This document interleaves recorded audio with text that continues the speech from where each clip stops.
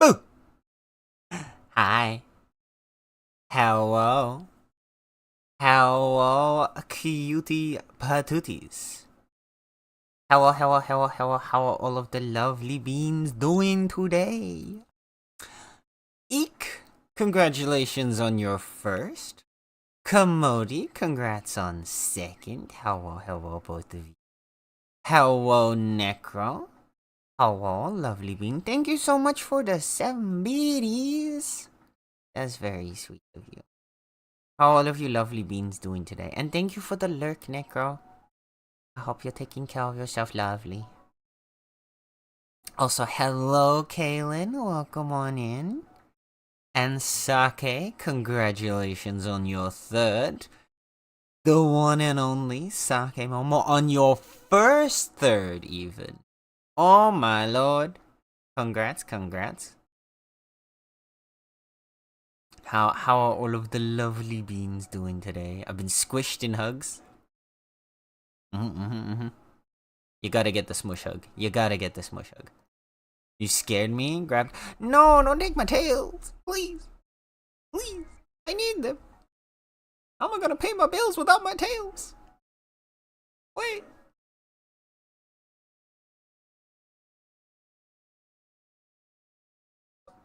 What is that emote? Oh, that emote is so cute, Sake. What? That's so adorable. I love that. I love that so much. That's so cute. Oh, tech chat. Nala is coughing. Give me 1 second.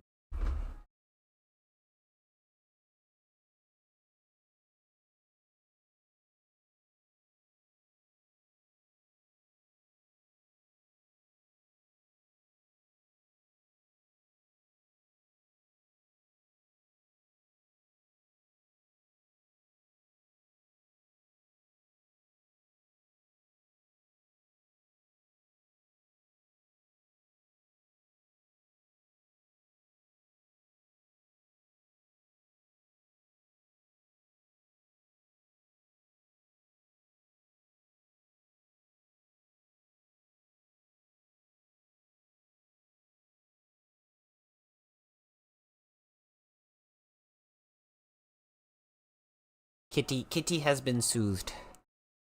Kitty is okay. Alright. Where were we? Yes. Hi. How are all of you doing this lovely Sunday? I hope you've been having a nice, comfy, cozy day so far. And I hope you're ready for even more comfy, cozy vibes.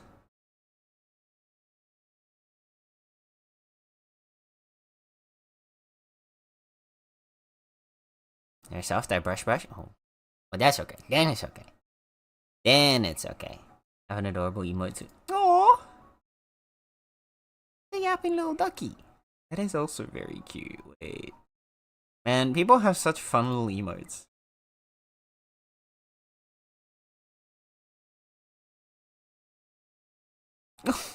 Pay attention. Oh, that's so cute. Wait, where do you get all these cute emotes, man? Hold up. I'm starting to get the feeling that you have an emote for every single situation, Sake.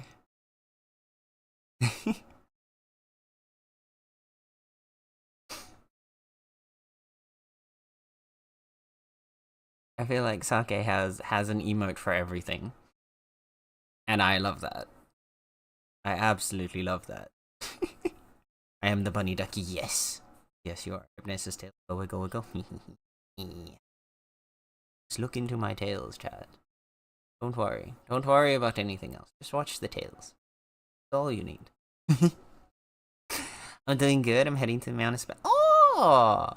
Awesome, Kaylin. Hell yeah. Would love to have you. Yeah, today, our plans for today is to do a little bit more work around the Meownicipality. We've gotten the first couple of stations already upgraded to tier 4. We've got I did the mining and masonry stations just off stream. So, from here on out, we need to make the kiln next. And then from there, it's kind of just free roam for all the other stations, because then we'll be able to make all the things we need. But for the kiln, I need to go get tier 4 clay. So our first adventure of today is going to be going out and finding tier 4 clay, because I don't think I've found that yet. We've got plenty of stones. We've got plenty of plant fibers. We've got plenty of wood. But the clay, I still need to figure out where that is. So, I'm sure we'll come across it, though. Yeah, we would love to have you, Caitlin. I was planning, so for today, to do a combination of working on upgrading the Meownicipality and raiding the dungeons again, because, well, while the dungeons stay at like the 10-minute cooldown, I definitely want to try and grind them out where we can and try and get some good loots. I'm not sure if Plaus and Biotic are free today, but if they are, they might also join us on some dungeoneering adventures.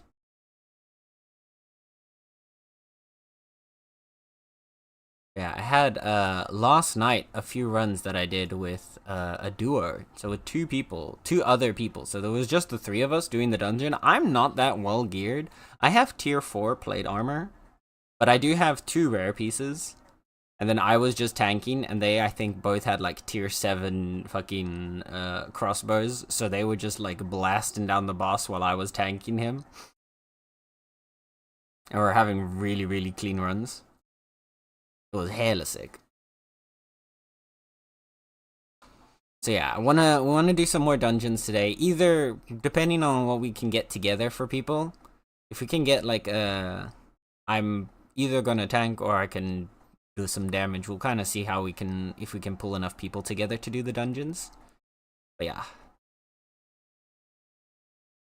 Thank you for the hydrate, Commodity. Remember, Chatty 5 to hydrate, so you better drink some water right now. Right now. Or else. If you drink water right now, I even have a reward for you. So you better drink that water. And then you'll get to see what the reward is.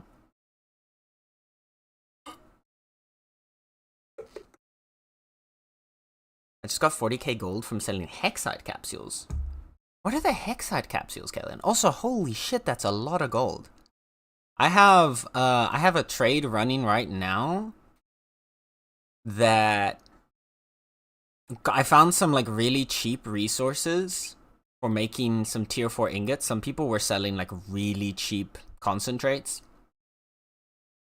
So like in total, I think I spent about 7k Hexite on concentrates and like getting some logs together.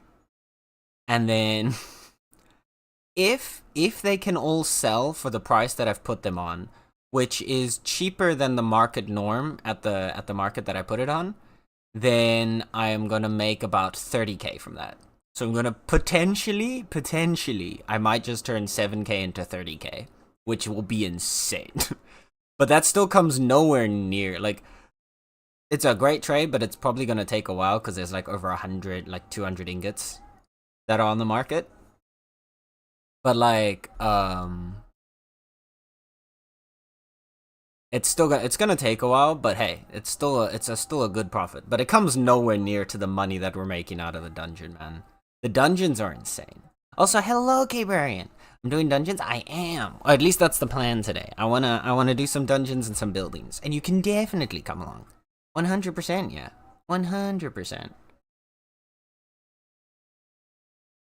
We need to, like I said, I need to see if we can drag enough people together, because it depends obviously on what kind of gear levels you're rolling with. Because I've got both a rare shield and a rare claymore, and I've got full tier 4 plates, and I've got half tier 4, half tier 3 duelist. But my duelist has 3 rare pieces, and my plate has 2 rare pieces. So like I can do decently in either one. So it kind of depends on what what other people we can get along. If we can get someone that has some good tanking gear, then I can do some damage. If we've got some people that have really good duelist damage dealing gear, then I don't mind tanking. But ideally, I would want to do some runs with damage gear on to actually get some decent rewards. Like, unless we can get a group that's splitting rewards. Because with tanking, you're never gonna get the good stuff, man. That's the one thing. I really hope that they, like, add the tanking rewards soon. Because otherwise, the loot disparity is rough. Alright, let us switch into the game. There we go. Welcome to Nightfall in the Meownicipality.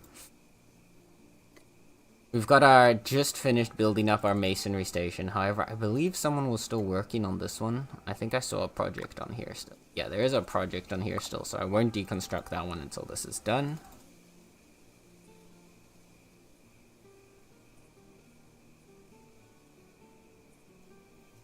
Yeah, the one so far in Region 4, the only dungeon location I actually know is this one down here, because I know this is the closest to us. I believe I heard people say there was one... Is it around here somewhere? Around Lazy Town. Yeah, there was one somewhere around here by Lazy Town. And I don't know where the last one is, so... If it's not this dungeon that people are going to, I'm not entirely sure where they are. I need to find them.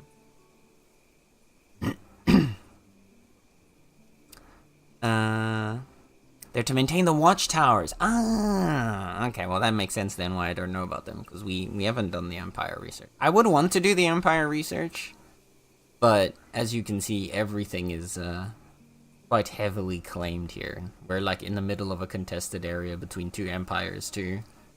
So I don't see a world in which we can set up our own little empire. I would have loved if we could just set up a little empire over like just this island or something, but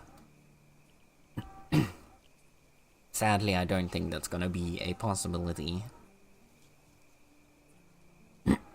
Sorry. I have a cough today. I don't know where it's coming from. But yeah. I make 2 Amarium frames into 5 capsules, and 20 capsules was worth 40k hex? Oh yeah. Wait. That's some crazy money, actually. Hold up. I wonder if people are buying those around, buying or selling those here. X. Are they capsules? Or are they just called capsules? There they are. Hexite capsule. Oh, here... here they're selling one for like 4k. Actually, wait. No, that's even more than what you had. Because you had 20 for 40k, so that's 2k per capsule? Okay.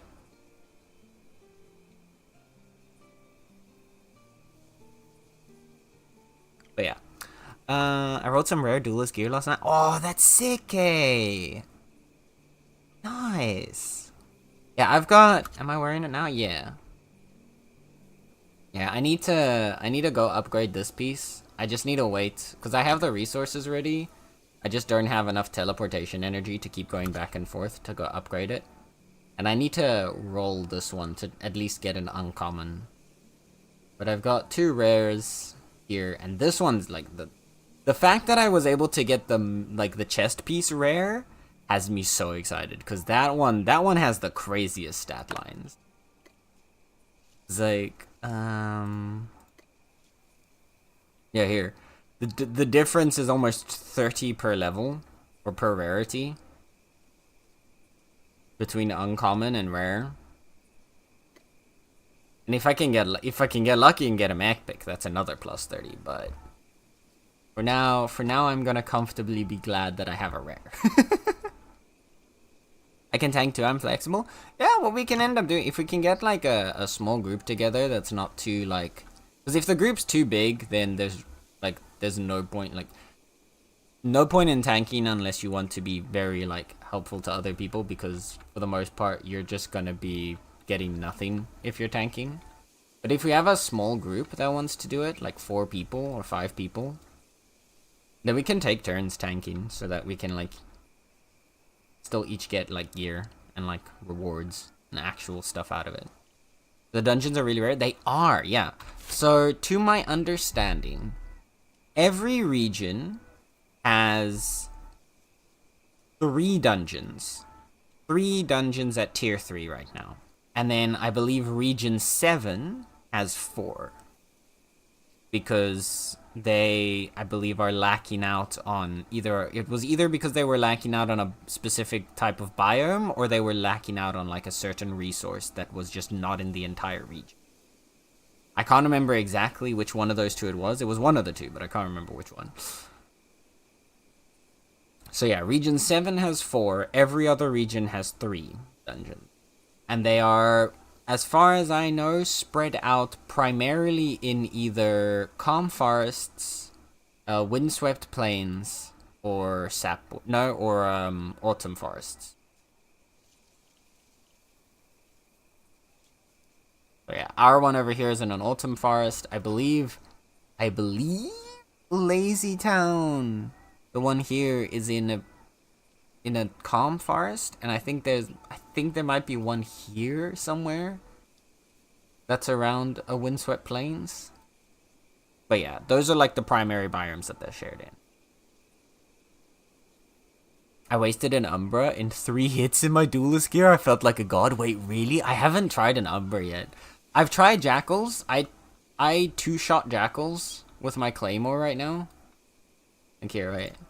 If we say hi to this little guy, and we just schmack. There you go. 2-shot.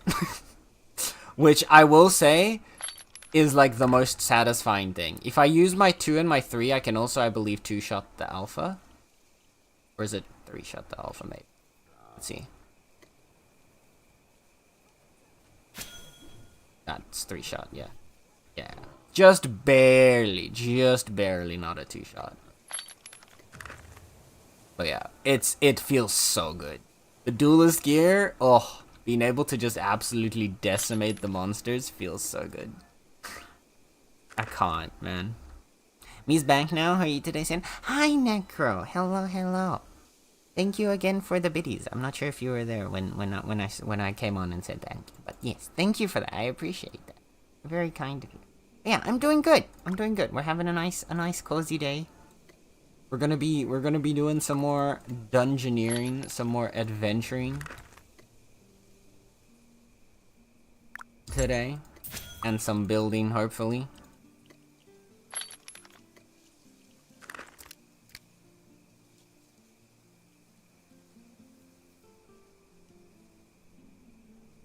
Get a little bit of stuffies down. Yeah. First things first. I think I want to make. We do actually have a decent amount of the tier 1 combat sandwiches. I should make a few more there. I think I'm gonna work on first making a couple more here. Alt.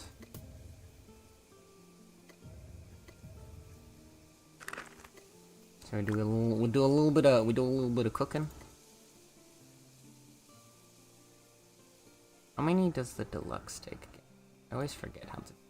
So 1 for the deluxe. Yeah. So if I make.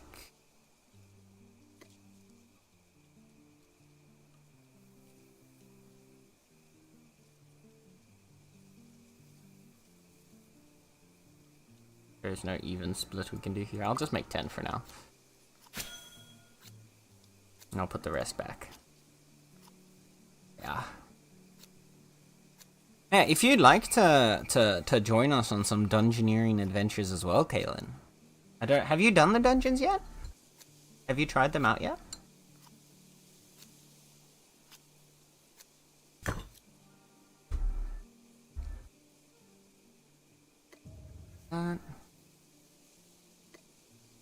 Box.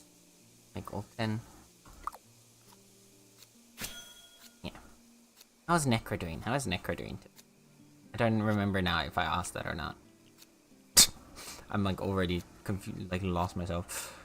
I'd like to. Haven't seen anything of them. Not even. Oh damn. Oh, then you're in for a treat. Yeah, no, 100%. If you've got, as long as you've got, I'd say, like, as long as you've got like a tier 3 weapon, at least, you'll be fine.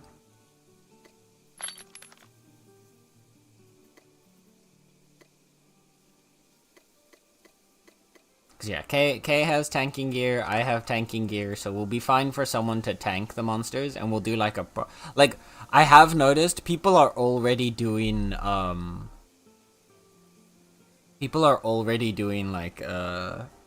speedrun strats to go through the dungeon as fast as possible.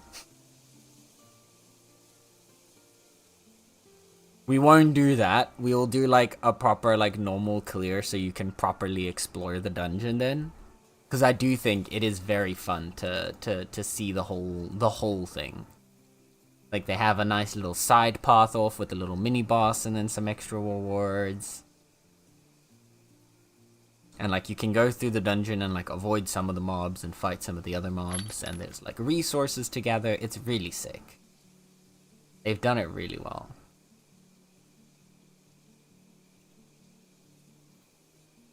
Another thing I still need to figure out though is where I can get us tier 4 clay.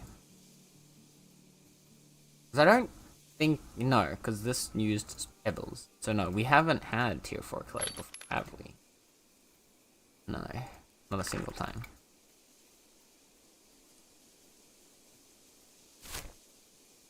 I don't think I've seen tier 4 clay yet, either. I don't think I've seen it in the rock gardens. Definitely not in the calm forest. I haven't seen it around us in the autumn forest. I haven't explored the sapwoods that much, so it might be in sapwoods potentially. Or I know there's swamp up here to the north, so it might also be in somewhere up here.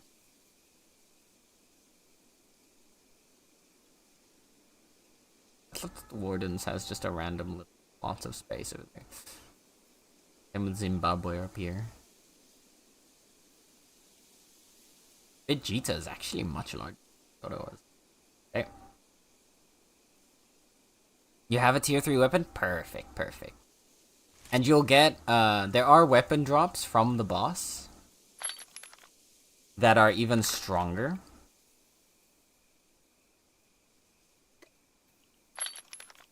So like, for example, I've dropped a couple of the rare versions of the short sword and the sword and shield. Yeah. And they are rares, but even though they are a tier 3 rare, I believe they are better than a tier 4 rare. Like they're stronger than a tier 4 rare version of the same weapon. So like a tier 4 short sword rare is weaker than the tier 3 dungeon short sword rare.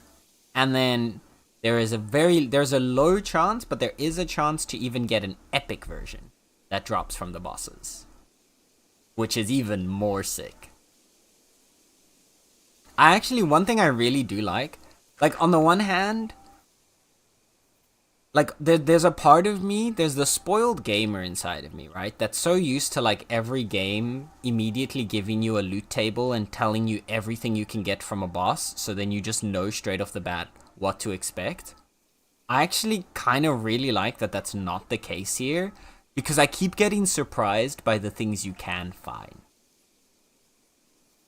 So, like, if you guys, like, I don't think I know all of the stuff that it can drop. But like, I, for example, recently found out it also drops a cosmetic, which is insane. I saw someone with the cosmetic. It looks sick. Like, oh, I love that. Because it's such a fun surprise to be like, oh shit, you can get this. Oh shit, you can get that. Instead of just kind of you know, running in the boss and being like, oh yeah, no, I know, I'm doing this boss like 100 times so that I can get, I don't know, this specific weapon or whatever. Swamp and Rocky Garden, but it is rare, plus it's blue, so... Oh, I see. Thank you, Kay. Thank you. Yeah, I know the swamps, I believe, are up here somewhere. I've been told they're like on the north of the Rocky Garden. So we'll probably go out there, we'll probably go out that way at some point, but not right now. I'm almost at the Eternal City, so I'm on my way. Oh, hell yeah! No rush. Take your time. There's a decent journey ahead as well. Between, Eternal and us. But pretty close, actually. I always thought Eternal City was down here for some reason. But that's Scholar's Island. For some reason, I keep thinking that's where Eternal City is. But no, they're right there. Actually much closer. And someone set up a little mining outpost out here. By the Feralith mine for us. It was very cute. Near us. So it's even easier to process resources. I want to start building a road to connect us. Technically, I could already do a little bit, because the first part here, there are no trees until, like, here.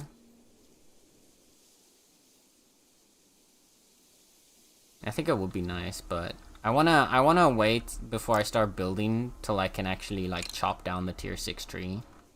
Which is gonna take a little bit, because I'm only level 52 forestry, so we're gonna need to do a lot more chopping before I'm gonna get there. Oh, I can grab this. Stones. Did I put any in the masonry chest?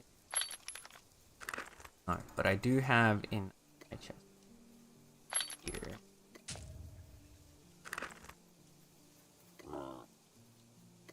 I also still need to come check out your guys' place. Okay. No. Kaylin. Sorry. I realized for a minute there that both of your names start with the same sound. I was like, wait a second.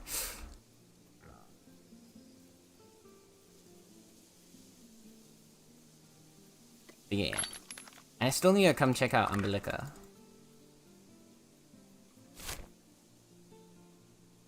I've been like I kinda like died down a bit on playing Bitcraft. Like I was still logging in and I was still doing like my basic grind and stuff, but I was much less active until now with the dungeon update. It definitely brought a new like fresh breath of life into the game for me. Of excitement and stuff to do.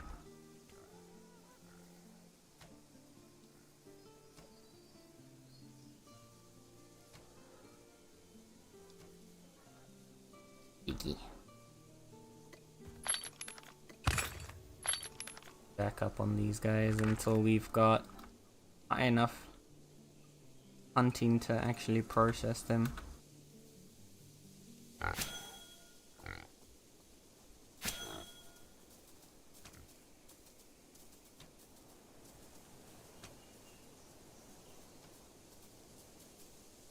Bloop, bloop. I haven't logged in a while, but I need a resupply. I came, and that brought me back. Ah, fair, yeah. Very fair.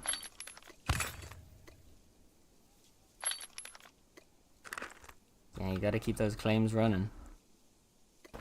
It's become a lot, at least... Obviously right now, with the dungeons, because they've set the dungeons they're supposed to have, right? Each of these dungeons, once you clear the boss, is supposed to collapse, and then it's supposed to be inaccessible for 1 hour. To, like, celebrate the release, they're still, I believe, at least for today still, and then probably, like, tomorrow, it's gonna reset back to, like, an hour. But they brought the cooldown down to 10 minutes only.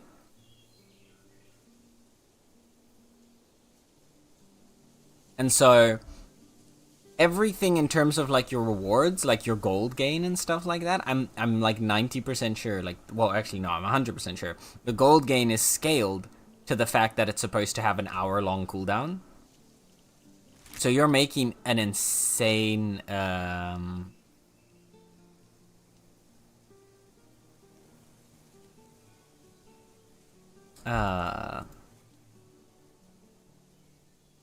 words.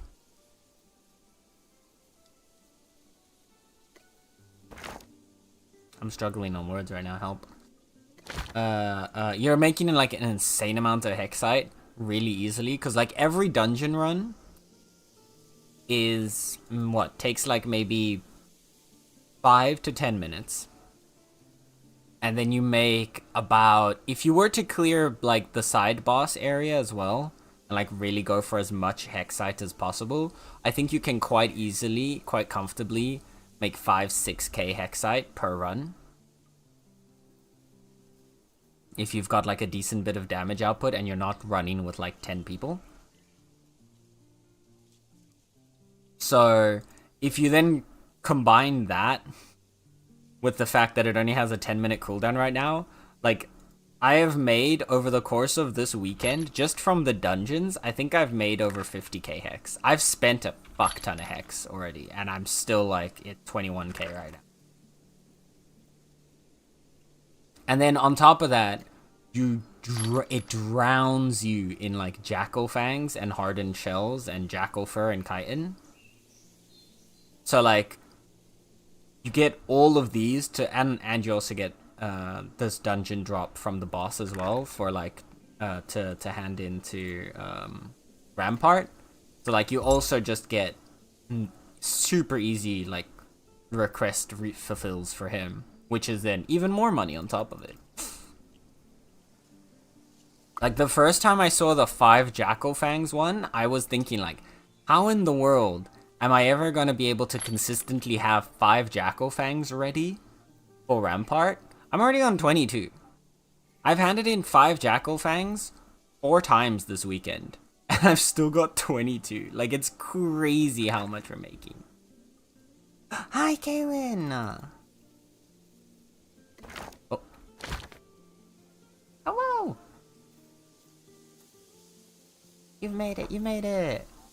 Emperor of the Crimson Dawn. Ooh. Ah, so this is your usurped empire, huh? Claim is my usurped empire, and if I lose the claim, I lose 30k hexite shards, which is equal to that. Yeah, no, that's a solid bit of real life money. Yeah. Dang. Welcome to our little home. It's still a little bit of a mess. I've been meaning to do a bit more of like actual work on decorating the place. Like I started here and then I just kind of stopped. I've been so lazy with the decorating. We've got a couple of little things. The intention eventually is supposed to have like nice like either like braziers or campfires up here on either side of the wall, and then when we make a northern wall to do like the same thing, get some raised ones with some fire. This wall might eventually get pushed more southwards as we expand, but I think our primary is going to be expanding to, since that's wider, gives us more space to work. My favorite thing, I'm super happy with the patterning I've made here. And I've got an idea for these that I think's gonna look nice. Because basically my idea is to like create like a leaf almost out of these. With the brick pattern here. And then to fill it in afterwards with the planks of that tier. To give it like a nice texture difference alongside the gravel. So we get like these little like leaf style pizza slices. Yeah, I'm absolutely like, not to toot my own horn, but I am in love with the like little DNA pattern, the paths, the patterns. I mean, thank you, thank you, yeah, thank you. Eventually, we want to clean it out to like a few more nice spaces. Get all of the like guys into one area and get all the little crafting corners set up, make it a bit tidier. But it'll probably end up being, because I want to eventually obviously expand us out a bit more. Because I think these center slices will become more to like quick jobs and stuff to do with the NPCs and like a market and stuff, and the actual like workstations will be pushed out a bit further from the center, but we'll kind of have to wait and see how we expand. Eventually I want to make a really I want to make a dock on this side. I think it'll be really fun to have like a dock here next to the giant tree. With like the fishing and everything. Ugh. I have so many ideas, but I actually need to get around to doing them. But before I can do that, I need to get up to tier 6 forestry so that I can chop down the trees that are in the way. Yeah. You have to give, we need to plan out a time that I can come up to your side of the world so I can check out your usurped empire. I'd love to see it.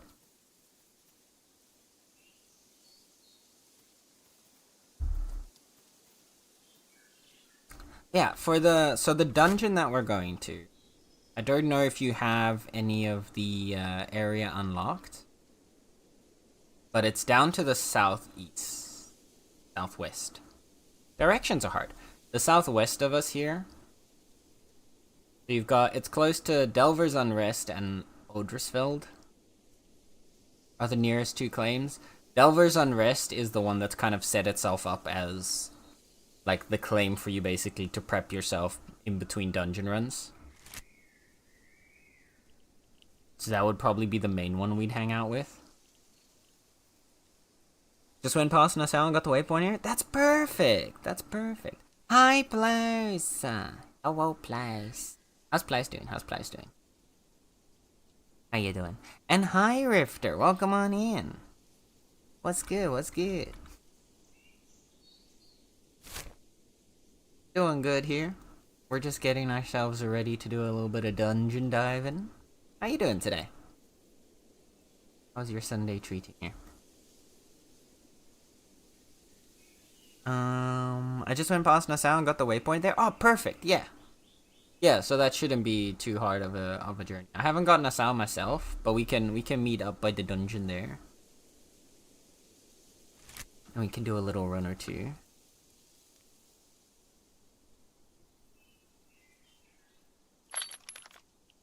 Okay, were you keen to do dungeon runs right now already, or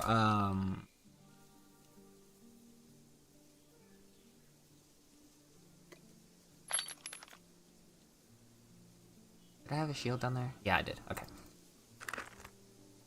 But do you need a little more time to get ready?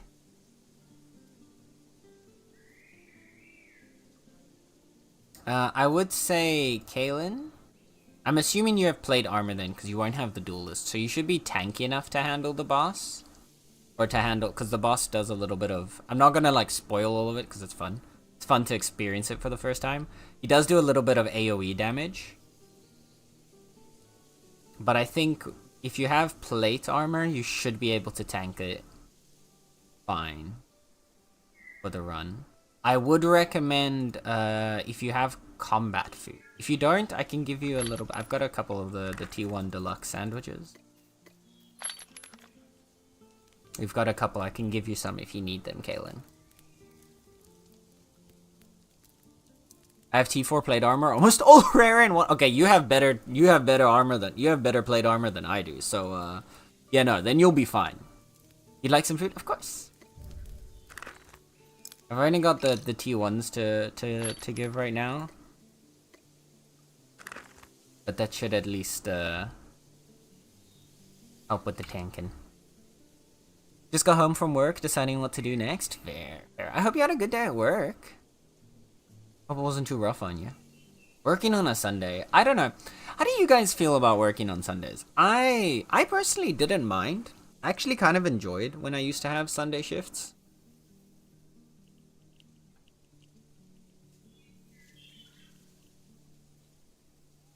It was pretty fun, honestly. I used to enjoy the Sunday shifts because they were kind of... There's something about like a Sunday work shift that's still fairly like chilled, like fairly relaxed. that I used to enjoy. Can you give me a few minutes? I'm doing errands. Oh yeah, no rush, no rush. Okay, just let us know when you're ready, and we can head out there. I'll probably chill out around Delvers in the meantime. Not carrying too much stuff right now.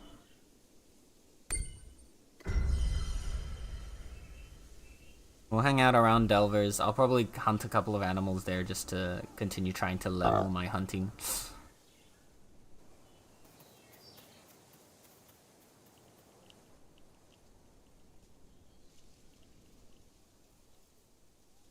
We'll get that all done. Did you know this game technically makes you a crypto expert? No, I did not. Hi. Kiryu and I were doing some runs last night as well.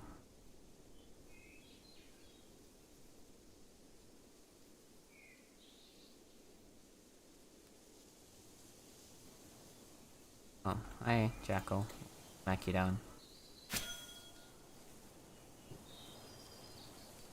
Cause you can become a bit mine.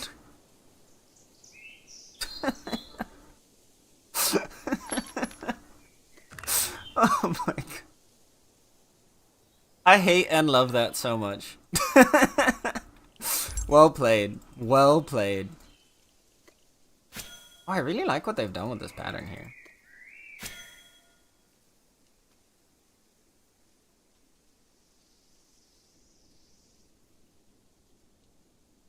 Well played. Oh goodness.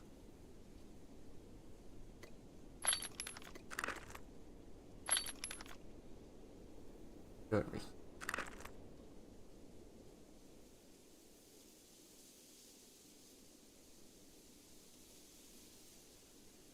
Well. Yeah, I'd say definitely grab Delver's Unrest here. This is basically your the prep place before doing the dungeon. So the way the dungeon's been scaled is difficulty-wise, it has been scaled, at least according to the devs, for a party of 8 people of tier 3 gear.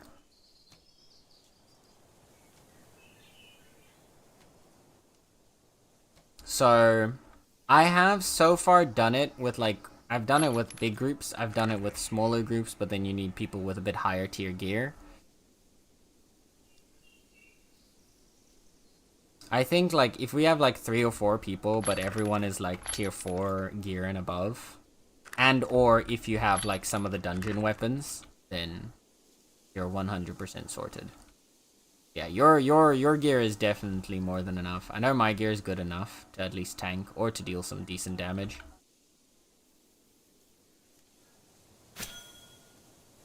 So, and I assume K's also got pretty solid gear on them when they get around.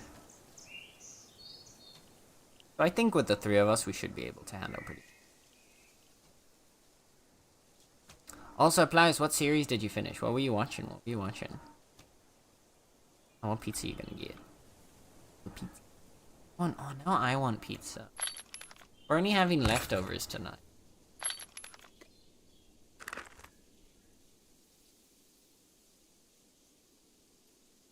That's... No, I want... Rifter, thank you for the follow. Very kind, much appreciated. I hope you enjoy your stay here in our little Meownicipality. Why is the jackal running away from me? I mean, actually, I know why the jackal's running away from me, because he's about to get his ass handed to him. But stop running. I had to run away from your kind for so long. Now it is my turn. It is my turn for revenge.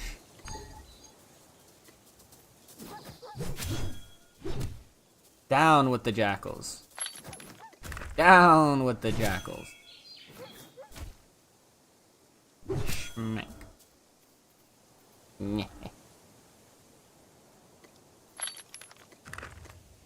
Also, chat, there was someone kind enough last night to give me one of the froggies. Look how cute he is. Can we take a minute to just appreciate this little rotund guy?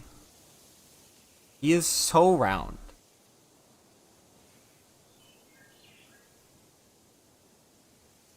He's so round. I love him so much. He's just my little baby. Speaking of things that are round, chat. I have your reward waiting for you. Are you ready for your reward? Your reward. Kitty. Round kitty. Round bull. Meow. Never mind. Stretchy kitty.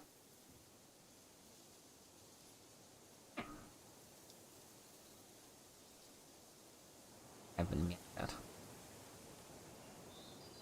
The Sandman. Is it just me, or does the scholar job seem suspicious? Bill seems to be scripted. Really quite fun.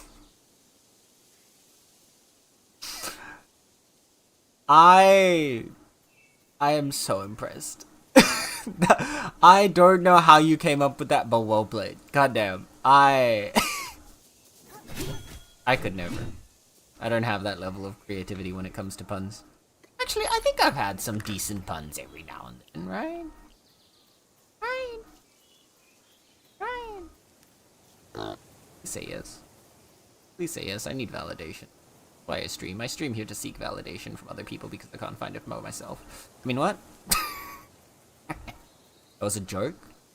That was a joke, chat. I promise. Pliers, thank you for the hydrate. Maybe if I have to hydrate cities, you better drink some water right now.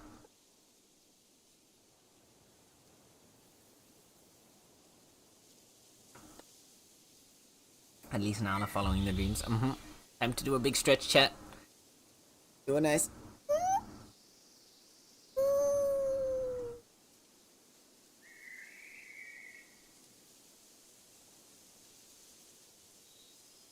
That was actually a nice stretch. I'm still very bruised and battered from training on Thursday. But otherwise,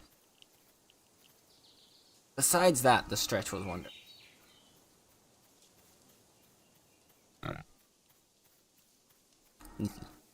And now I like to do a little stretch. Oh, look. Put her back to you again. Put her back to you again, Stretch. Stretch? What?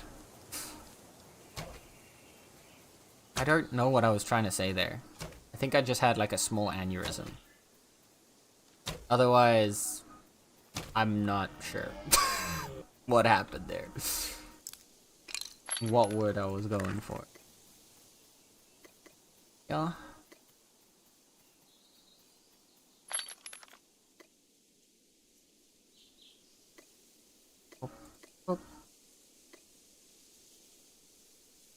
Got a few health potions.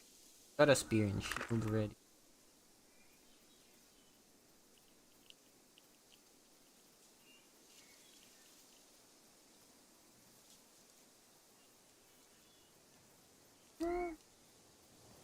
Must have nearby. Oh. Some services all the way back here.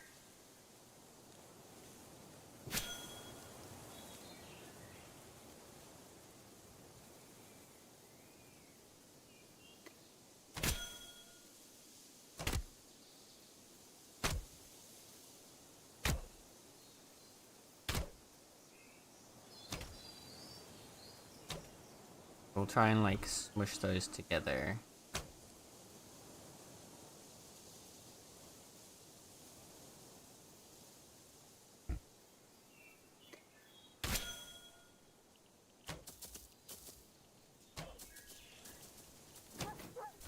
Oh, you made a mistake, doggy. You made a big mistake.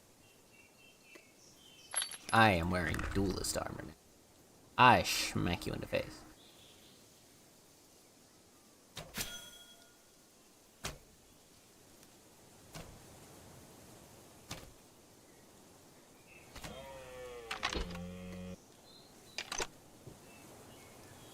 See, wait, you better use.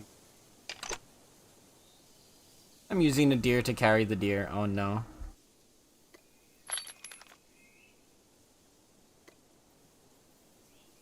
You got it, buddy. Ooh, wrong button. Okay, up we go.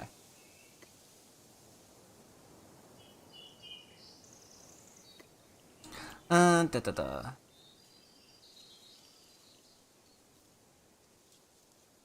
Okay, hugs or I bite. Thank you, don't get bit, Pliers. See, I feel like Pliers would enjoy that, though. So, like, I don't know if that's the end result that Pliers would want. Hi, Kay! Oh, hello. Professional leather worker. Damn. Let me drop these off in here. Would you prefer to go in with damage gear or tanking gear, Kay? For the first one. We can swap after that one to balance it out.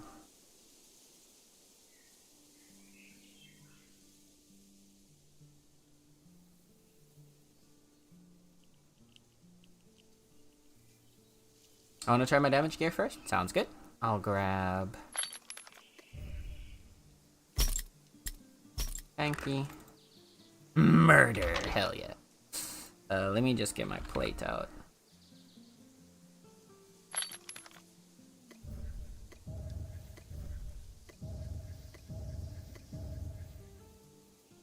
And whoop, whoop. Roll that in ult again.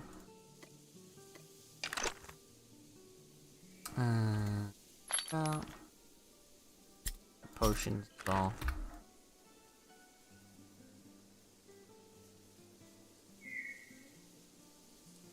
Right. Let's roll out.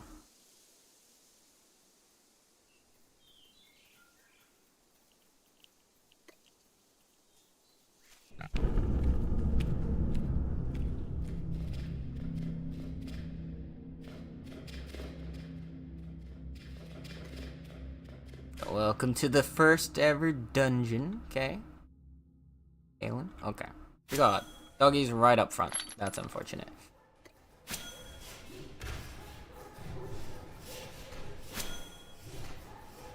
I did not heal myself for this, but we got plenty of damage here between this group.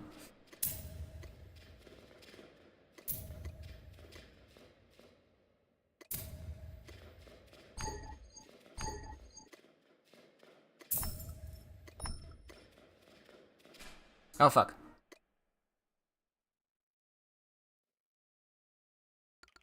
Are you sure?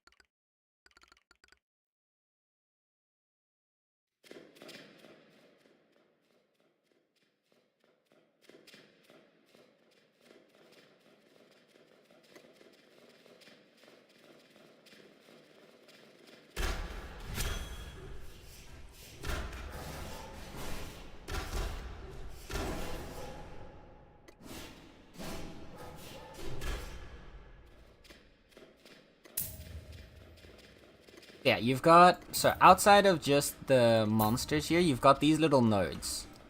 All of the nodes that you've got around here are actual resource nodes. So these are mineable rocks that you can do. They'll give you some money, and they'll give you some tier 3 like resources of different types. You've got the pots over here. These will give you some gold, they'll give you clay, they'll give you they'll even give you potter's mix actually. So these give you masonry experience. And then there are some other nodes at the back that we'll see on the other side. You can drop the, if you want to keep the chunk with you, that's fine. Most people just drop them.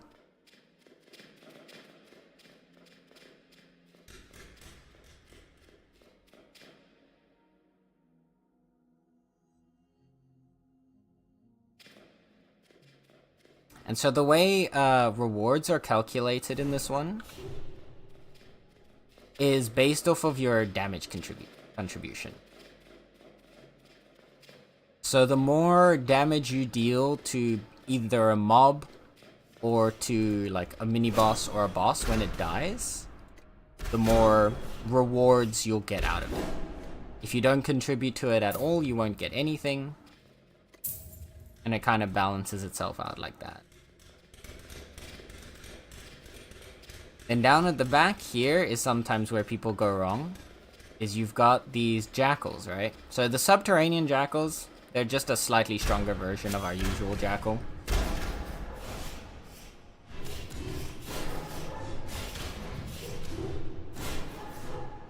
But the one at the back there kind of catches people off guard. This one is a mini boss. It looks exactly the same as the normal jackal, but it is in fact a mini boss jackal.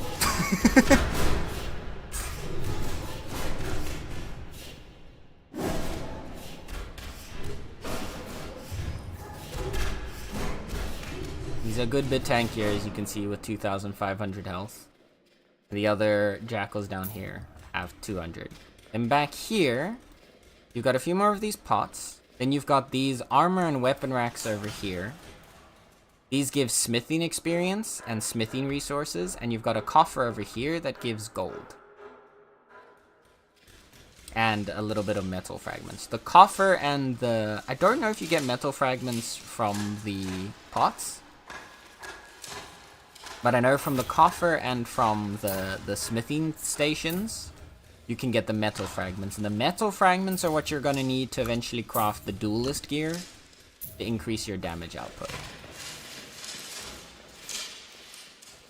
And back here is just a little blocked off path. There's nothing else to see that way, sadly.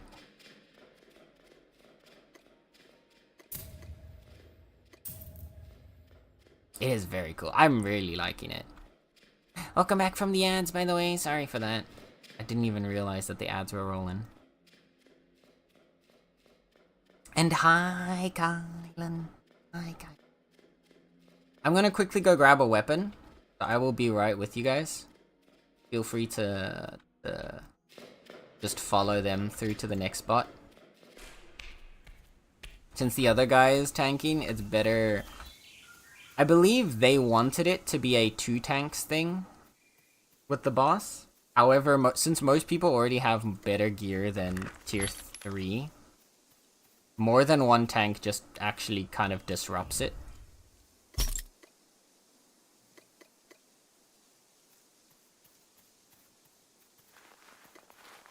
Ooh.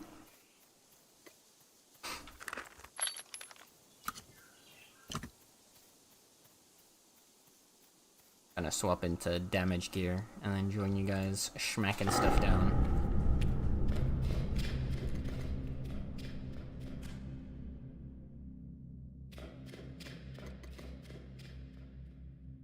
Yeah, you've seen at least what the different nodes are like, and then you've got the main mobs for this one are jackals and scritches.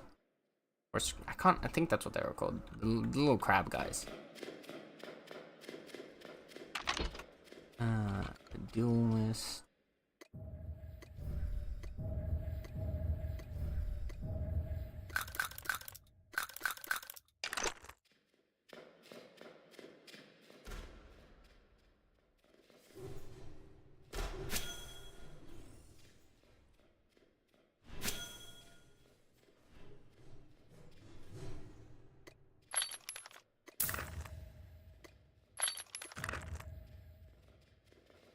And yeah, for each area you've got these little boys.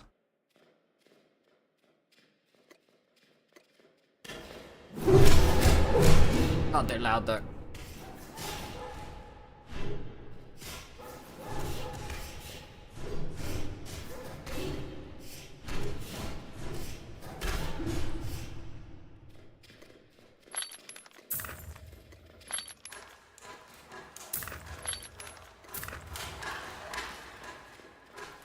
Don't worry, this is all.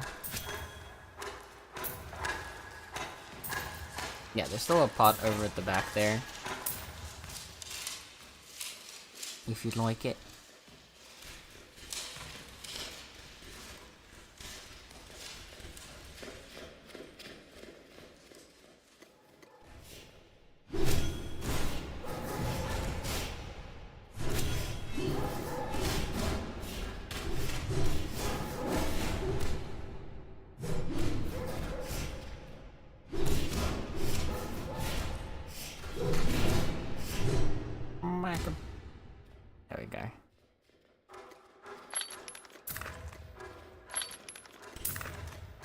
Yeah, generally, what I've always found the nicest is that most people will just kind of share the resources equally. So, like, each person can just, like, take one node in each section. So it's kind of, like, fairly shared between everybody. There are some people, obviously, that are a bit more greedy and try to take it all for themselves. Which, you know. You're always gonna have those kinds of people, but from what I've had, at least over this course of this weekend, with the different, like, people that I've played with, is that most of the people tend to kind of share equally among the nodes and resources. Which I think is the right way to, because you're all working together towards it anyway.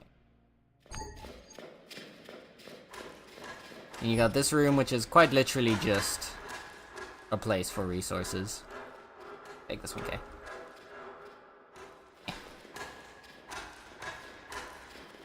Good.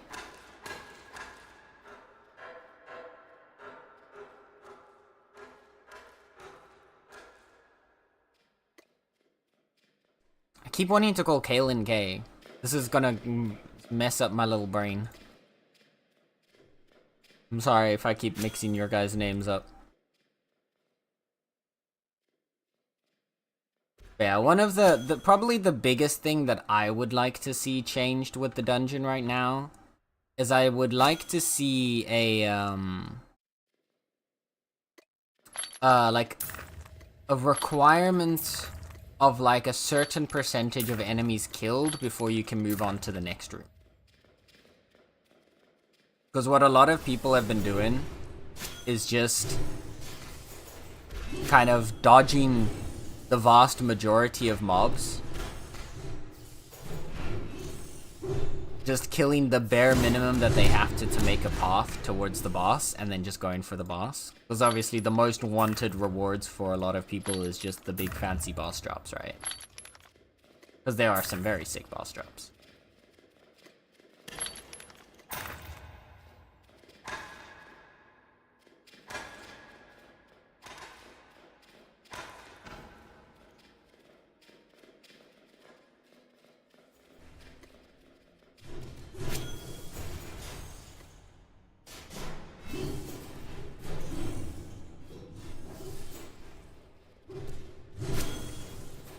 Yeah, I wanna badly head pat this in, or pet tails, both good.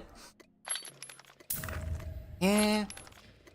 I need to see how, like, people set up the thing with the head pat, and I think that's the one downside of, like, how I've got my PNG designed. You can join on this coffer, by the way, Kaylin, if you'd like. Like, it's 25, there's quite a lot in it. Usually people share this one. But, the one problem with how I've got it is because the head keeps moving. Like, head pats are constantly, like, gonna be off-centered, depending on if I place it based on talking or not talking.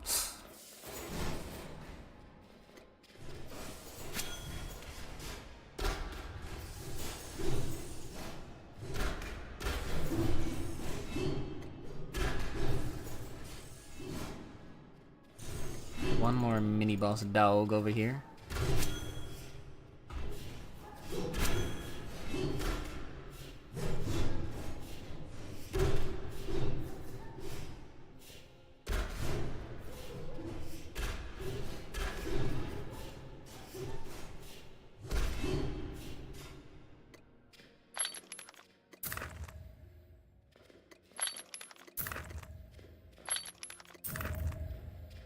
Yeah, on the far side here, there's a few more of there's another one of the nodes over there, if you'd like it, Kaylin.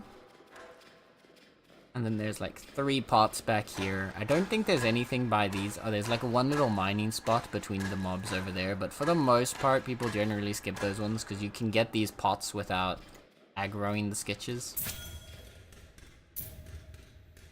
I don't think those dogs hide any behind them.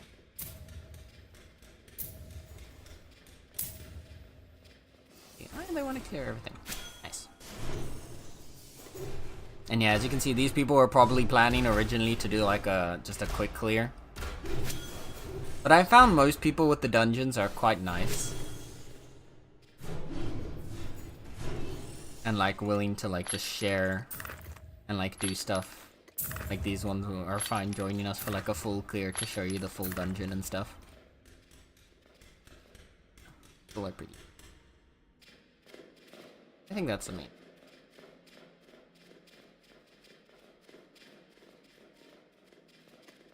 This is what I like about this game. It's like the vast majority of the community wants to make it a fun experience for everyone. Alright, here's our boss fight, Kaylin. The Feral Sentinel.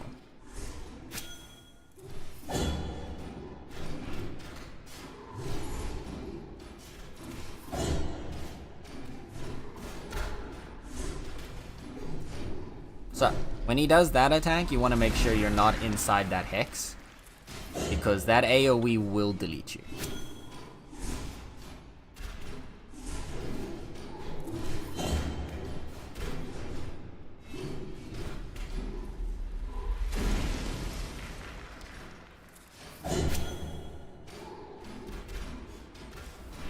And then, so what he's doing during combat is he has 3 attacks. He has the big smash. Oh! Lord.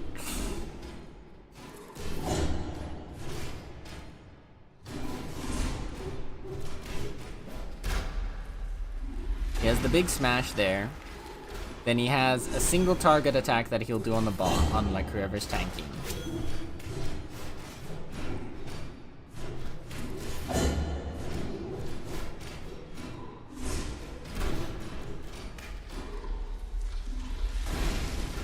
And he has an AoE that he does on everybody in the room.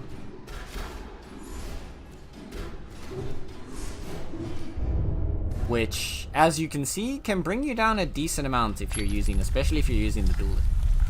Then you'll get a pretty solid drops set over here.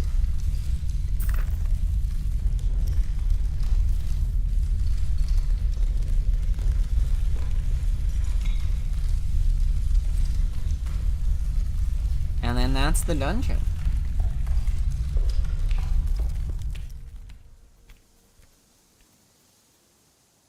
Now it'll just start collapsing. In 5 minutes time it will completely collapse.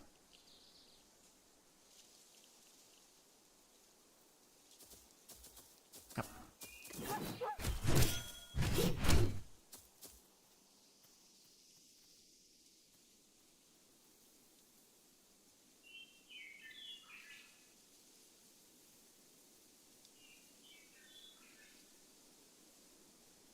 And then yeah, in 5 minutes time it'll completely collapse, and then after 10 more minutes it'll be back up.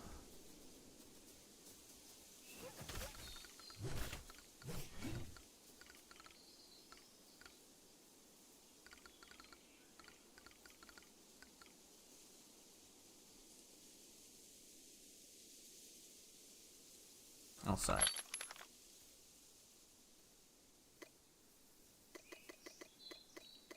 Off the frags.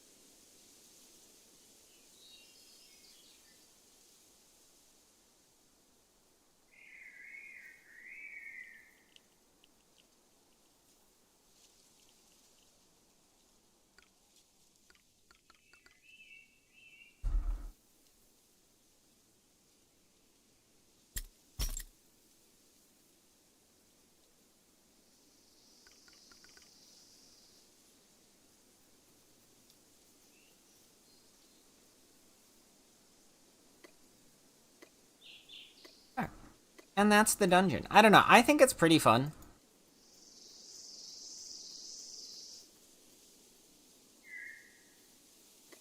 Especially with like your the gear that you can get out of it. A lot of people tend to do multiple runs. At least right now, obviously, while the cooldown's only 10 minutes. I think when the cooldown goes back up to an hour. I think when the cooldown goes back up to an hour, first, I assume we're gonna have much more big groups doing runs. Since, like, it's only gonna be up every hour. So I have the feeling that at least for, like, the first week after the cooldown goes back up, it'll probably be done every hour on the hour, like, as soon as the cooldown goes off.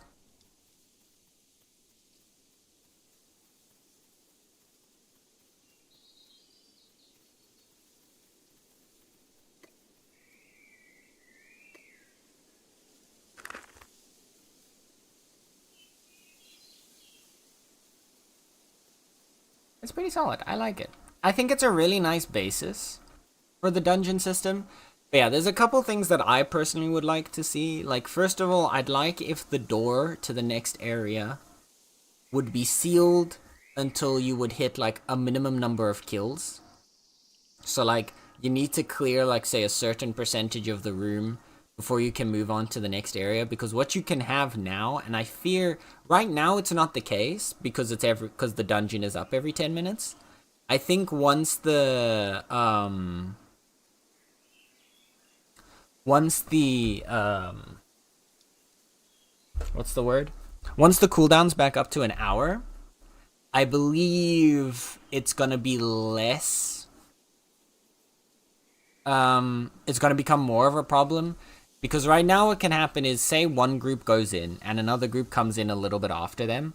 While the first group is fighting, say, like a group of jackals, the other group can quite literally run past them and into the door because the jackals are aggroed to someone. You can't go through the door while you're aggroed. But so, like, you could basically kind of bypass people that are ahead of you because they're fighting the mobs and you can just move on to the door. Which I think is going to be something that people are going to might end up abusing more once we go to the hour cooldown. So I'd like to see, like, a minimum clear requirement before the door opens to the next area. Then the other thing I'd like to see, but that's something the devs already said that they want to add themselves, is currently the only thing that contributes to your loot rewards is how much damage you deal to the enemy.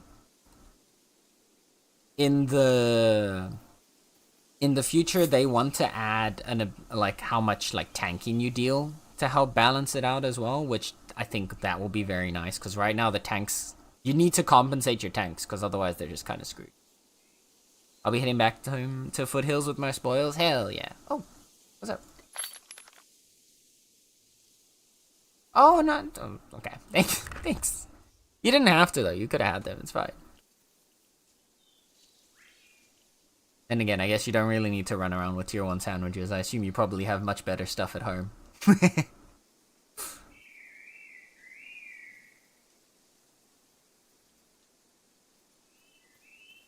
But yeah, I'd like to see, obviously, like, tanking contributing, and then maybe... The other thing that I'd like to see is, obviously, something that they're going to be working on themselves, which is just diversifying dungeons. So, more different mobs, more different resource nodes that apply to different jobs. Like, it would be cool if there's, like, a little, like, ancient tree in there that you can chop down, or, like, something else magical, like, you can collect. That would be pretty cool.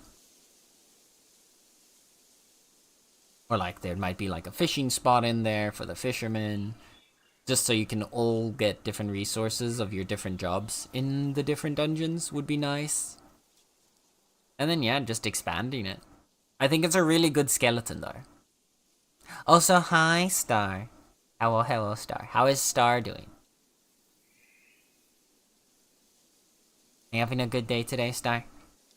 Is your Sunday treating you well?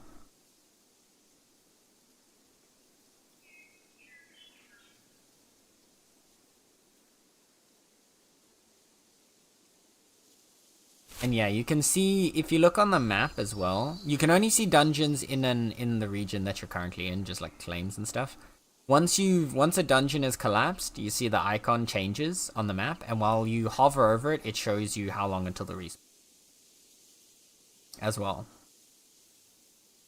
So you can quite quickly tell just from a glance at the map whether or not like the dungeons around you are active, how long you need or how long you have until the dungeon becomes active again.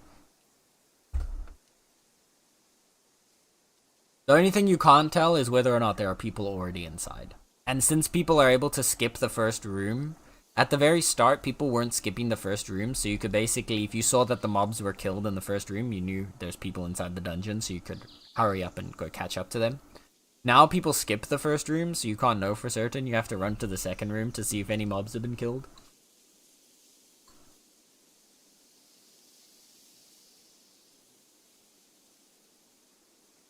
I'm assuming now this group will want to, like, do that for the next run.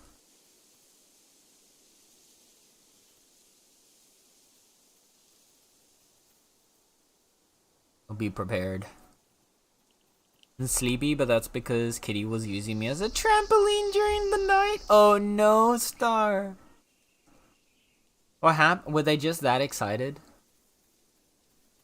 Were the little beans just that excited?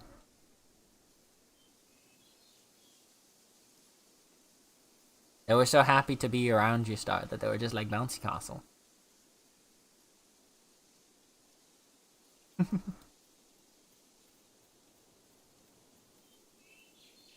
Frog.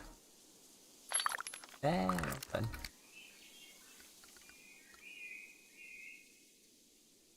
Okay. Get the frog. Are they around me all the time? Yeah, but that doesn't mean they can't be excited to be around you.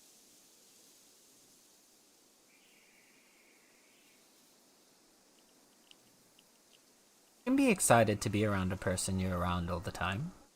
Just sometimes you're more excited than others. Also, Star, look at this frog. Look at that frog. Someone was really nice last night and gave me a frog. Is he not just the cutest? He is so rotund. He's just a ball. A big old ball.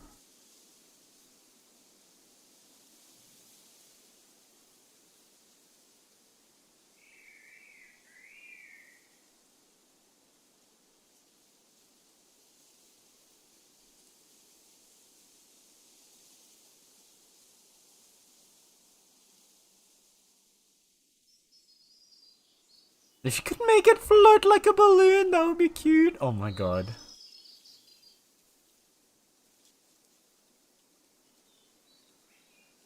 The little guy go.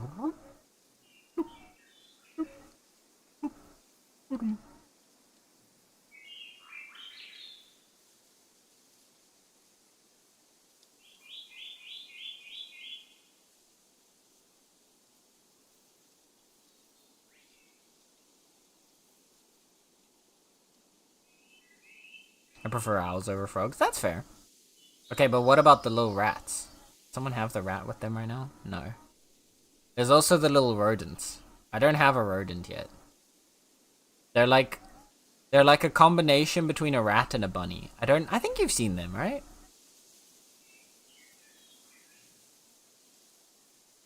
I believe you've seen. Pretty sure I've shown, like, someone else had them on, and when I was streaming, we showed them. So maybe you weren't there at the time.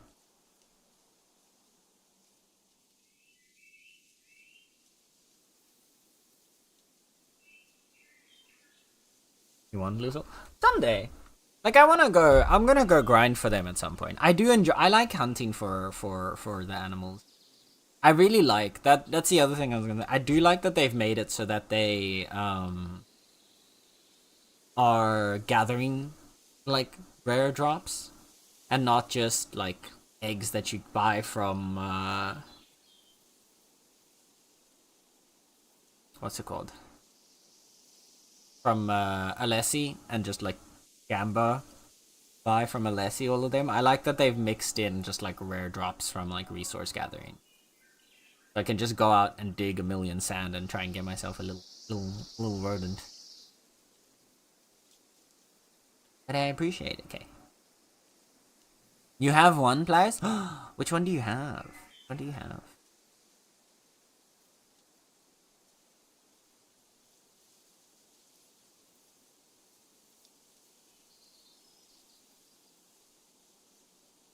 Almost like one's human with you. Yeah, kinda.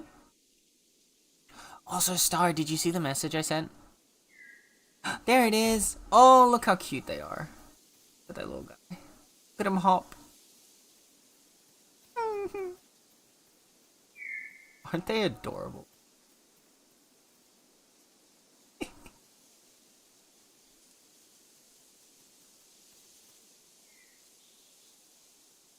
Oh.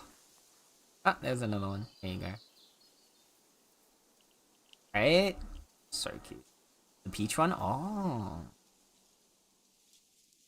Yeah, the Lucils are really cute. Obviously, one day, I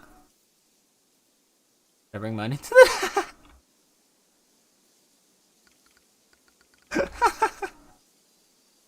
Oh my god, very fair. That's very fair. Honestly, no, I get that. You just see something running at you and like, oh, I'm getting attacked. I had that once with a frog. Sometimes they like don't spawn in at the same door as you and they just like teleport to you from across the room and I just see something like run at me and I'm like, what's attacking me?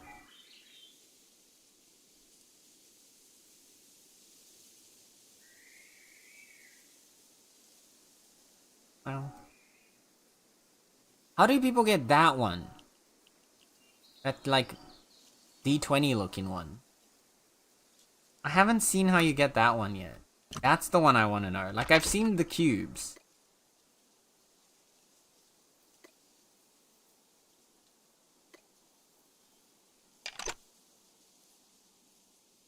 But I want to know how you get the... I don't know what it is. I don't know what it's called. Like the D20 looking one. Not a tetrahedron.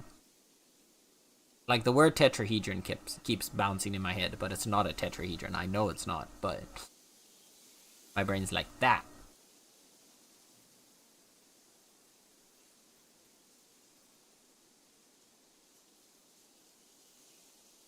I know, right? They're adorable. So the DM would say, no, that's very fair. I assumed as much, but I just wanted to make sure you knew. It's a rare... Oh, okay, so it is also from the cube boxes. Damn. All the more reason to gamba for cubes. Alright.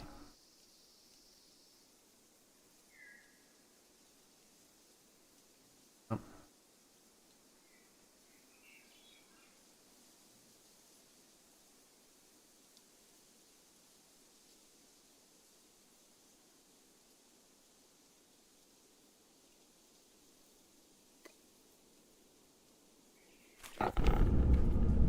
Thank you, thank you. Now you'll see how they normally do it. But normally you pop into here. And you gotta tickle around. Oh, they're not gonna do it. Oh, shit. Damn. Okay, never mind.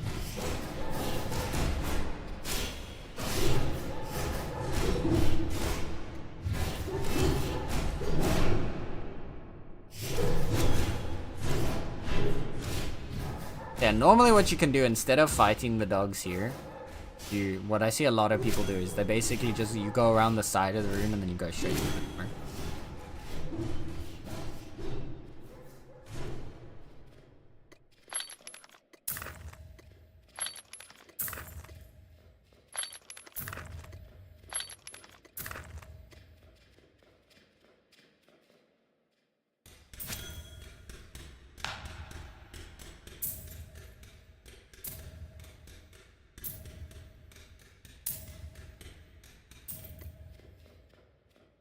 We go.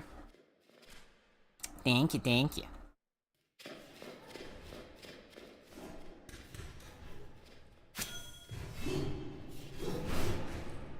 had my... yeah. Smack him.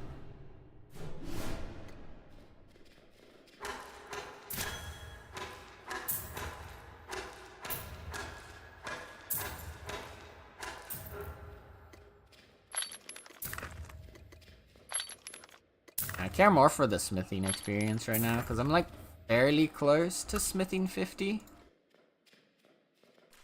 I'm like most of the way through 48, so I've got like a level and like a quarter left. If I can hit 50, then I can upgrade my gear again. I already have some ingots that I believe I have them in Zin.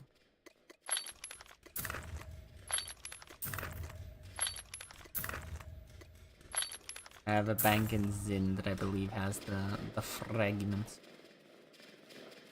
The ingots ready for gear upgrade.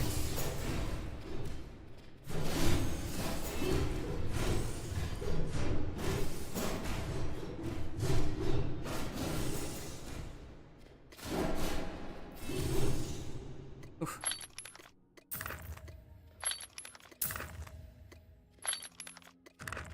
Okay.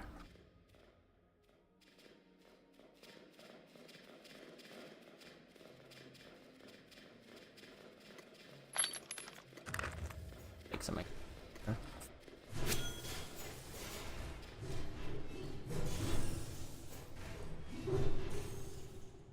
I think I'm gonna make a chest on the claim as well.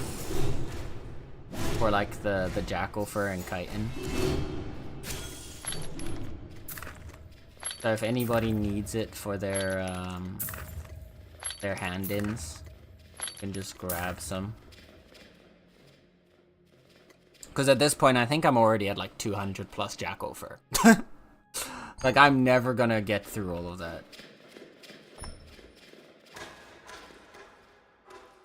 What?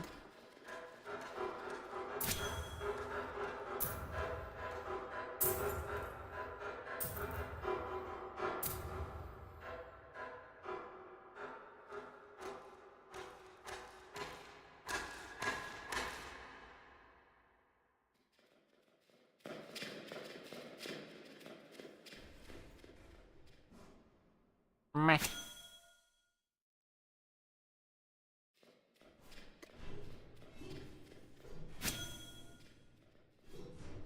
Where's my damage, sir?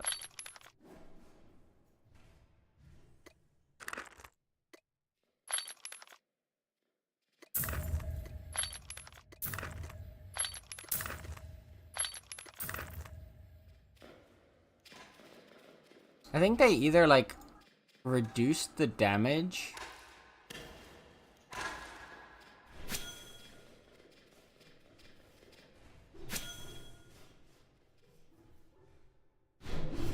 no, never mind. I'm still hitting. Never mind.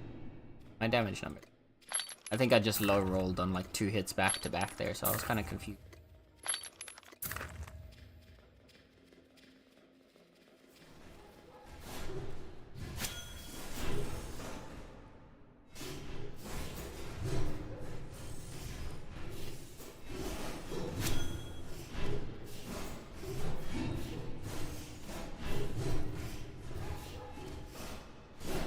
Dog.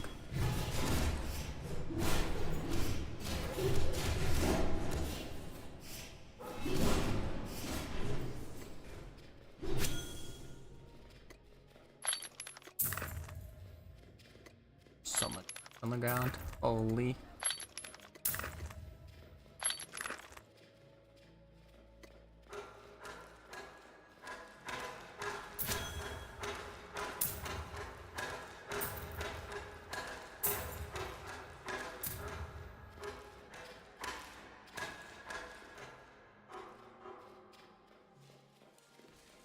Hey, if you're not going for these.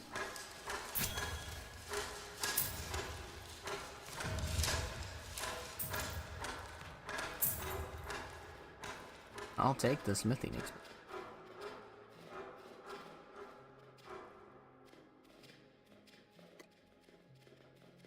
Alright. Let's try, chat.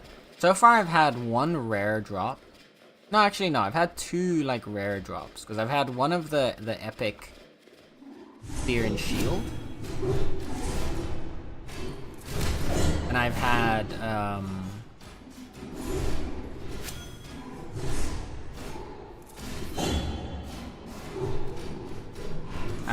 the Sentinel's Heart. I've also dropped.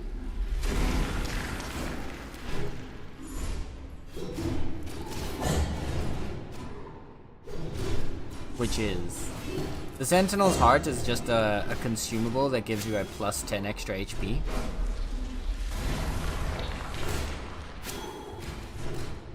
I'd really like to get the Sentinel's Eye though. The Sentinel's Eye would be sick. That's another consumable, but that one gives you just a flat plus 10 strength.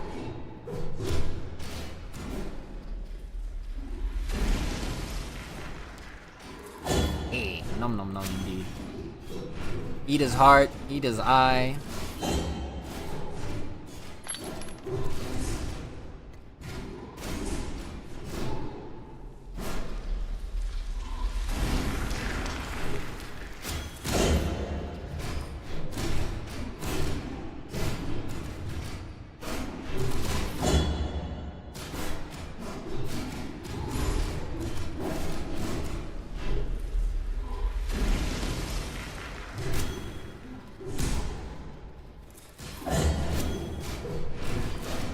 Oh no.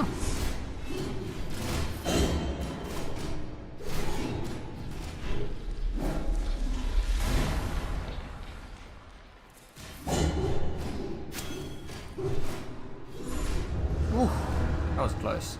We actually went really low there.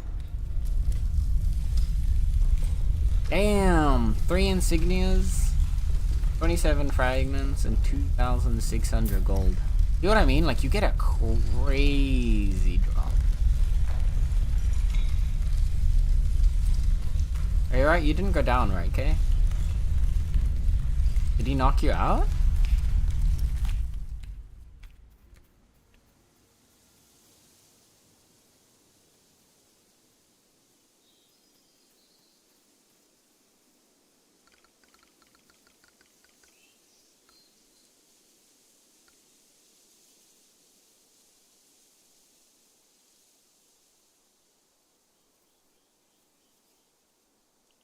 Oh no!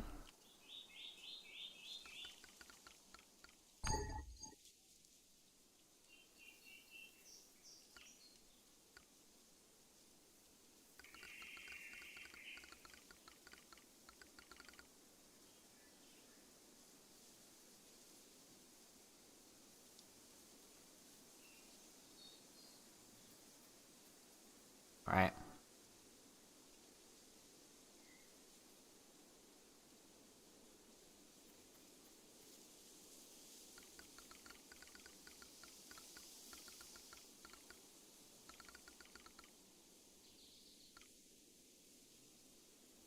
Self-care.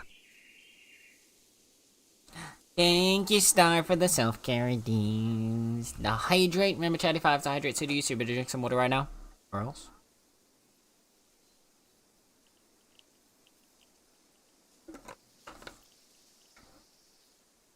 And we'll stretch.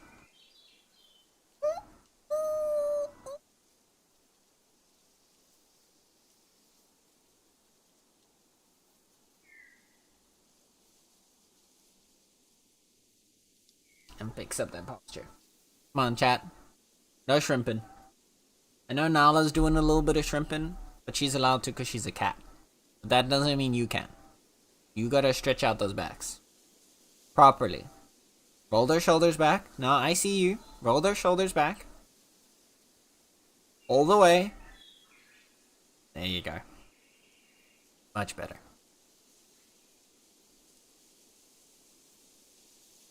I have to go enjoy your stream. Thank you, Kaylin. I appreciate you hanging out. And thanks for joining us for the run. Have a good rest of your Sunday.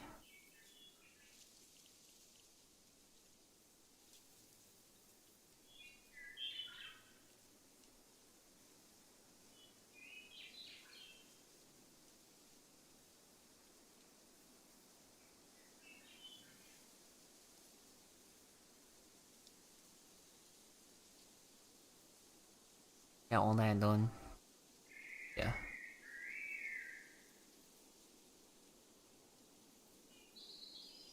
The cat boy's only half stretch? No, we're talking about shrimping. Everybody has to full stretch. But cats don't have to posture check. Cat boys don't either, because my posture's always impeccable. What can I say? I'm just that good.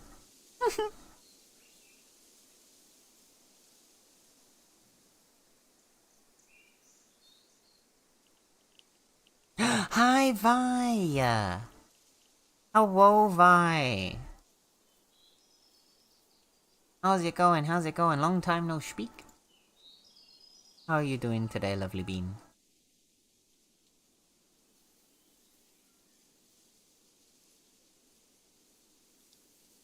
Hey, chat. Hey, chat. Chat! Chat! Need you to know something important. Do you like awesome people? Because if you do, Vi is an absolutely lovely, wonderful human being that I got to hang out with over the summer during my summer holiday.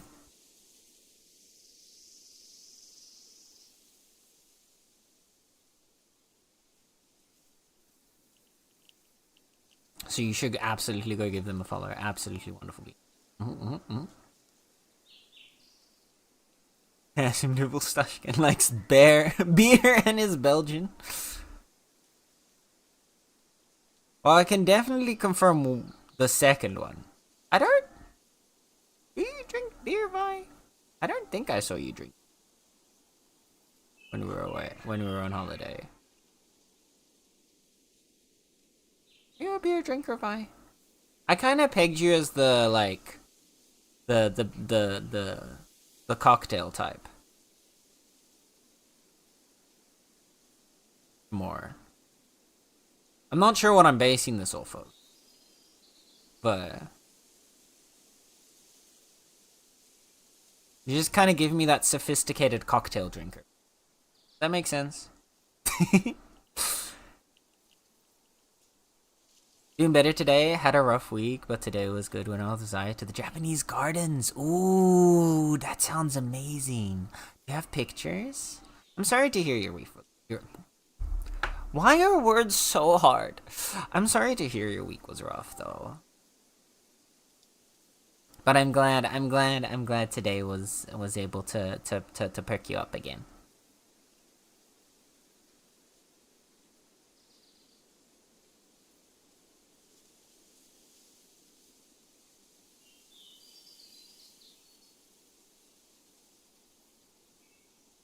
I do really like cocktails, but I can appreciate a good Abbey beer. You know what? Fair enough. I've been always kind of the type. There are very few beers that I will specifically choose to go drink if I have the option between like drinking a beer or drinking something else.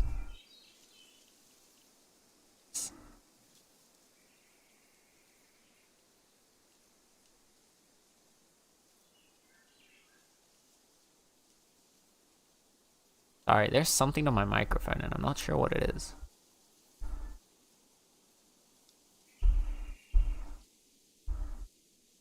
I don't know what it is, but it's gone now. That's all that matters. A lot of people assume my name comes. Yeah. No, I won't lie. That was what I originally thought from as well, but.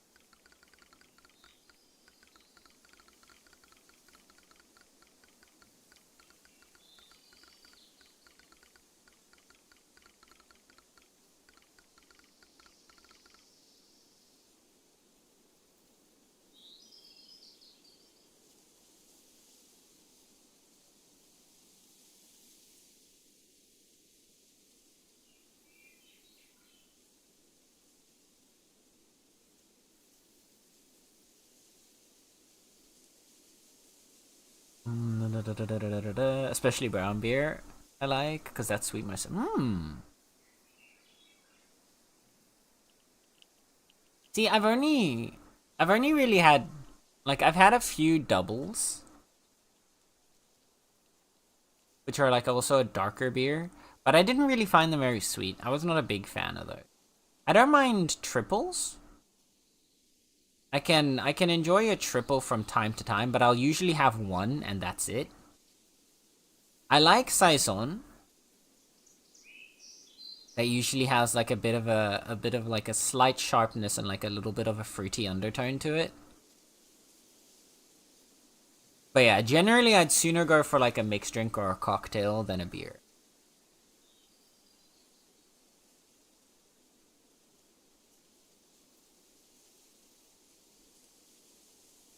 Do you just like to be on people's lips? Ayo, ayo indeed.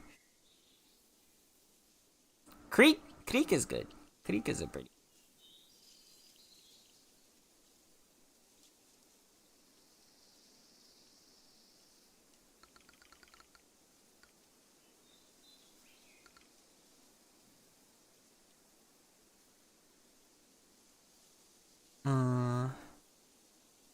Actually, let me quickly. Oh, that's still down. I'm gonna quickly deposit my stuff in the bank again.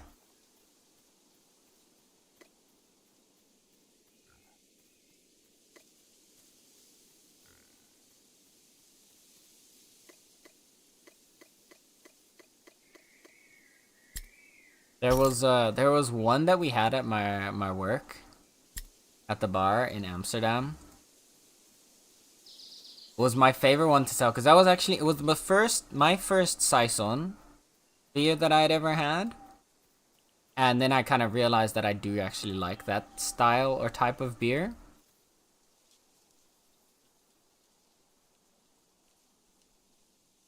And it was Mannenliefde is what it was called.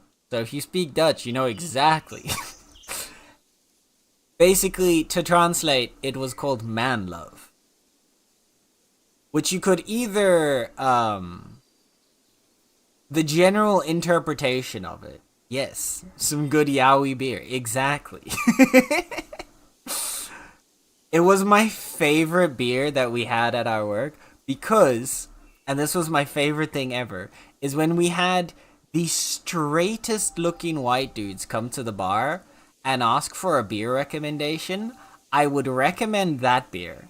They would look at me and they'd like look at each other and they'd like have like a giggle and be like, hell no, that sounds gay. And then I would convince at least one of them to give it a try. And then they would all end up loving it. And then I'd have this entire table or this like entire bar line of like straight white men going, yeah, can I have some more man love, please? The ultimate power move. It was the ultimate power move.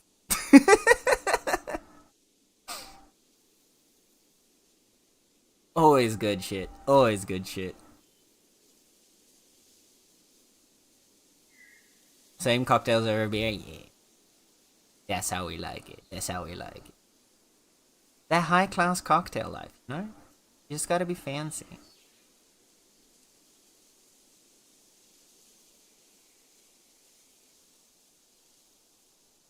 I can imagine the straightest man coming and going, ik hou van mannenliefde. Mannenliefde is het beste ooit.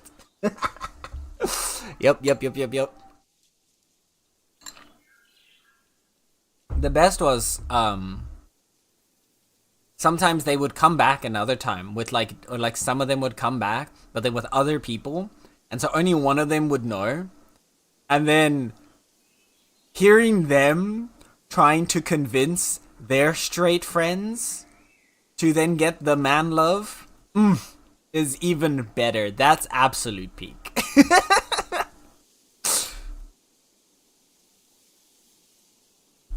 And then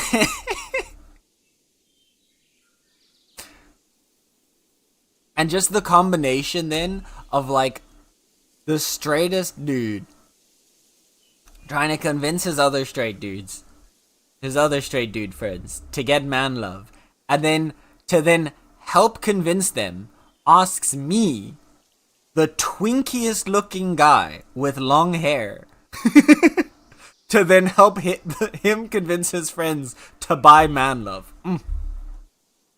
You know, you can't write a better scenario. It was beautiful. It was beautiful. I had my first tequila sunrise last month, and it was ooh. I think I've only ever had a tequila sunrise like once. I'm not too big on tequila just because of like the sharpness. There's something about it. Like it's a very aggressive flavor. That makes sense. We have a back room. That's only after dark. Hey, yo, indeed. Where does one find this room asking for a friend? God damn. They're going wild tonight. I knew the day that Vi and Klaus would ever come across each other in chat. I knew this would happen. I had a feeling. There's some interactions that you know would happen. This was one of them.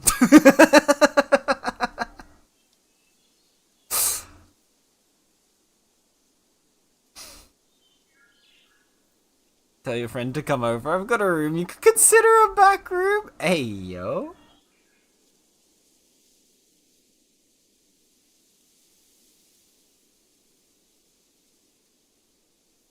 Vi from Arcane? Vi from hit Netflix series based on super popular Riot Games video game League of Legends? No.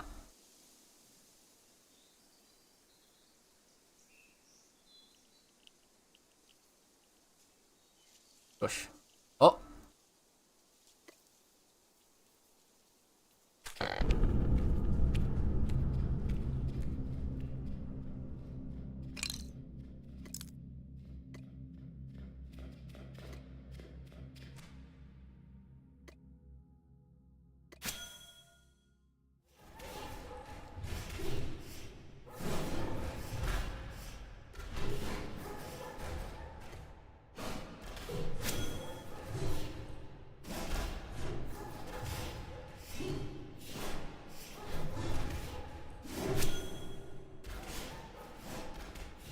Buggy's off.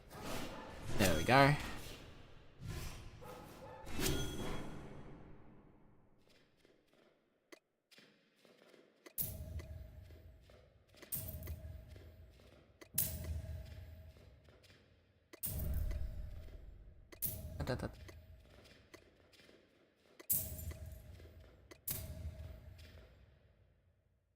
Ah! Yep, there we go. Okay. Well. Yep. Ziggo! We love Ziggo, right? Back in the bar? Welcome back to the bar, chat. And we're back to the video game now as well. We love Ziggo in this household. Right? Been here for almost a year and said never mentioned you? Excuse you? First of all, I did mention Vi, because we talked when we were doing the recap of the holiday.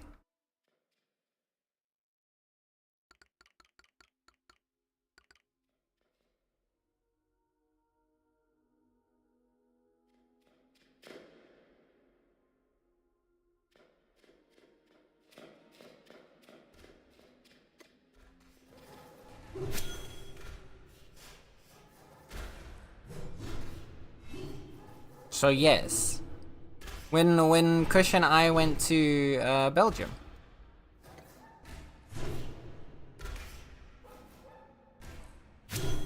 and talked about the Belgian adventures.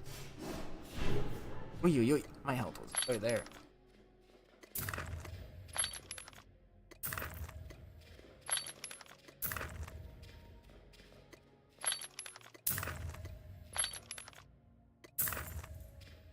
Hi, Linda.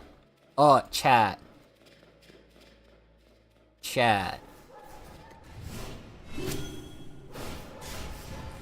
Chat. Chat. Chat. Yeah.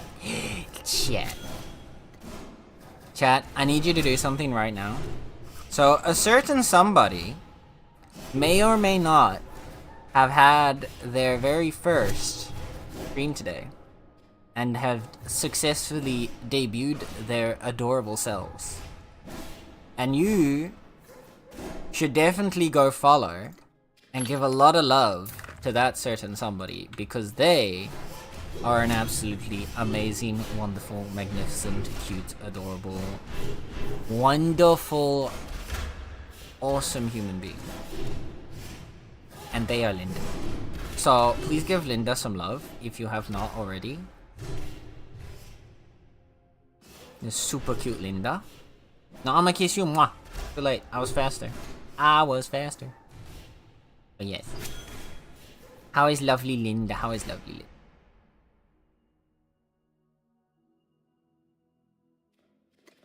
We have plenty of mana leaves to hear. I see that. I saw that, Vi. I saw that. It went so good. Yeah. Yeah, I was so sad. I wanted to like actively be there. I had it open on my screen. But I had to go do a whole bunch of things, and then by the time that I was done and like back and ready to like actually actively be there, you'd already finished. I was sad. But yeah, I'm glad you had a lot of fun, Linda. A wonderful beat. I yapped for 3 hours. My poor throat! Please don't say things like my poor throat around Plaus. You know how that's going to go. Oh! Yeah, ad break. Alright. Well.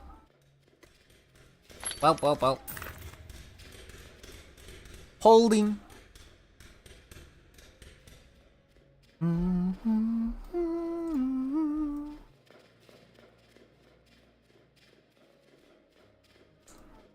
I'll be fine.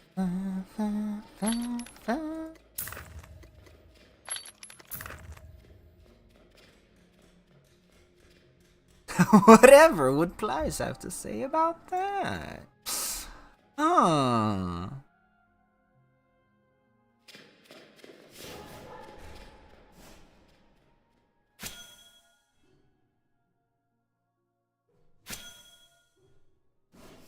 Ay. This little fluff man.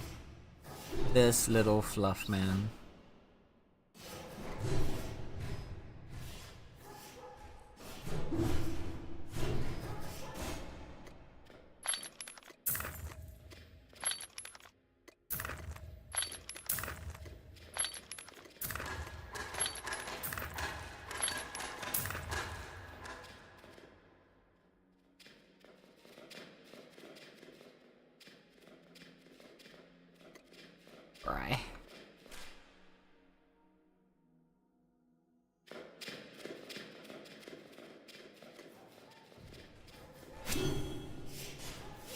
Something you'll never know because it sends strict rules. Ah yes, my notoriously very strict, very Christian Minecraft server level rules. As you all know. I had no idea how tiring 3 hours of yapping can get tiring. It's surprising. The thing that I've always had with streaming, what I will say, Linda, is the more you do it, the easier it becomes. Like, I know whenever I say this, people don't believe me, but I was never a yapper. Like, I never used to be the yapping type. I was very much the kind of person who would just kind of quietly be there and like talk a little bit if it's like one-on-one, But like when I used to first start streaming, no, thank God no one from that time is here. Actually, no, Tally was there. But Tally's not here right now, so at least we're semi-safe. But, back then, I like barely talked.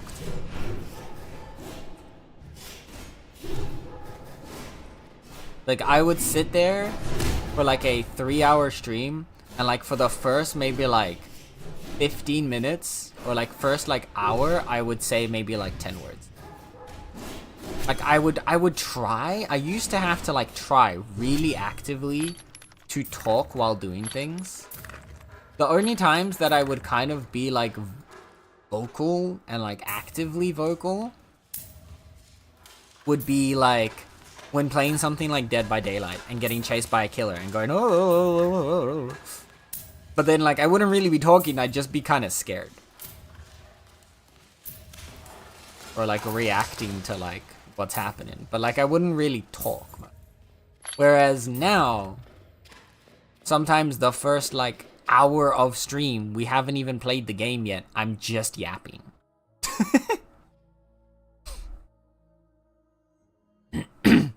And probably the weirdest thing about it, and that's what I think I don't know what I like.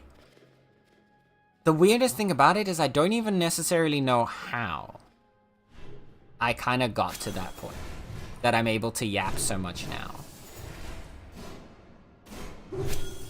Your else feels like the sweet spot. Oh, 100%. I would recommend that most people, if you're going for streaming, especially early on, 2 to 3 hours is a nice clean, like 2.5 to like 3.5 would be the range, I'd say. Because I'd say 2 hours and less, it feels a bit too quick sometimes for you to like really get into the stream. And like more than 3 hours is going to be very exhausting if you haven't like done it for a while. So I would agree with that range. Teach me, I need to learn. So did it grow naturally by streaming or did you actively practice it? So I would say most of it for me came from passively developing it while streaming. So the more I streamed, the more I'd start to talk with people in chat, the more that I would learn how to talk with people. There was definitely a part of it that was active.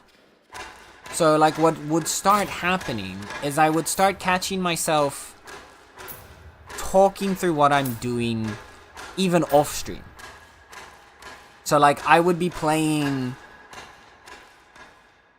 RimWorld off stream, for example, and I would be talking through what I'm doing there, or trying to like basically like vocally say the things that I'm thinking.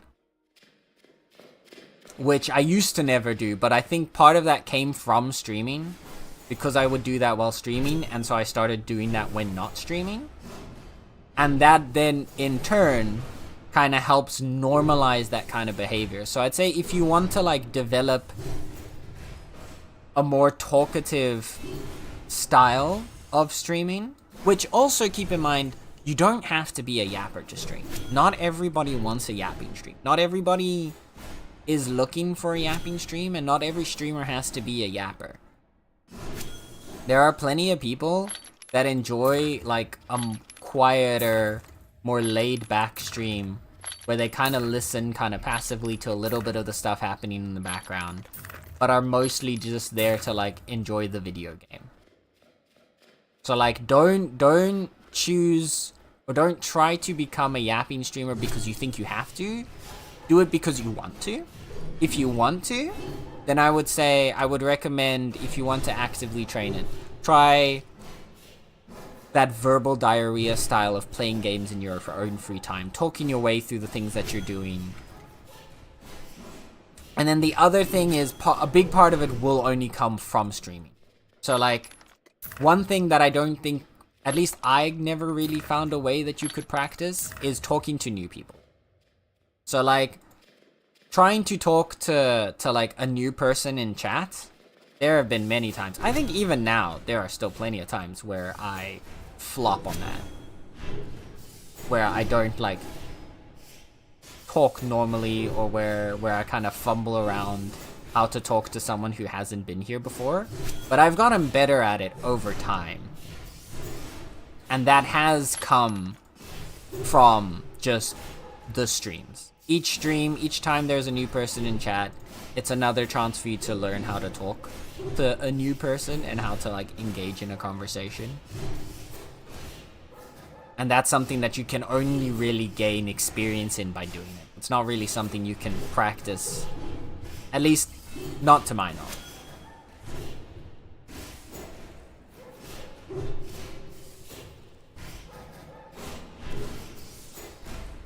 I'm so happy I didn't run out of topics to yap about. I was dead when yeah, but you had a lot to talk about as well. Especially like a debut stream, you're gonna have plenty to talk about. One of the other things you can do, if you're just looking for things to yap about, is you can prep for it. So like you don't necessarily, and I don't mean like write out an entire script. Like don't write, like, people will tell if you're like just saying stuff to say stuff. Or if you're saying stuff because it's something you're actively interested in.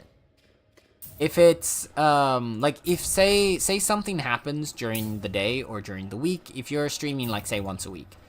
If there are some interesting things that happen during your week, make note of those things. And then keep that in mind as a thing you want to chat about. Or sometimes I have, like, I'll have a shower thought. I'll be showering, and I'll have an idea of like something I would want to talk about on stream. I can write that down on a little sticky note, and then sometime during stream, if I don't have anything specific I'm talking about or something specific to talk about, you can vie into whatever you've like slide your way into whatever you've noted down, and that's your topic to talk about. And that's also a completely natural way to talk and have a conversation. And the thing is, you'll find out from other people whether or not they vibe with it. So like, if you're talking about something or you start a topic and your community does not vibe with it, you'll learn. Like, it'll be clear. And even then, it kind of depends, does that even really matter? As long as you are enjoying like your process of streaming, you're gonna end up finding people that will enjoy watching you too. And that'll enjoy those kinds of conversations. I mean, it's worked here. God knows why people enjoy listening to me talk.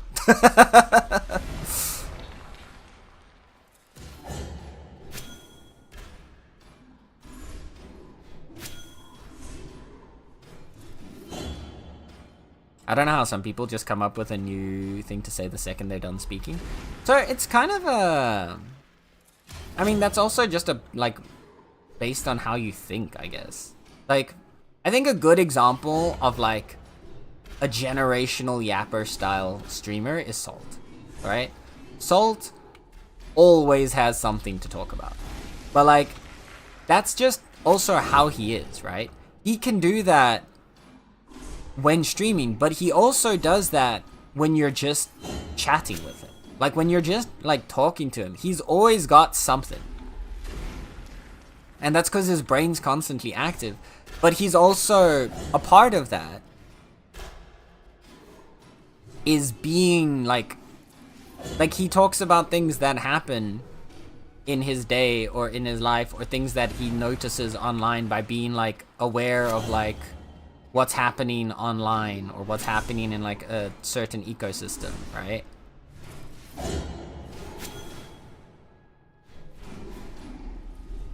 Like, that's another thing you can talk about, is, like, if you see stuff happening online or, like, in specific communities that you're a part of, that's just another topic for you to go in on. You die, Mr. Bear? He is. This is a rough fight.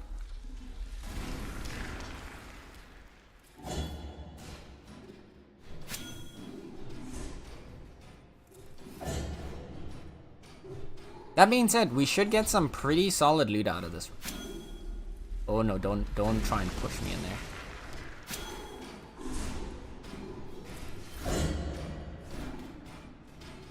There we go. Let's go.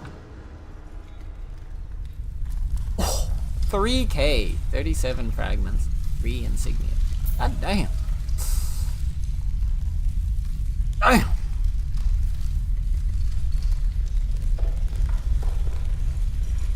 Alright. Yeah, see, there you go. Anyone that's seen Salt streams know he's a generational yapper. I want to get a little notebook where I can write things down. Like, I started yapping about music, and then I was like, okay, what song do you all like to listen to? And then we made a little music suggestion channel in Discord. And exactly.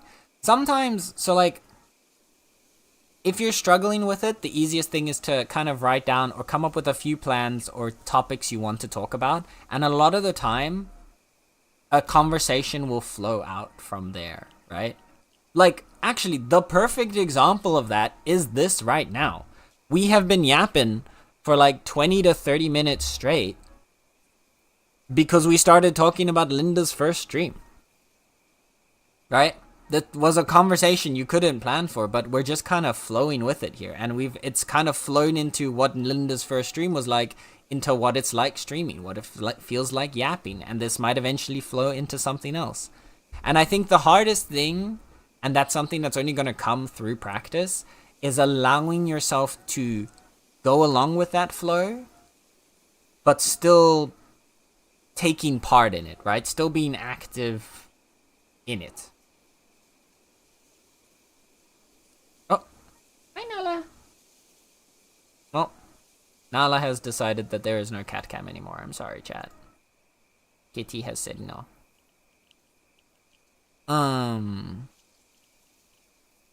Wait, let me see. Did I miss something?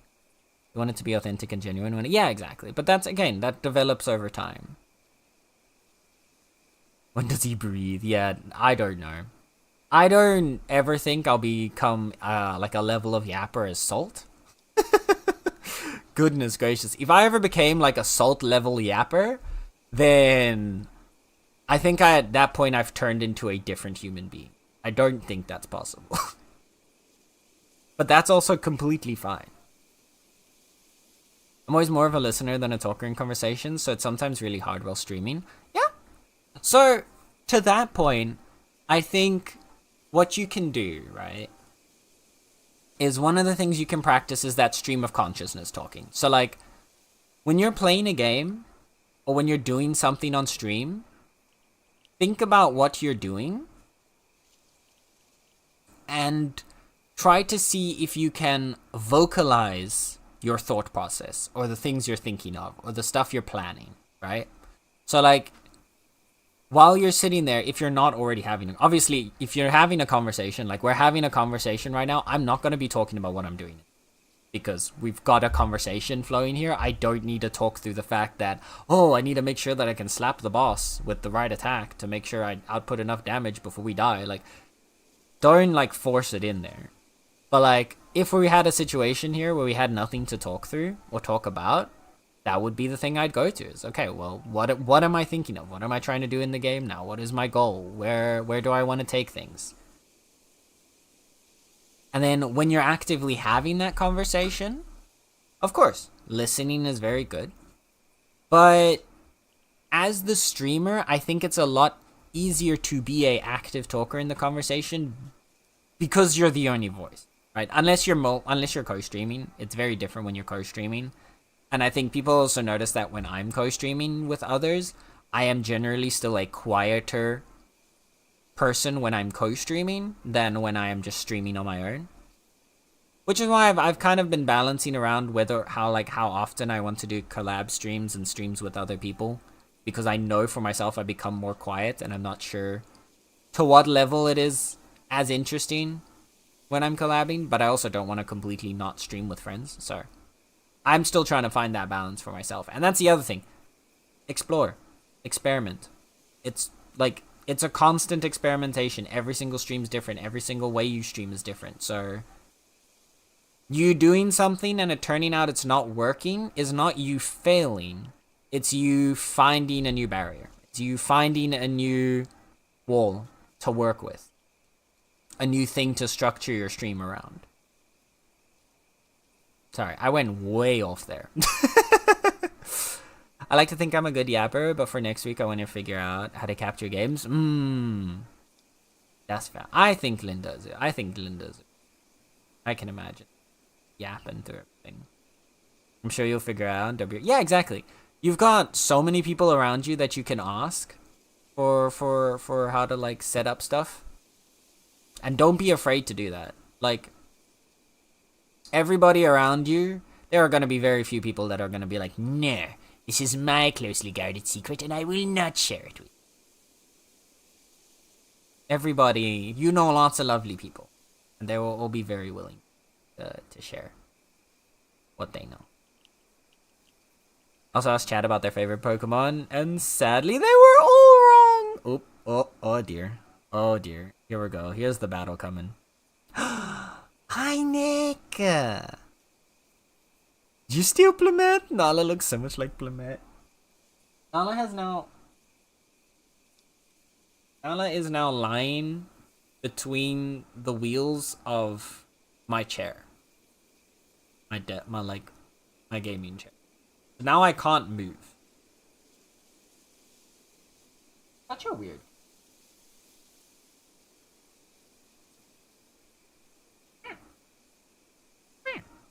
Hi, Nick. Speaking of lovely beans, though. How is Nick doing? How is the wonderful Nickski? They did not agree with my choice, so they were all wrong. I did have the advantage that I know a lot of streamers and people who showed up to support. It happens when you mod for like 800. Yeah, Linda is... At this point, it honestly surprises me that Linda is not a mod for Twitch. Right? Like, at this point, you might as well just get a job with Twitch. You're basically already doing, like, a Twitch moderator level of work. Like, the amount of times I will go into a stream and then I'll see Linda in that stream and Linda already has the sword and I'm just like, wait, what? Another one? It's wild. That's why Linda has to be special here and Linda gets a diamond instead of a sword.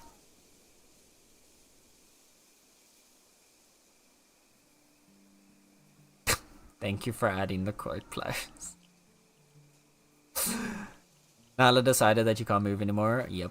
I'm doing good. About to go to the kermesse? Oh, to the fair. Yeah, I'd say it's not a quite one-to-one, but yeah, the fair would be like the thing I would most directly compare a kermesse.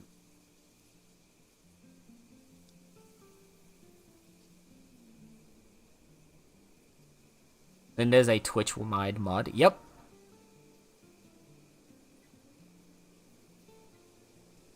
Felt so weird. Did I mod my own stream? Well, yeah. That's what you gotta have mods for. You gotta be the streamer now, Linda. You can't be the mod. You're the streamer. Nice, okay.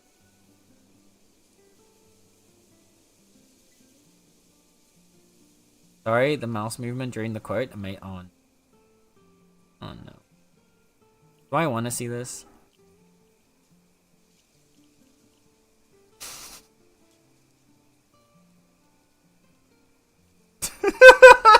Why did I do that? Alright, well. Yeah, no, I see it. I get it. Yeah, I know, players. It's okay.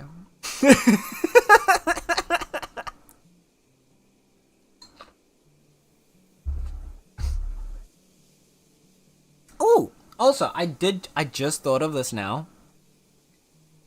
But actually, another good one for learning to talk or to yap is find people who have a style of talking that you want to emulate, right? So like, go to, and it doesn't have to be streamers. Like, go to like whether it's a streamer, whether it's a YouTuber, or like a podcaster, or like a comedian, musician, whatever. Find people who hold conversations and like present and talk in ways that you would like to emulate, in the style that you would want to do for your streams, and watch them, listen to them, pay like close attention to their style of speaking and to how they have how they keep their conversations flowing and how they like start and talk about them. And a lot of times, a lot of them will actually have things where they explain how they like hold their own conversations or how they handle it. And listen to that and pay attention to that and try to like make mental notes of how they do it. Because that's the other way to, and that's probably also one of the best ways to help discover your style. Because the more you listen to different people, the more you're going to see different styles of yapping, talking. People that say the bare minimum, people that only talk about the game, people that only talk with chat, people that mix between those, people that are a constant stream of consciousness versus people that only respond when being spoken to or when something very specific happens. You can experience all those different styles and then kind of figure out for yourself which one vibes the best with what you want to do. And then by learning from how they do it, you can develop your own style from there. And there's nothing wrong with that either. Because I know a lot of people are like, yeah, but then I'm stealing. You know, oh, but then I'm not being me, then I'm copycatting. That's not true. Like, first of all, the classic phrase, no one's original, nothing's original. But like, we are all a combination of the things that we've experienced in our lives. We are all a combination of all the people around us, all the experiences we've had. So why would that not be the case for your style of stream, right? Sure, I might take like the vocal tendencies from streamer A, and I might take the style of speech from streamer B, and I might take like the kinds of jokes from streamer C. But when I put all three of those together, that becomes my style. Like, in there, you're not going to see me copying streamer A, streamer B, streamer C, because each of them have those individual components, but they don't have the full picture, which is your combination of it. And that combination of it already is giving it your own style, is creating your own style. So don't be afraid to copy, to emulate. Like, don't straight up copy, right? Don't go to one streamer, find their thing, and try to be like a one-to-one copy of, I don't know, Markiplier. Like, don't try to be a one-to-one copy of them, because that's obviously not going to be authentic. But like, take the things that you like about that person and combine it with the things you like about other people. And that will help you develop your own style. And there is nothing wrong with that.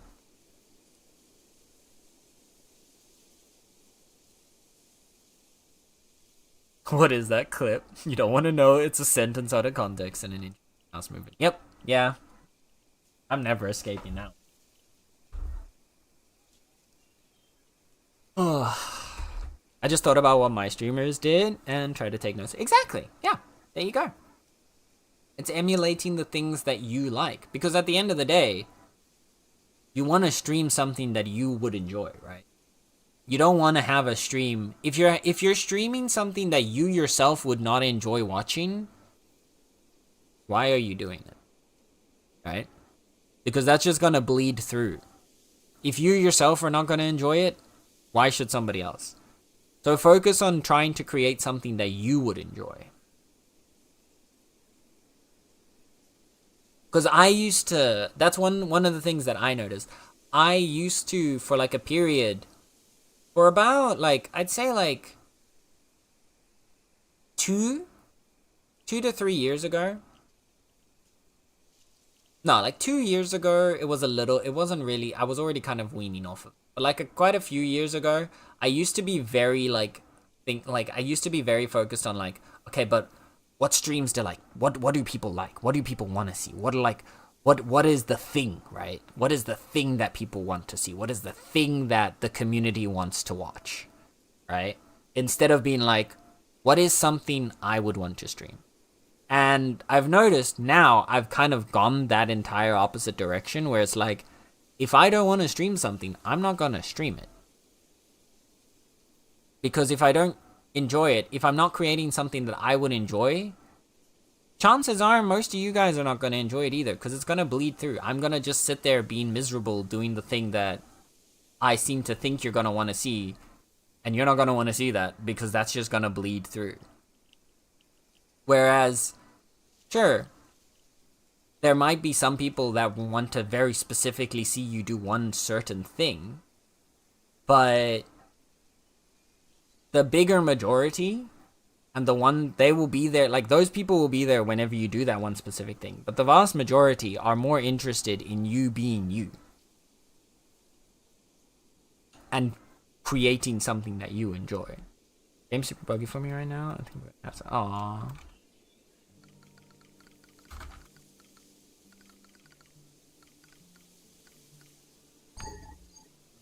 Dang it. Keep doing the wrong, like. Take care!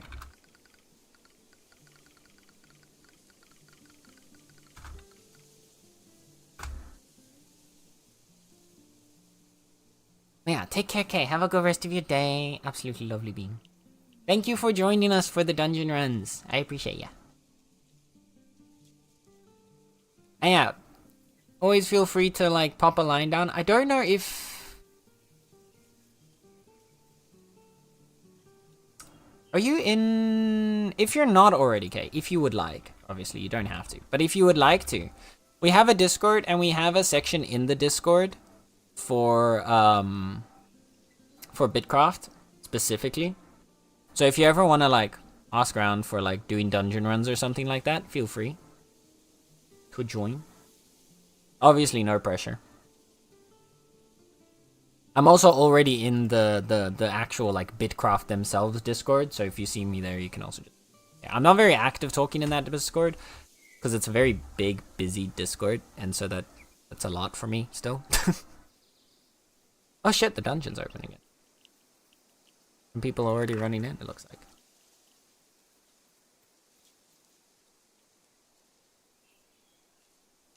I think someone ran. Let's see. For next stream, I'm gonna stream a game. I'm feeling like, hell yeah, do House Flipper. House Flipper's lovely. Again, stream a game you enjoy. I'm only doing this as a hobby, so I don't care too much about numbers, and I also know I'll probably never hit the debut stream numbers again. That's the thing, right? You never know.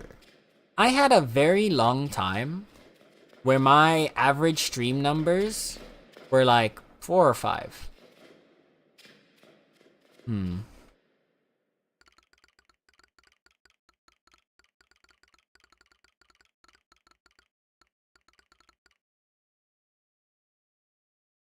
Wow, you never know. Yeah, that's true. No, but like, there was a very long time that my average stream number was maybe like 3, 4 people. And for a good amount of time, sorry.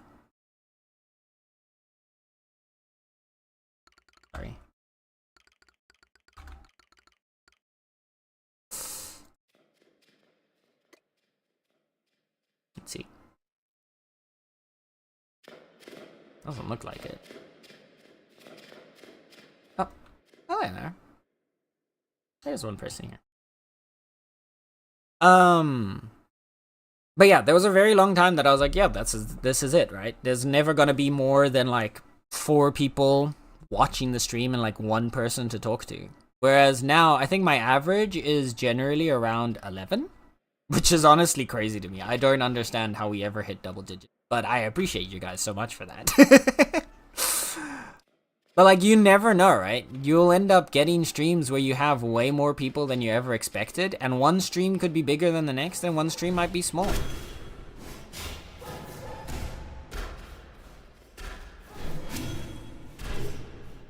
Like, it can also change very heavily from stream to stream. Like, I also remember when Bitcraft first Like when the early access first started, the Bitcraft streams were way bigger than any of my other streams. Like the average Bitcraft stream was like, I think 18 viewers, or like sometimes even like 20 viewers, versus like any other game that I streamed was like 10. And that was just a case of like that game being hyped up.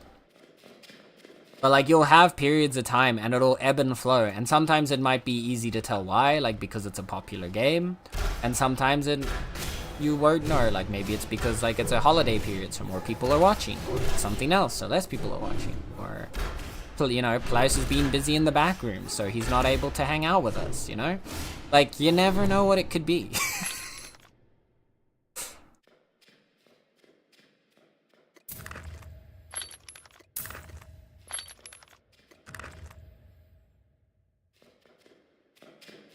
You already strapped in and press go? Exactly. House Flipper is definitely my comfort game, and I can play it without having to pay attention, so I can still yap and such. Yeah.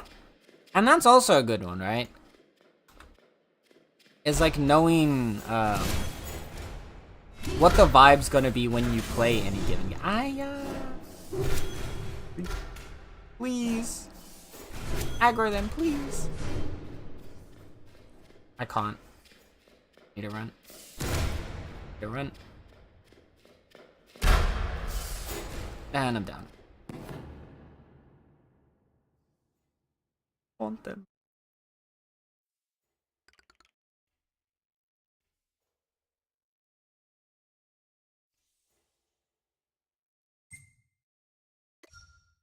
Okay, well, I need to...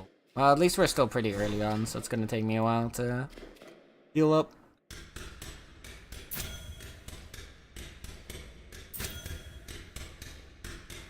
Anyway,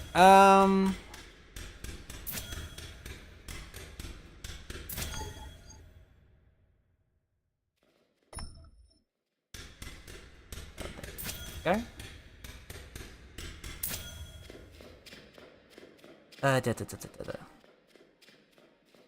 Mine is 1, and you never know. From one day to the next, you might go from 1 to 3. Right, the hardest part on Twitch is starting. That's what everyone struggles with.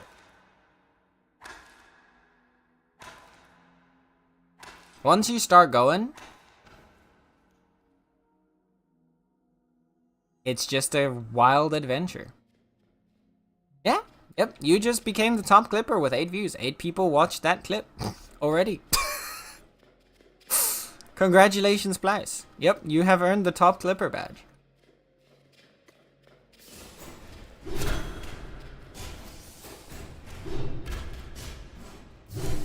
Everyone was very excited to see the "Don't Just Force It In There" clip, I guess.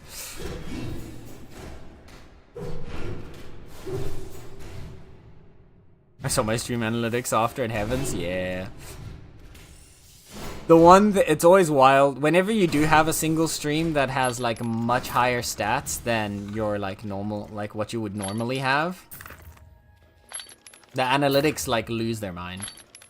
I remember one time where Derp raided in with like 100 and something people, and my analytics for the rest of the month were just fucked.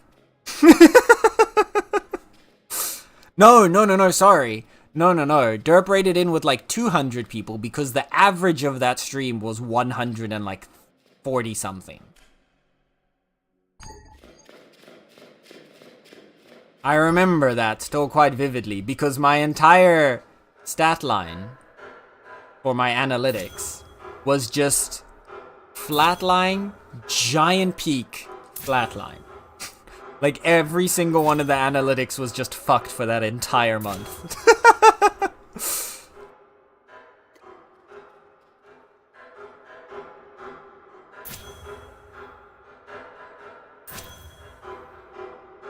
I know. Oh, Nala wants to go out. 1 second.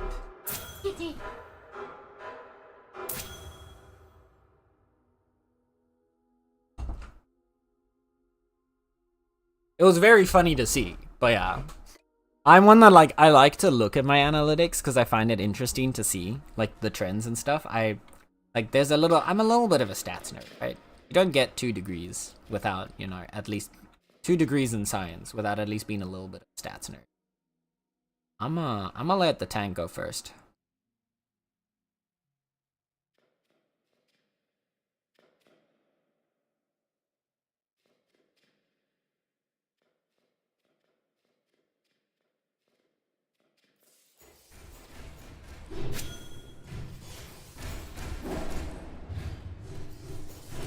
I'm not doing the cleave attack because I don't wanna.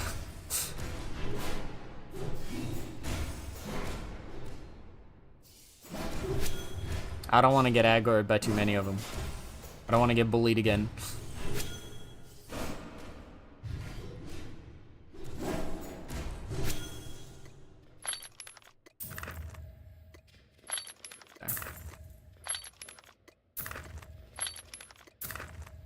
Yeah. In that case, lock me. Ayo?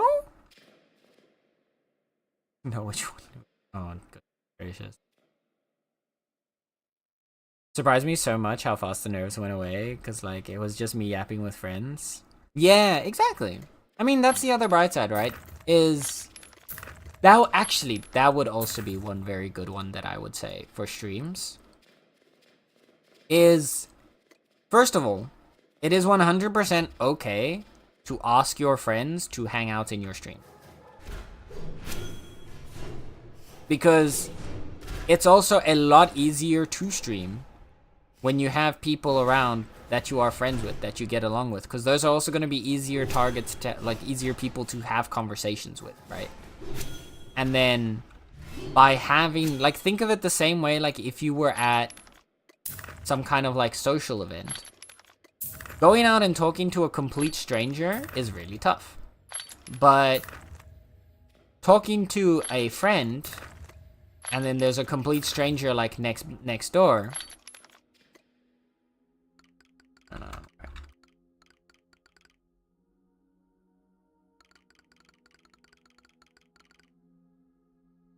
It's much easier to then rope in another person into a conversation when you're already talking to somebody else.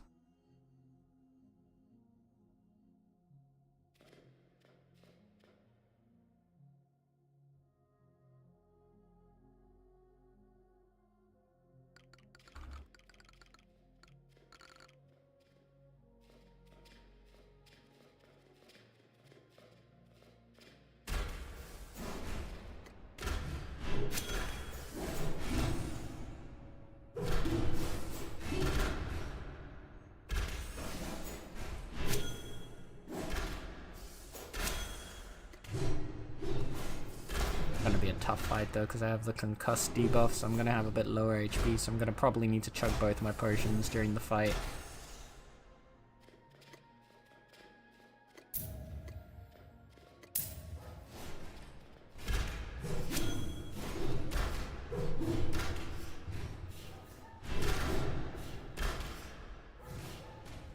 There you go. I have a lot of things around my neck. Ayo. Ayo, question mark? Like, I had Luigi and Kai and Cookie there, and I'm very comfortable with them. Exactly, yeah. And then from them being there and you being able to talk with them, it also becomes easier for, like, if then, like, someone you don't know shows up and joins in the conversation, it's a lot easier to have that conversation because you know someone there already. So yeah, don't be afraid to, like, ask your friends to hang out in stream with you.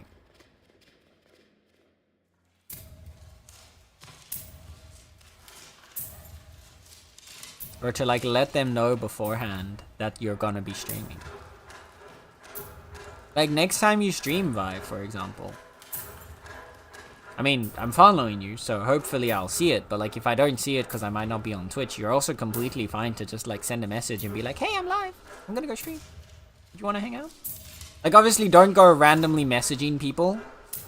And this goes both to, like, Vi and Linda. Like, you can message people and let them know. Obviously, don't constantly, like, every single time you stream, go to, like, 20 people and each of them one by one be like, hey, I'm streaming right now, come hang out. But be like, hey, would you mind hanging out on one of my streams? I'm going to go like stream today. Would you mind like vibing? All good.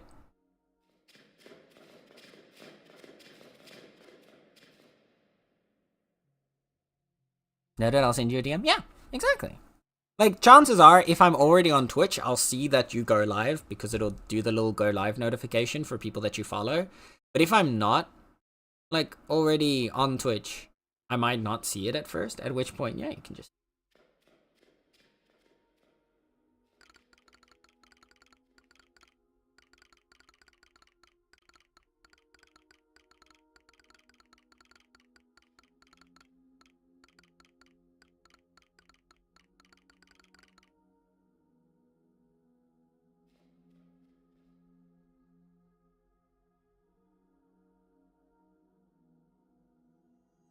I'm planning on only streaming on Sundays, because that's the only day I don't mod. Yeah, that's fair.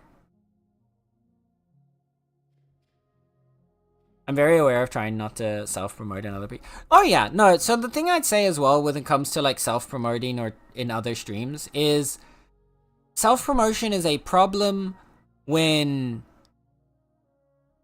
you start it without the like streamer engaging. So for example, in this situation where I'm already talking about the fact that you stream, you talking about your streams or when you stream is completely fine. Like, you are very much valid to just be like, yeah, no, I'm streaming this day. Like, for example, like Linda has done.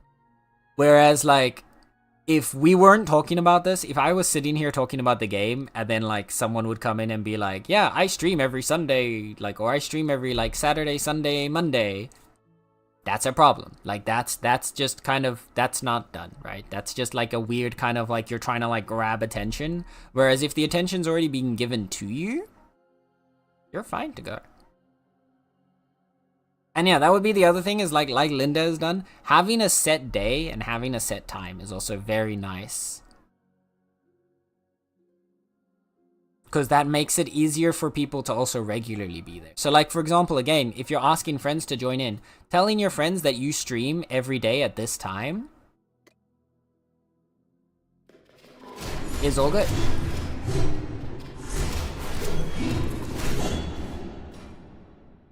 Like, I stream every Sunday at 1 p.m.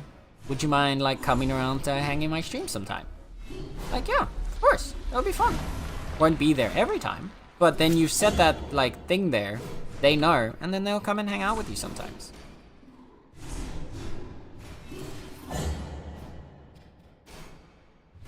Woo! Don't get me smacked. Oh my god, my character wanted to walk back in there on his own. That would have been a problem.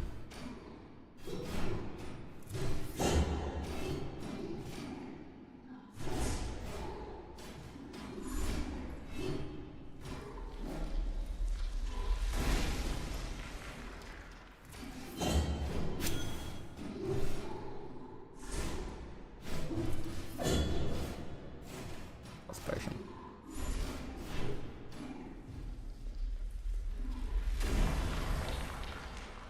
Smack him.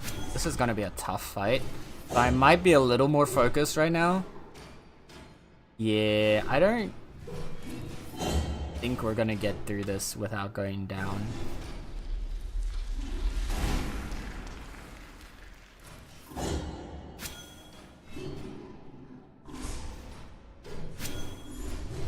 I'm gonna try and at least chug the last potion to try and this out as long as possible. What?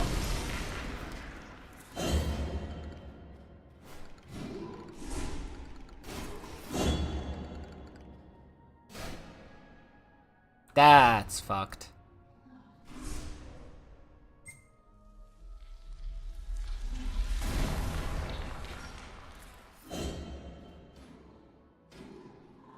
That kind of fucked me.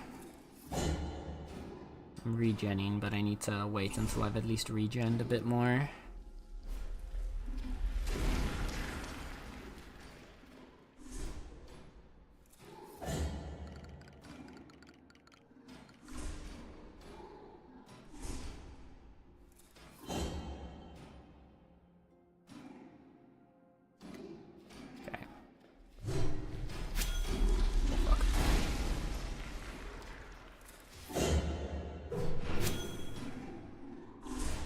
This is gonna be a really rough fight right now.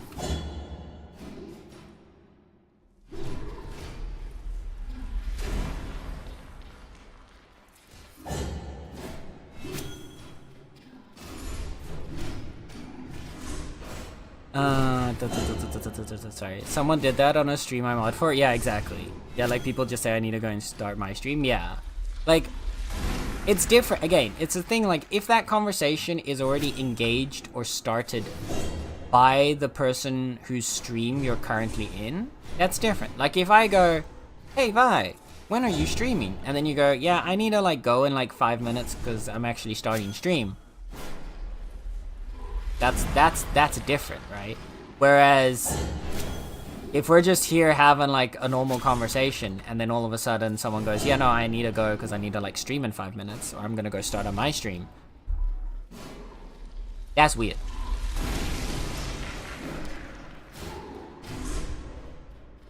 I did my comeback last week and I've been working on a streaming schedule. And I've decided on Tuesday and Wednesday evenings from 7 p.m. till 10 p.m. Yeah, there you go. Yeah, making sure that like friends know. And then we can come hang out sometimes when you're streaming around those times. And yeah, just having like a schedule that we know, like that people know that they can go to, will get you sorted. We'll definitely pop in.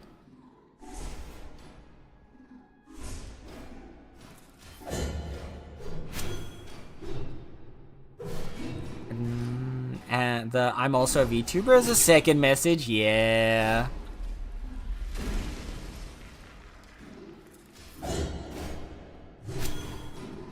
Like, there's nothing wrong. So, like, that's the thing. And I think what these people don't realize is there is nothing wrong with trying to network, right?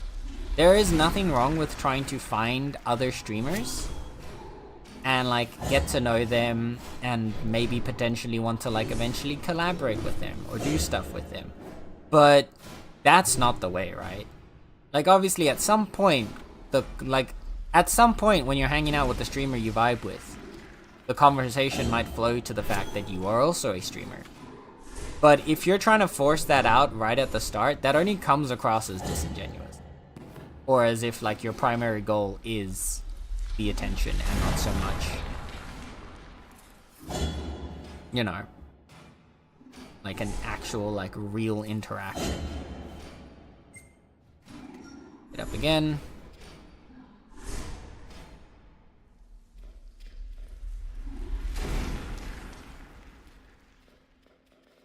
I mod for way too many people to just self-promo. Yeah, no, but you're like, so that's the thing again. Like there's two different kinds of self-promo. There's the unjust self-promo, and then there's the just self-promo, right? Like, for example, another example of that is like in my Discord, I don't have a problem with you guys promoting to each other that you are also streaming, because at the end of the day, at least to my knowledge, most of the people in this community enjoy hanging out with each other. And I think that to a good percentage also extends to if one of you were streaming, you would want to hang out in each other's streams, right? So that's why, for example, in my Discord, I've got the promotion podium, where you can promote your own streams, or where you can promote whatever, like, you're doing yourself. Because that gives you a way to share. And there will be other communities. I know that that's not as common a thing anymore as it used to be. I know a lot of people that had stuff like that don't have that anymore. But there are still communities that do things like that. Do you need help in this dungeon? We're gonna get through it. It's just a very rough dungeon. The problem is, right, Yggdrasil here said that they would tank because Black Wolf didn't think they could tank. But now they're both tanking because Black Wolf doesn't have like a proper weapon. So we have kind of a severe damage problem. We just don't have enough DPS to actually, like, get through this. Oy, oy, oy.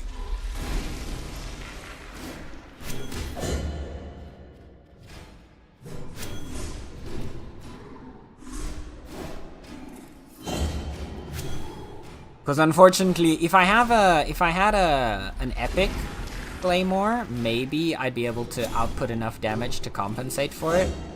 But right now, I'm still only rocking the rare. Maybe this will be the run that will get me the epic, though. Who knows? If that happens, maybe we can, maybe our luck will change.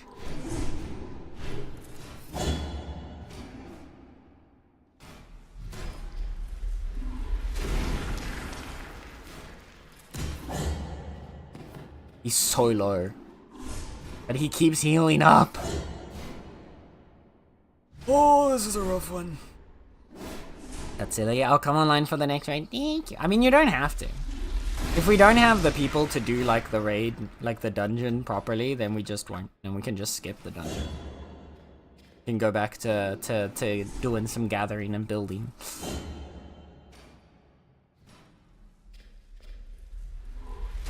But if you would like to join us, then you are more than welcome to. Okay. I'm gonna wait for him to do one more attack and then...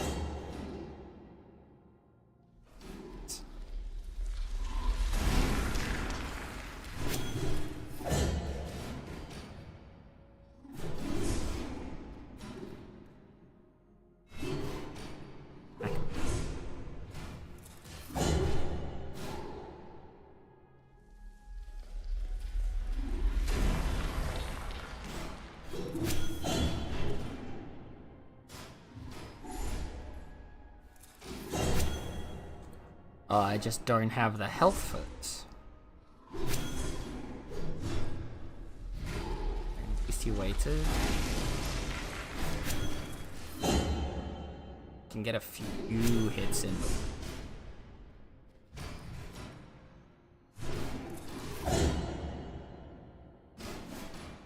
Oh, that's actually nice. I might be able to do a big hit. No, no, no, no, no. Oh, there it is. Oh. There we go. Yeah.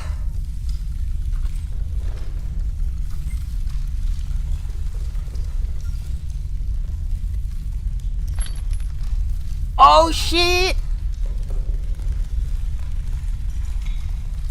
God damn. We got a heart.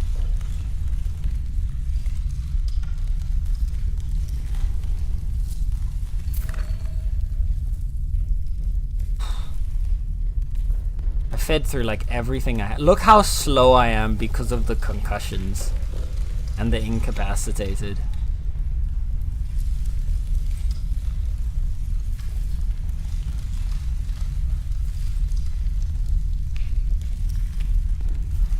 Okay.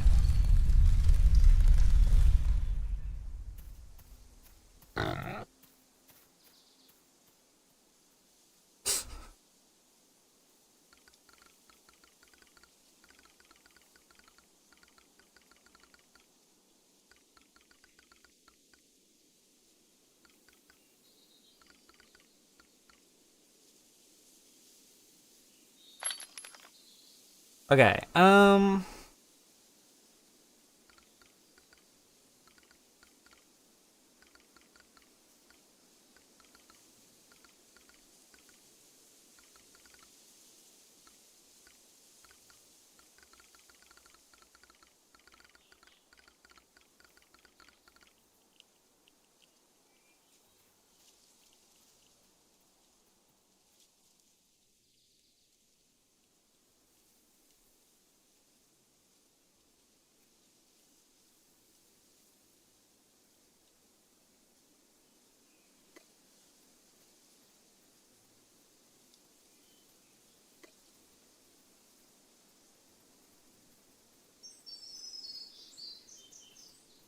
look how slow he is. The poor guy.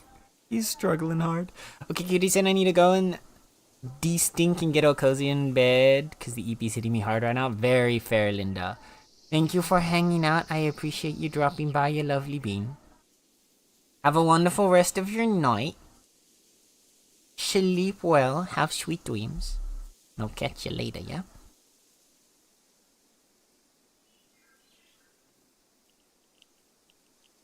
Love you, love you. Thank you for the luck.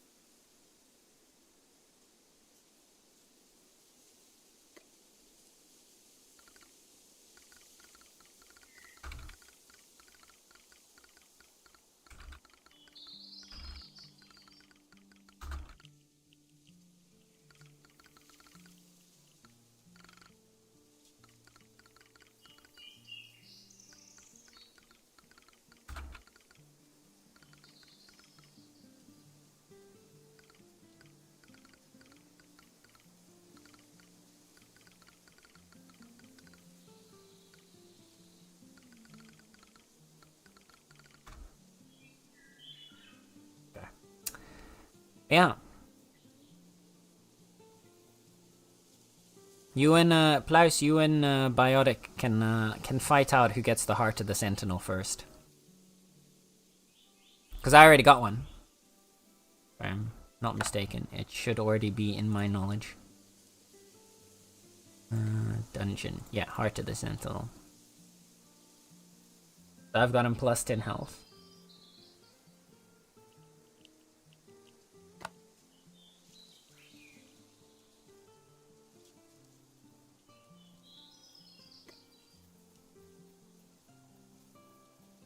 I mean, technically, if you're already joining the next run, you should probably get it, just so you have a bit more health to survive with.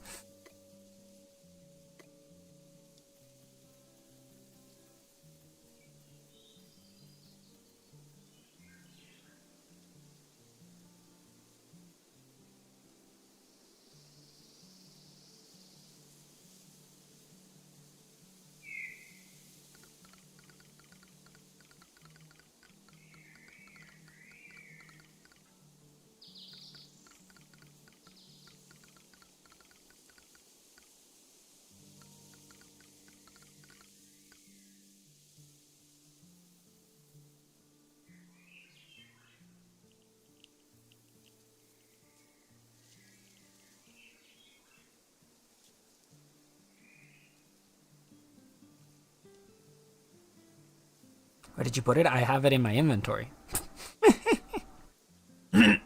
I just dropped it.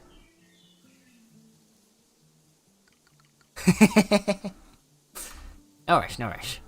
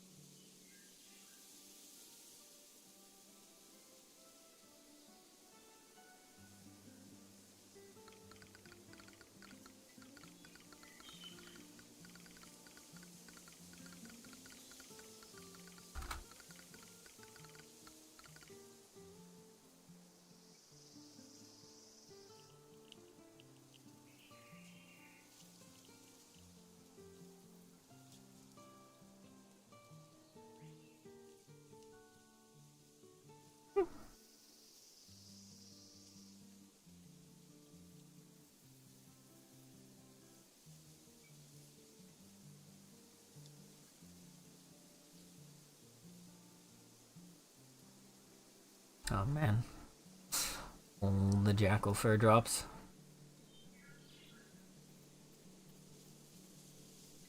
Like, I think right now. Yeah, wow.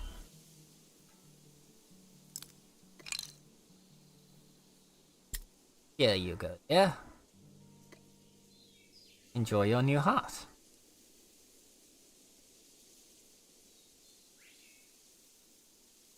Plus 10 HP.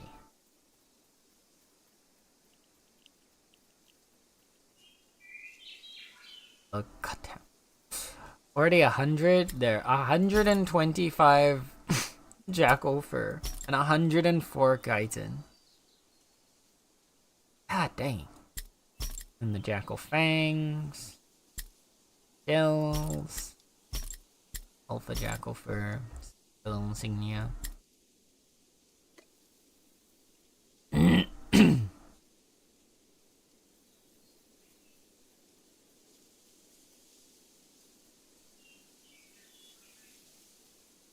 wonder if we can scrap. I don't think you can scrap these. But I think if you look at the normal gear.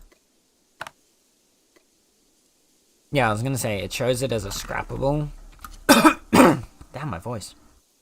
It shows it as a scrappable, but yeah, it doesn't show the claymore. Yeah, you can't scrap the dungeon drops.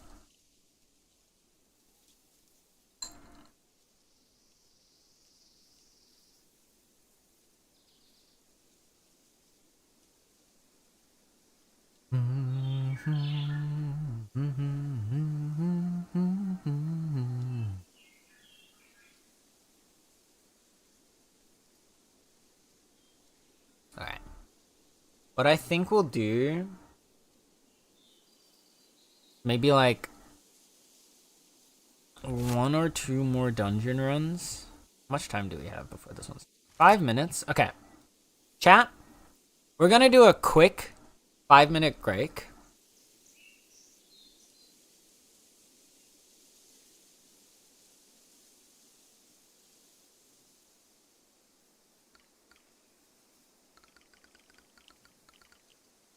We're gonna do a quick 5-minute break so that I can stand up and get a little snack because I'm feeling a little peckish.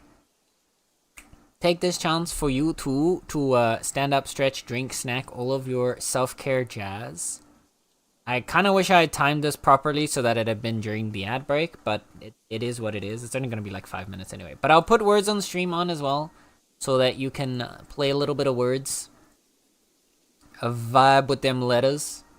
Show off your language prowess. And I will see you in 5-ish minutes. Yeah? Okay.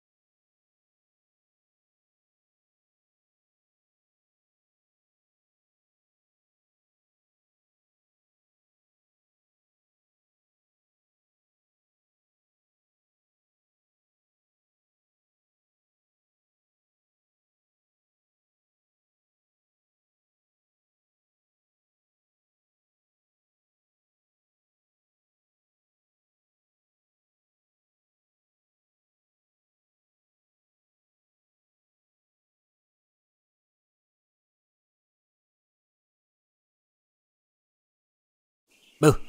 Sorry. I'm denying you your words. I just got back. There we go.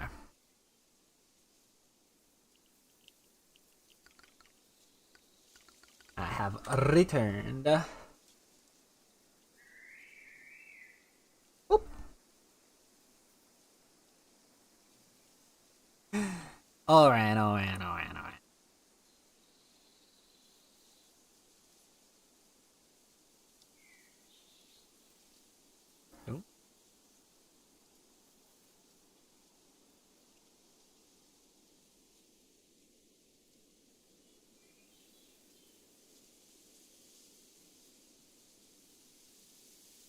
Ooh.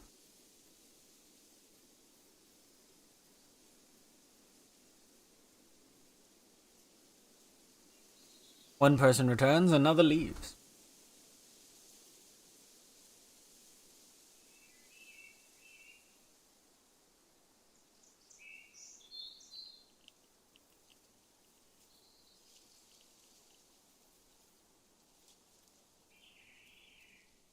Mm.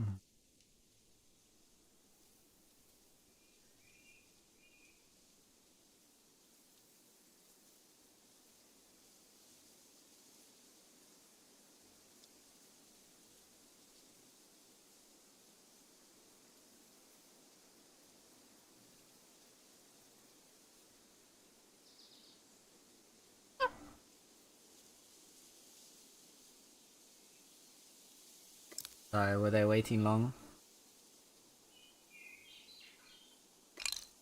Waving doesn't seem to help. It doesn't seem to be, no.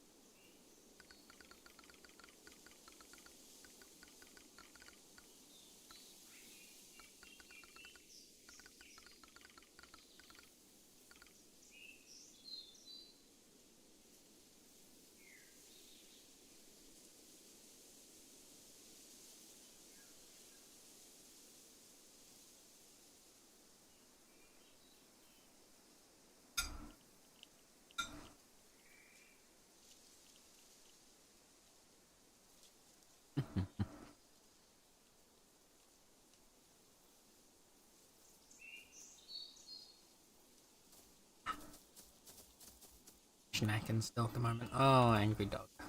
Schmack. Poor thing got absolutely obliterated. Ah, there we go.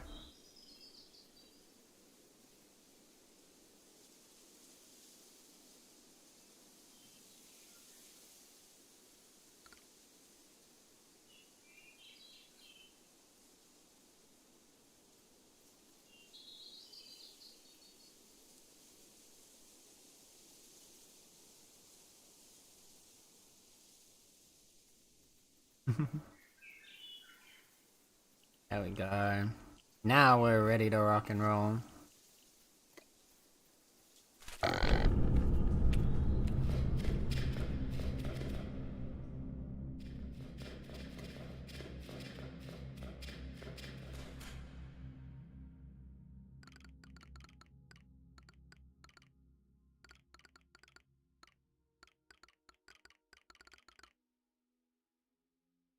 Cleaner, not cleaner.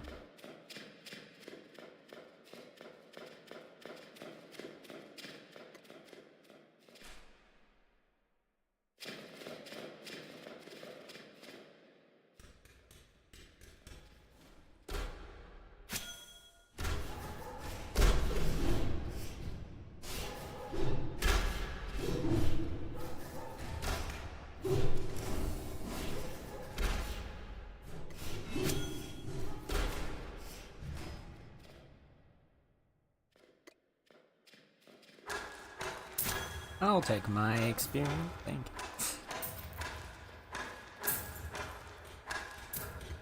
A little bit of smithing.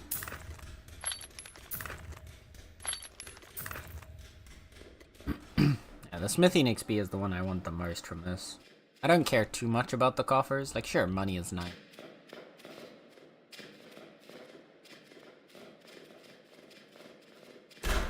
The main thing I want to do is get my smithing up to 50, because then I can upgrade to tier 5 armor.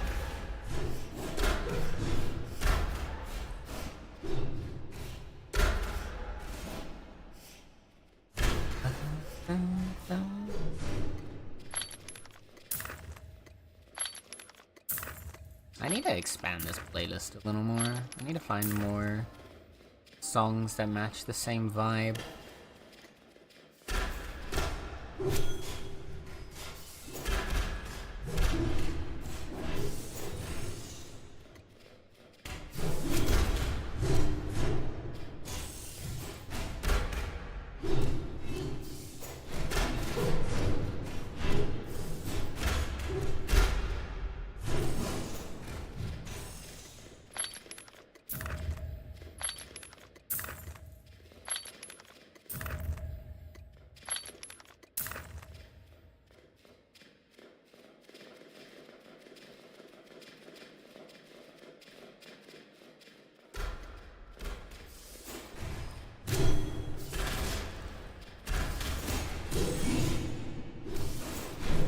Mac 'em.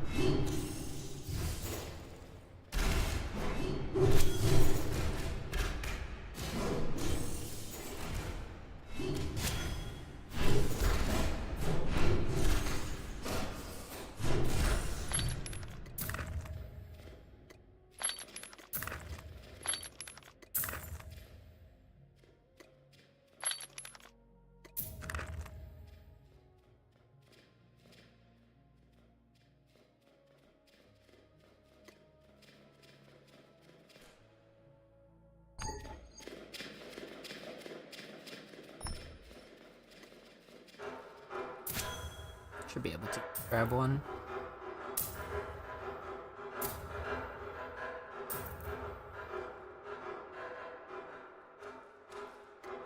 That's a nice thing with a group of 4. It's much easier to split the loot around. Now, I'm assuming we just go down the middle. Fastest clear, because I don't think they're looking to loot as much stuff.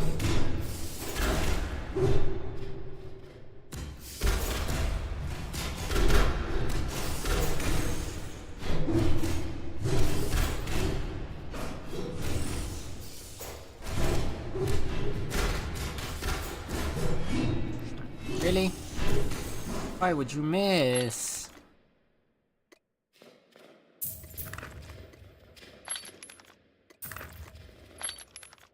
Oh, accurate.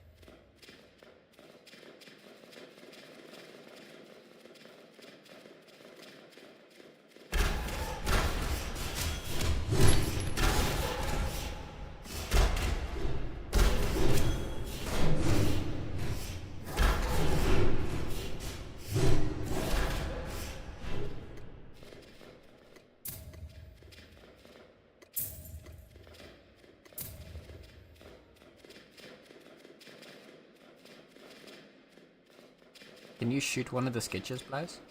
Oh, or that. That works too.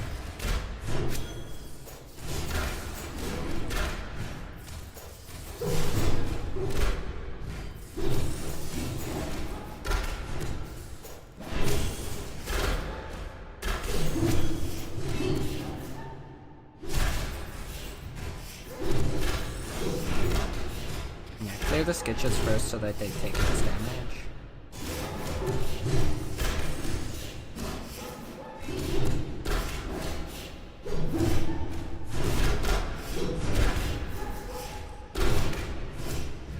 I'll heal this now.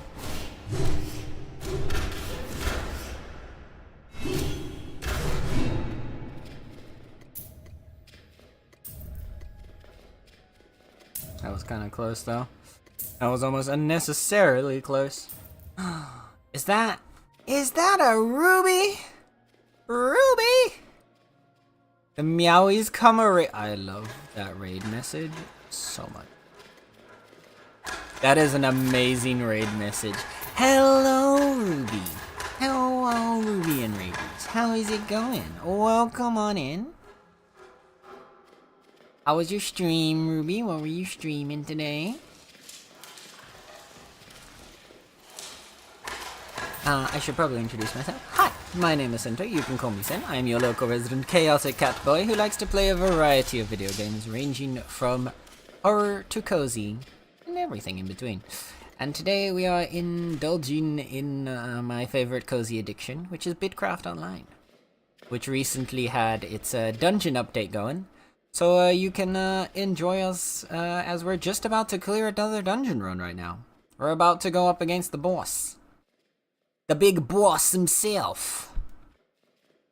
Ruby, how was your stream? Let me quickly, while I have the chance, give you a quick shout out. Chat, if someone on my side has not already done so, you should go follow Ruby. Fix that problem immediately. Because Ruby is an absolutely wonderful, cozy, lovely human being. Deserves all the love in the world. And you should go give it to her. Please and thank you. And yes. It's not a request, it's a demand. Ooh, Black Wolf. Took a big smack there. Yeah, so welcome on in, Ruby. Welcome in, Matt. Welcome in, Nether. How all of you lovelies doing? How was your stream? You were playing Star Rail. How did Star Rail go? Okay, Star Railing again today. Started late, as was DIYing. Ooh, what are you working on?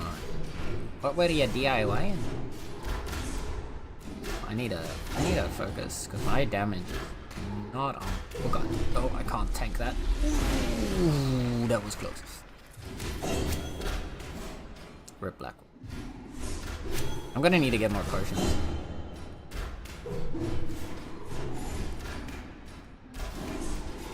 I'm realizing now, quite quickly, that we do not have enough potions for this run. We've got him down to half so far.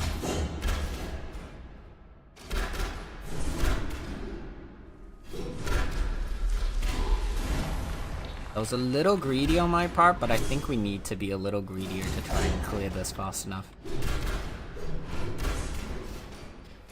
Yeah, no, I am 100% gonna go down. Ooh, careful, close. That is crazy. For me, you were in that circle.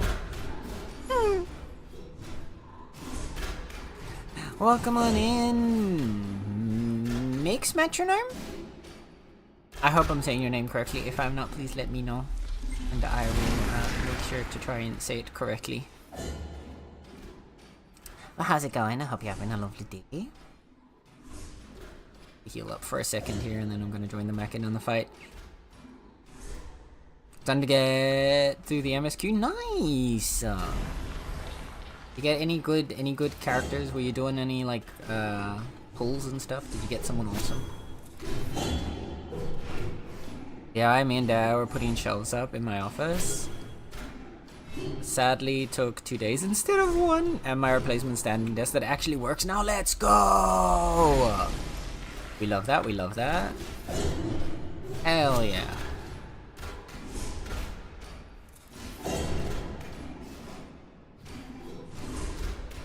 We're so close. There we go. Whew. Boss down.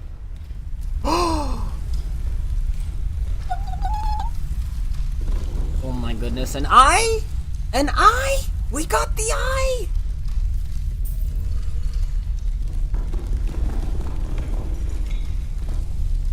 Oh, hell yeah.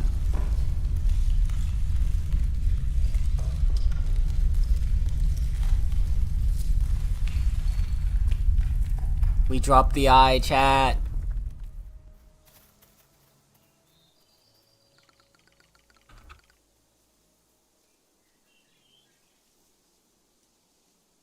We got the eye, we got the eye, we got the eye.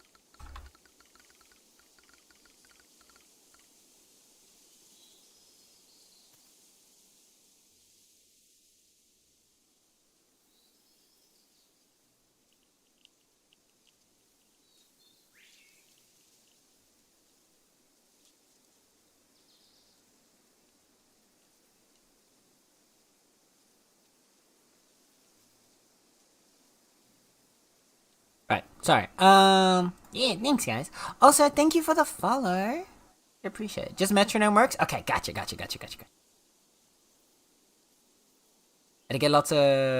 did get 2 lots of 3x4 star pulls, which was nice, but no 5-star, sadly. Did get Kafka last week, though. Yeah, I saw you sent the picture in the Discord. That was awesome.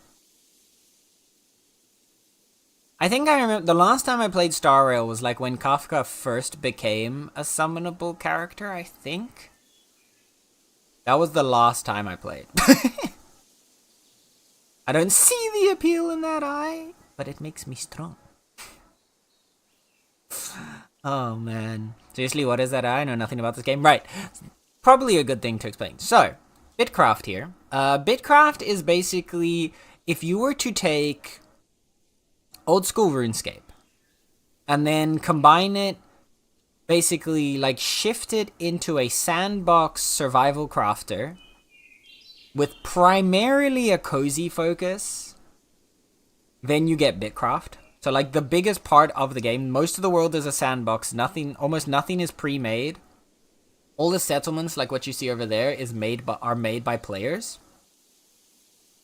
And it's done by all working down a bunch of different professions that the game has here, gathering resources, processing them, using them to build things, using that to improve your skill levels, to use better gear to improve, and like kind of that constant grind to get better and better. This right here, this thing, is a dungeon, which was recently added in the newest update on Thursday. And the dungeons are basically an expansion to the game's combat, which up until now there were some random hostile mobs out in the wilderness, and they would attack you, and you would kill them. With kind of bare bones. Now we've got dungeons that we can go through that allow us to gather supplies, fight different groups of mobs, have an actual boss with mechanics, so there's actually some gameplay around it. And a need to have better gear. And that boss has a bunch of rare drops. Among those drops are unique weapons, like this one that I've got here, and then legendary drops like the Heart of the Sentinel that I got earlier that I gave to Place, which you can use on your character once to give plus 10 max HP, which is this bar, so it's just a permanent stat increase. And then this one, the Eye of the Sentinel, which I believe is more rare than the Heart, is also a consumable, which will give you a permanent increase to your strength, i.e. a permanent increase to your damage dealt. To my knowledge, this thing is also, like, still very rare and very expensive. Like, yeah, there's not a single one. There's not a single one on the market? Yeah, the weapons are on the market. The heart's there. Yeah. So the heart, there's a heart on the market for 350,000. So that's the thing we just gave to Plaus for the plus 10 HP. This one's not even on the market. I think I had seen one on the market before. There's one for 15,000. I think this is a more reasonable price for it. I think the 350,000, that's never gonna sell. I can't imagine someone spending that much money. But I could see someone spending that much money for this, because I'm pretty sure this one's much more rare than that. So, we just got a really nice rare drop, chat. And so now we have a plus 10 strength. There it is. So yeah, this basically means we are now going to be stronger and more capable of dealing damage. And the reason why that dealing damage, especially the reason why this one in particular is so good right now, is because the system that they've put in place for the dungeon is that the drops are based on your damage contribution. So every mob that is in the dungeon has a loot table. And then that loot table basically has tiers to it. So once you do a certain amount of damage, I'm not sure if they based it on like a flat number or a percentage or whatever. Once you do a certain amount of damage, you are then able to roll items in that loot tier and like everything below it as well. And then the more damage you do in total to the boss, the more rolls you basically get. So by being able to do more damage, you're able to then get higher tier items and more rewards. So an item like this that just gives you a flat increase to your damage output is insanely good for grinding dungeons. Actually really sick. And let's hand in a few items because our NPC friend here wants some stuff.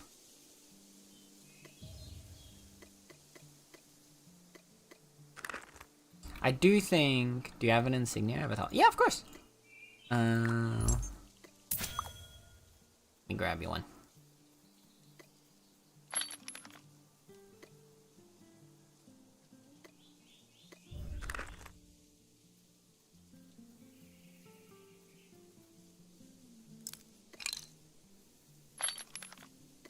Here you go.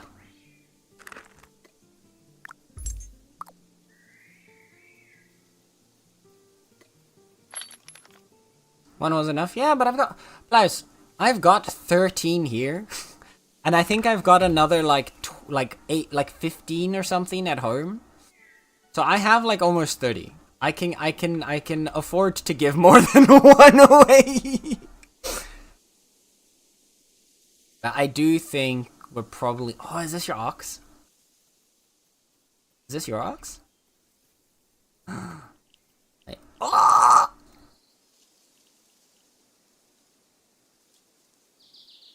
Okay, the animation, like the animation for the rider is fun. The animation for the passenger does not exist. I love that I'm just kind of like clipping through the bag on the back. And just kind of jittering back and forth. Oh. Keep in mind, if you haven't seen this game before, this Bitcraft is currently in early access. It has just like... It's technically, I believe they're technically calling it beta, but I would argue it's not quite at a beta level yet, personally. As you could probably tell by the little bugs there.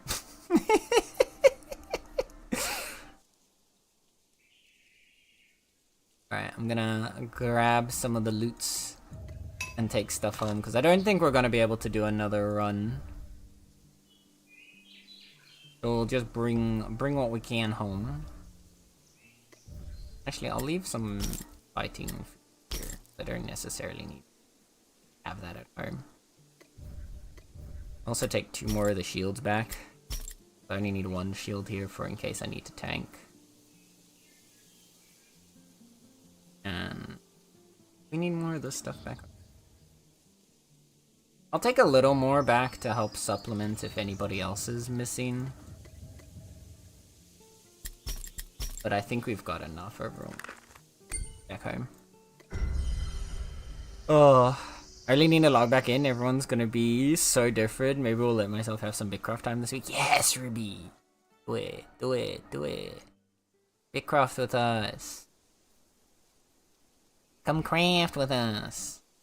Can take you into the dungeons. It'll be so much fun, Jin.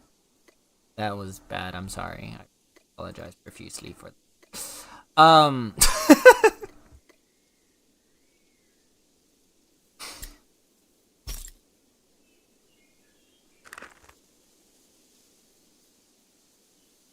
Alright. Let's drop off some stuff over here.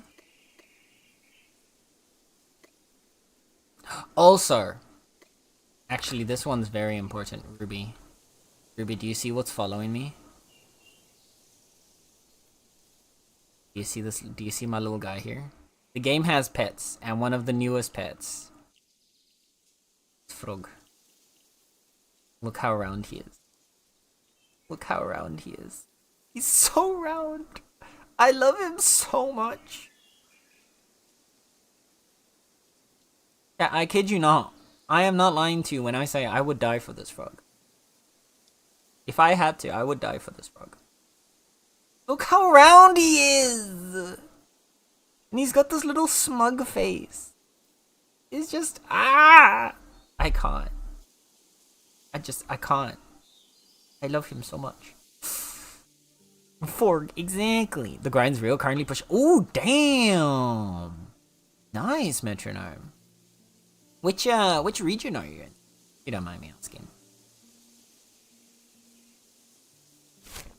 We are in region 4. All the way here on the east side. Just before the border to region 5. Region 9. Ah, so you are very, very far away. You're all the way up. You're all the way up here. Damn, region 9 has so many more empires. It looks like. Nice. Justice League. I never actually noticed this. Goddamn. Y'all have like a much more spread out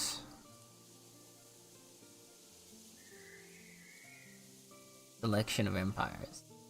I mean, Classus Borealis. Right. Oh, here. That. Oh, the purple one? Is that purple? I'm guessing this is the. No, that's a different color purple. Yeah, this one. Is this all you guys? Sometimes it's really hard to tell where these names belong, but I think it's this big one here, right? Yep. Okay. Perfect. Damn. Yeah, y'all got out the big chunk over there.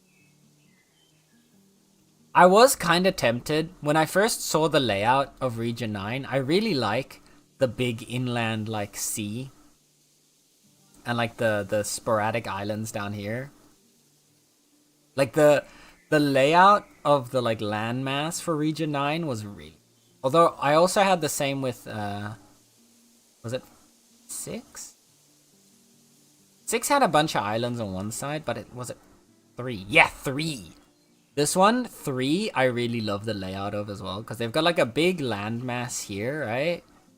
Like a couple big land masses all around, and then in the center, it's an inland sea with like a whole bunch of like islands. I think this is so cool.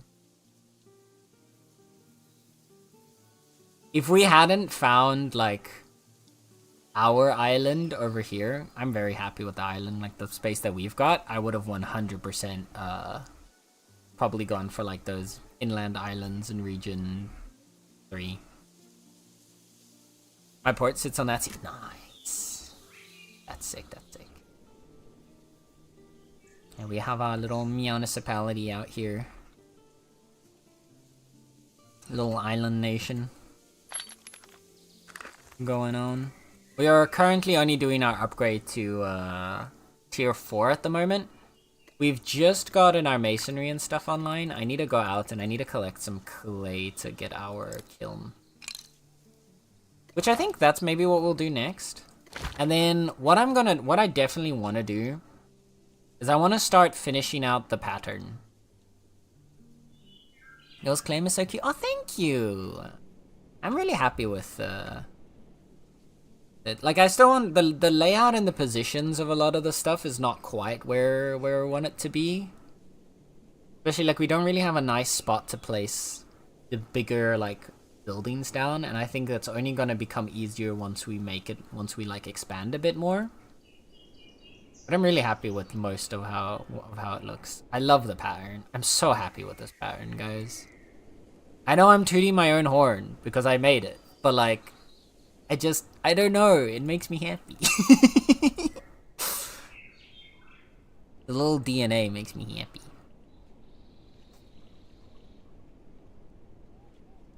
It's looking so good. Thanks, Ruby.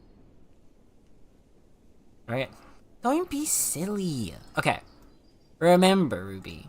First of all, this is a game. It's supposed to be cozy, comfy. We're a tiny little group. We have no expectation. Like, there's no delusion of grandeur here. There's no expectation that we're gonna be, like, on the forefront of, like, claim development. But we're here to be cozy and to have a good time. See, the point that you start playing the game because you feel like you have to, because you have to be there to contribute, is the point that the game is no longer fun. And, like, what's the point then, right? We're doing this to have fun. If you end up playing because you feel like you have to play, and you don't have fun playing, then that kind of ruins the whole point of the game, doesn't it? So don't worry. Just play when you have time and you feel like it. And when you're busy, you're busy.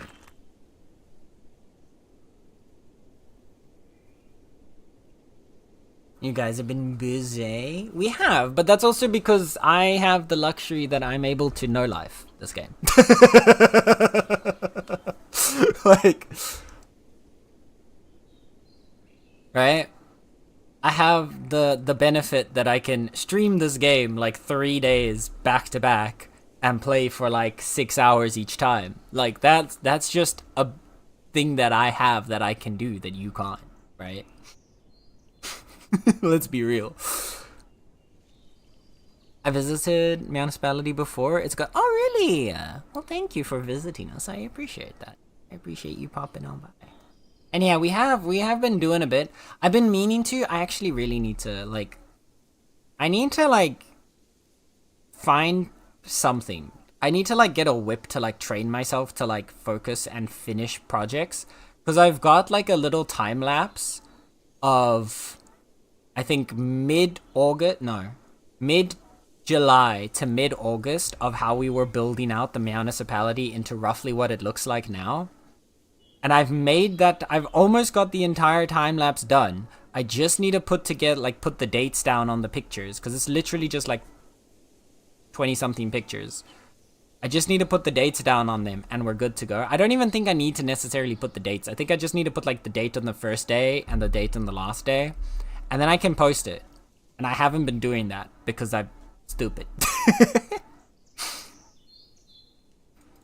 I need to kick my ass into gear and just get that done.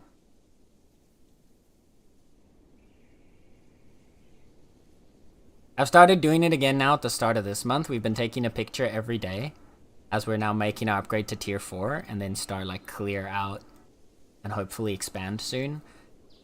The main thing that's stopping us from expanding right now is just we don't yet have a tier 6 forester. I need to get like 8 more levels in forestry, and I think Plouse is also around level 50 right now.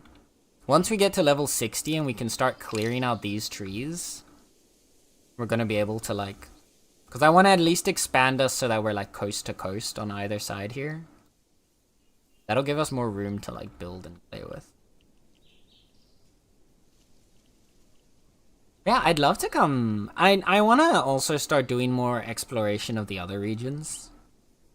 So I'd love to, at some point, come to Region 9 and see your little port. I say little, I have no idea if it's little.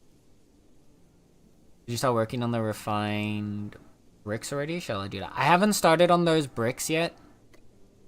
I do know there's a bunch of unfired sturdy bricks in here. Also, there are, in this chest, actually, wait, please, wait. I do have, there is the refined bricks in here, if you hadn't, I don't know if you, I think you already grabbed one. Because I think there were 3 in here. Not 1. Did you already grab 2? But yeah, I did put them back in here, the ones that I got from deconstructing. Oh, we are gonna get one more from the masonry station once I can deconstruct that one, but there's currently a project in there, so I can't deconstruct it, because otherwise we're gonna lose stuff. I didn't grab any? Oh, okay, maybe there wasn't any one. Maybe I'm mixing up the numbers of these 2. But yeah, if you wanna start on those, I think what I'll do next is I'm gonna go up north. Because up here somewhere is the swamp and the rock garden, and that's where we need to get our clay from.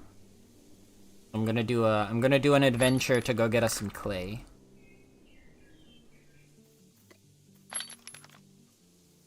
Okay, I forget to do stuff a lot. Yeah, it's annoying because like I know there's like I shouldn't be hard on myself for it because I know that I'm not the only person that does that. Plenty of people do that all the time, myself included. And when like my friends do that and then they get a little miffed with themselves, then I'm always the first one to be like, no, don't you dare, right? But at the same time, I've been working on that little like I put it together. I did almost all of it in one night. Put the entire like time lapse together in maybe like 2 or 3 hours. And then like I'm like 3 steps away from finishing it, and then I just don't finish. I'm so bad with that with so many things. For some reason, I'm always like, it's almost done. Now I'm not gonna work on it anymore. I don't know why.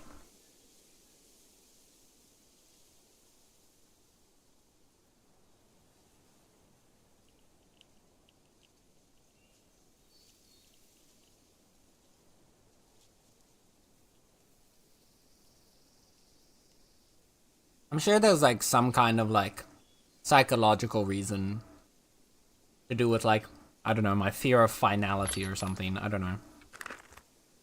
But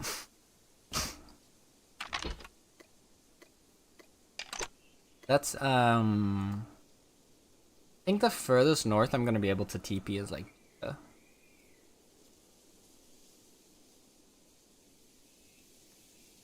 well, we can't even go to mountain. No, I'll go to Jita just to conserve TP energy. I've been using so much teleport energy since Friday, since we started doing the dungeon. I keep teleporting back and forth. It's bad. Exploration, yeah. We're gonna go on an adventure, chat. Are you ready? Are y'all ready for an adventure? I've got combat gear ready, because chances are we are going into the northern rock gardens, which on my mining adventures up there, it has always ended in hordes of drones trying to like maul me. So I'm just gonna be ready to fight. Although I could take leather. You know what? I'll grab my leather stuff as well.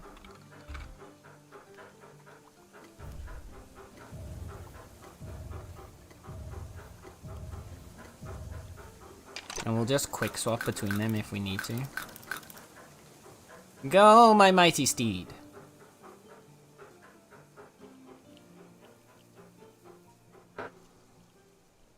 To the north. You must find the lost sword. They done. They changed their road. used to always be a nice road. Oh, are they like planning an expansion on this side or something? What's happening? It looks like it because they've got the road over here.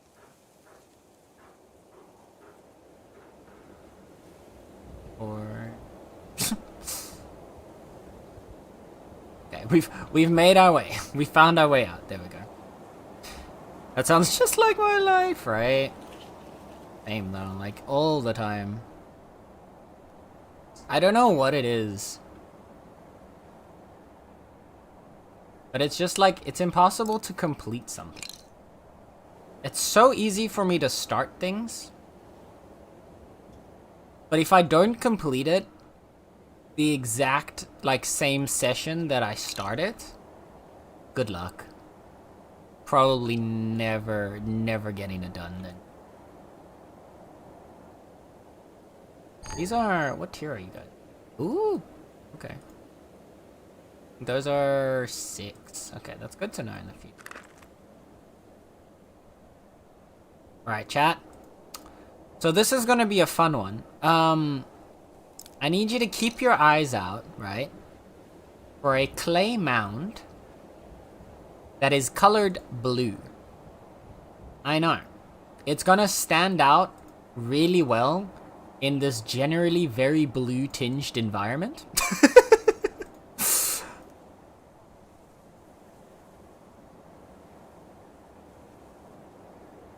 See, it'll look something like these. No, wait, these are sand miles. Never mind. Won't look like that. It'll look sort of like that, but a bit more lumpy.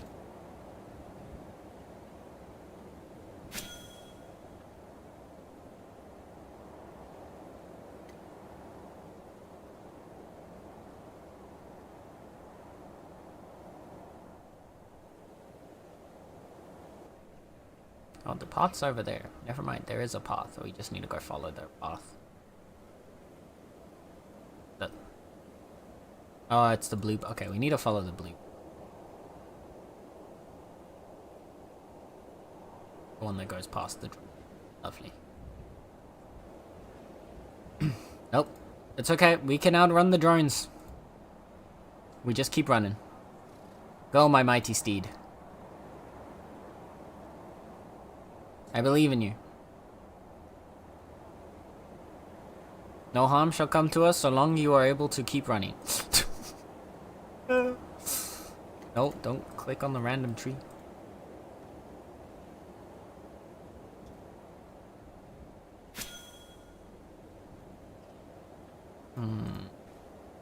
How did he hit me? Excuse you, Mr. Drone. I disagree.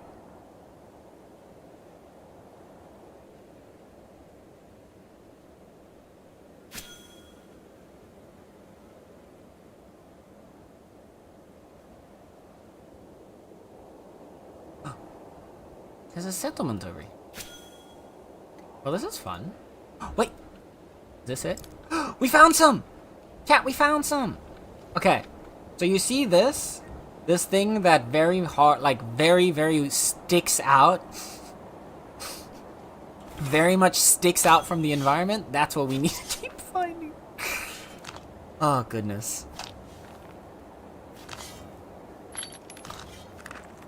But yeah, now we can unlock the search, the tracking feature, so that'll make it a lot easier.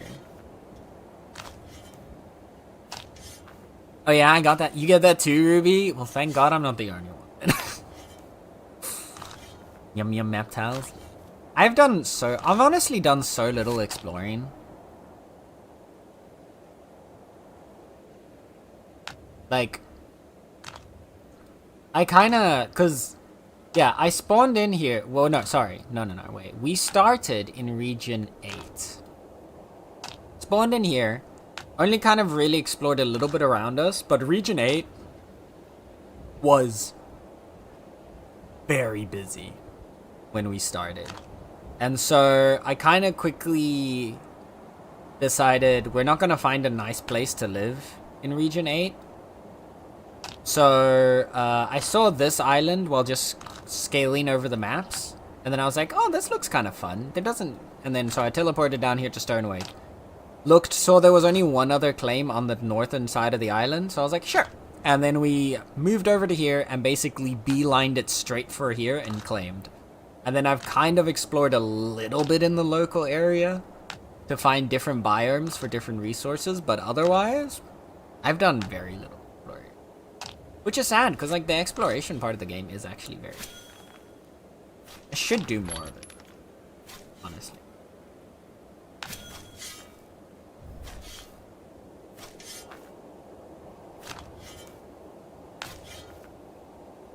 Oh, okay, we got an ad break coming up, chat. So, you know what that means. During the ad break, I don't know if you're going to have a full 3-minute ad, you're going to have a 5-second ad, you're not going to have any ads if you aren't subscribed. So, I'm going to wait to respond to anybody that isn't subscribed until after the ad break passes. Just to make sure that you can hear me. Take your chance now then to, you know, do a quick little stretch. Maybe drink some water. Go give a pet some cuddles. Or maybe even a loved one. And I'll see you on the other side of the ad break. I have a goat, yeah. He's so cute. I love the goat. I haven't given the goat a name yet. Oh, sorry, the deer. He's a deer. This one's the rideable deer. I just straight up skipped the rideable goat. Because the deer is just faster.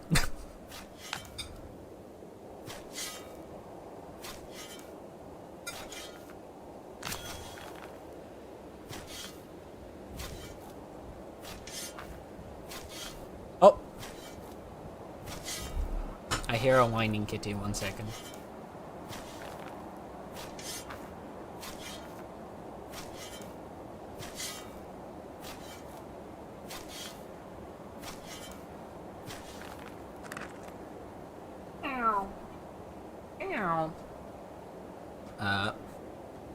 What's happening? Ikra? Oh no. Oh no.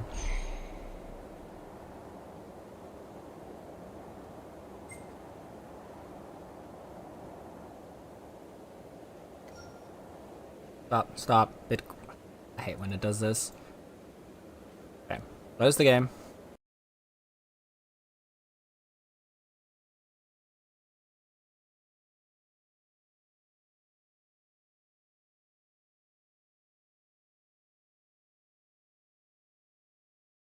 I think it's just Nala's presence kind of overwhelmed the game for a moment there. There we go. It's the walker from prison. It does kind of look like the walker, doesn't it?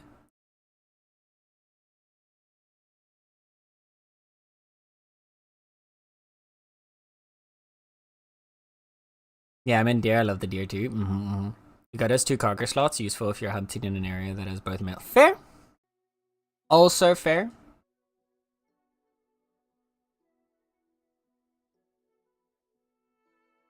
I've mostly, like with hunting though, because I'm usually hunting in quantities that are much higher than what the goat or deer can carry. Because I normally just park my cart in between a group and then hunt them all towards the cart and just use like WASD to like corral them in or like herd them into the right spot before they die. So I can just slot them all straight into my wagon. My little wagon.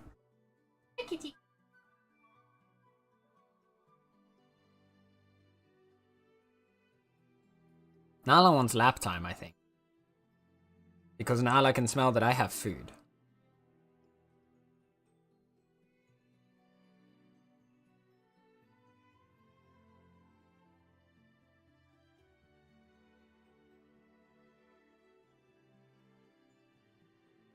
Now the thing is... Okay.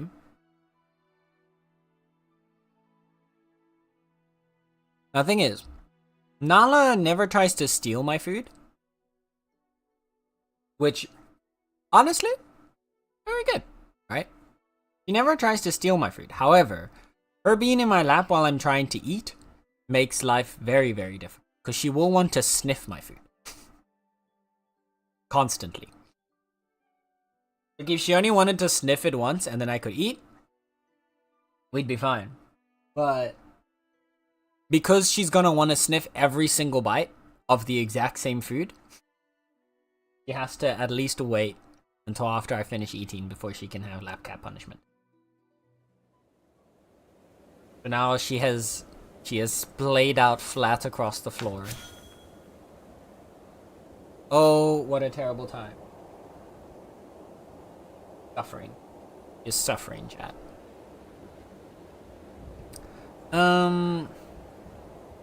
Cat nose curiosity, exactly. What's happening? Okay.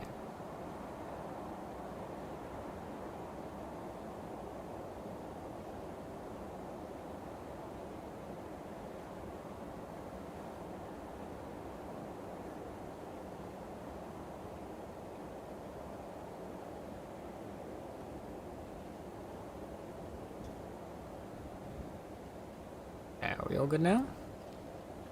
Yeah. Alright. Got another claim, maybe.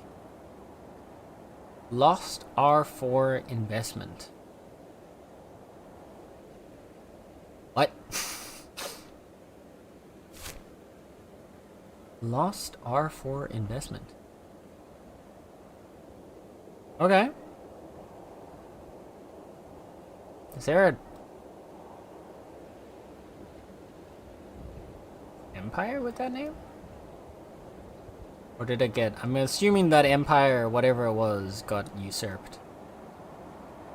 It was a whole thing? Oh. I see.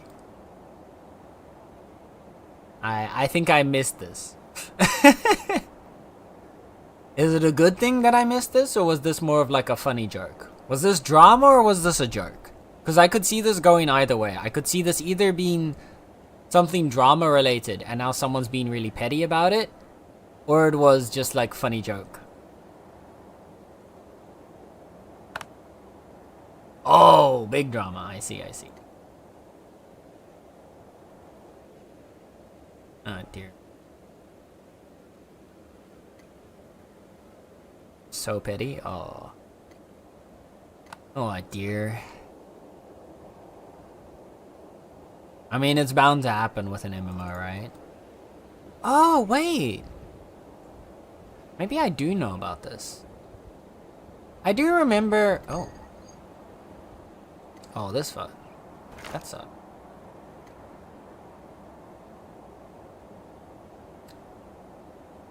I think I do know. I think I recognize it.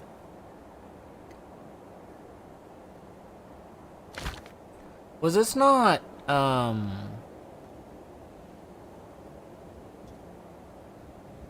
someone like I remember someone setting up a mining town, then apparently someone else being like an asshole to them, and then eventually, or like some other people being an asshole to them, and then that person completely quitted the game.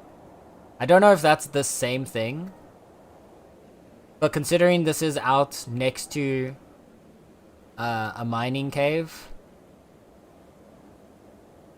like I feel like there's a decent chance that those are the same situation. Yeah, we'll let the past be the past. No need to dig up people's drama.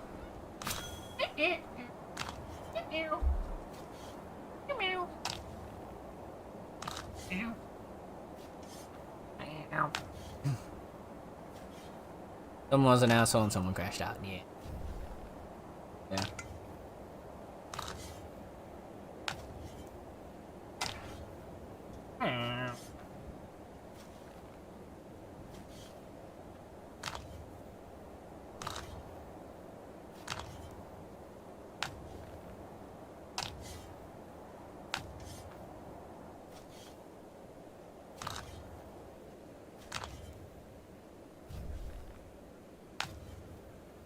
Yes, kitty.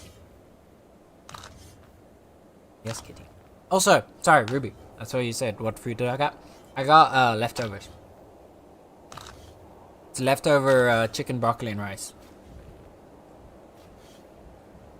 Tasty.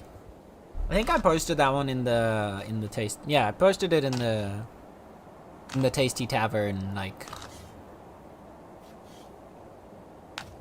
earlier in the week. Tuesday? Maybe?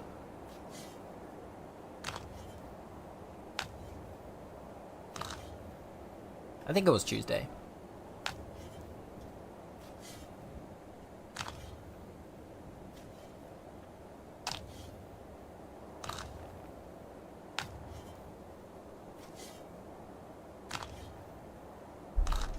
Okay. Fun. Why are you so angry? Here you go. Oh, come on.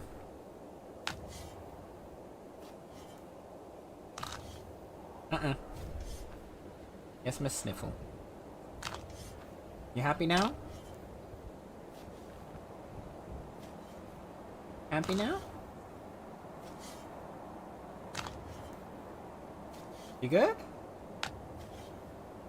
Nala, you are pressing into my thigh with all of you. Now, you don't weigh a lot.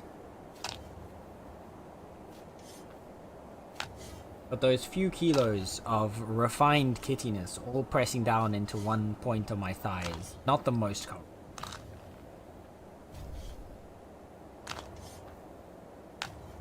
And now she's lying down. Needed to sniff the entirety of the bowl before she was happy.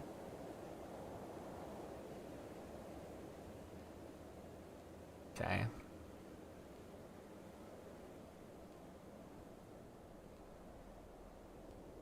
Because they're gonna keep pointing me towards the one that's over there. I don't want you to point me towards one that I can't gather, because it's in a claim. Kitty be silly? Yeah.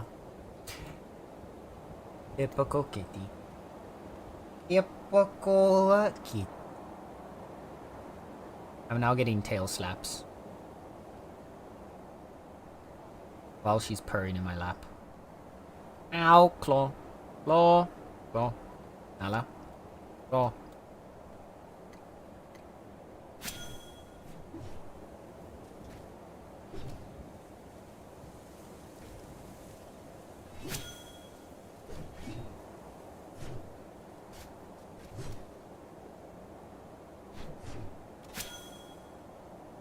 Okay.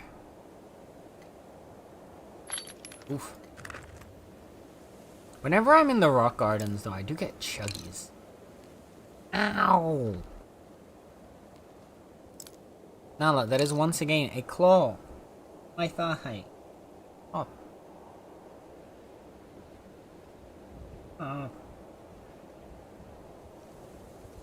She's like trying to like knead my thigh. She's making biscuits on my thigh. But she has sharp. I'm getting acupuncture biscuits.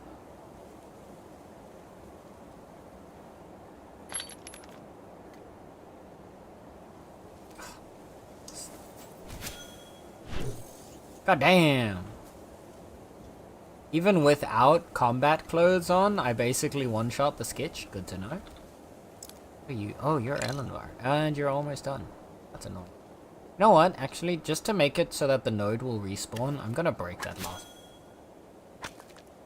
There you go. Because otherwise the node's not gonna respawn. It's just kind of fucked.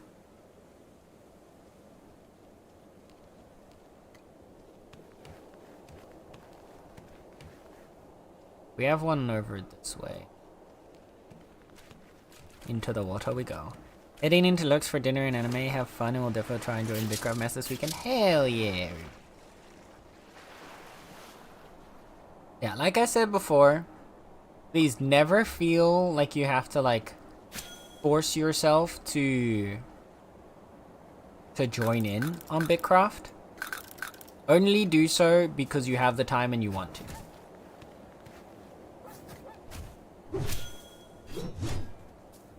Like.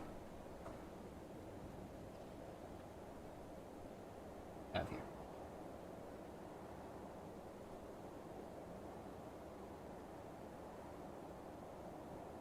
Got some mud on your foot. You slap me with that tail. Little Miss Nala. We have a jackal den. That I can just deconstruct for free because no one can get to it. Or because the jackals can't get to me. She is purring so aggressively while she's whacking her tail left and right. This cat.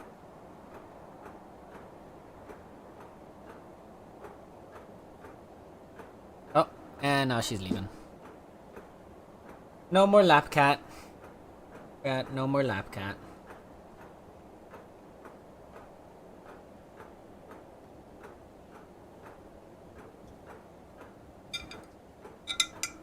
Ah!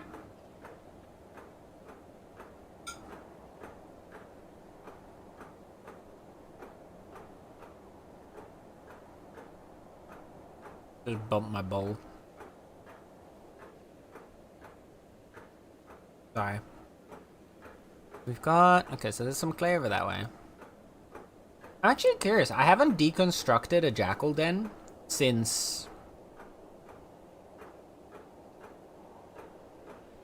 Since I think Alpha 3. So I wonder what the loot's like now.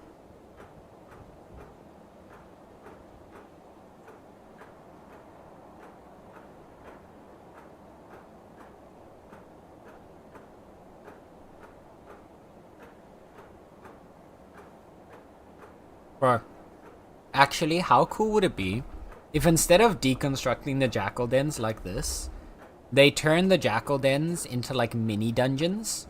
So not like a big one like the main dungeons are, right?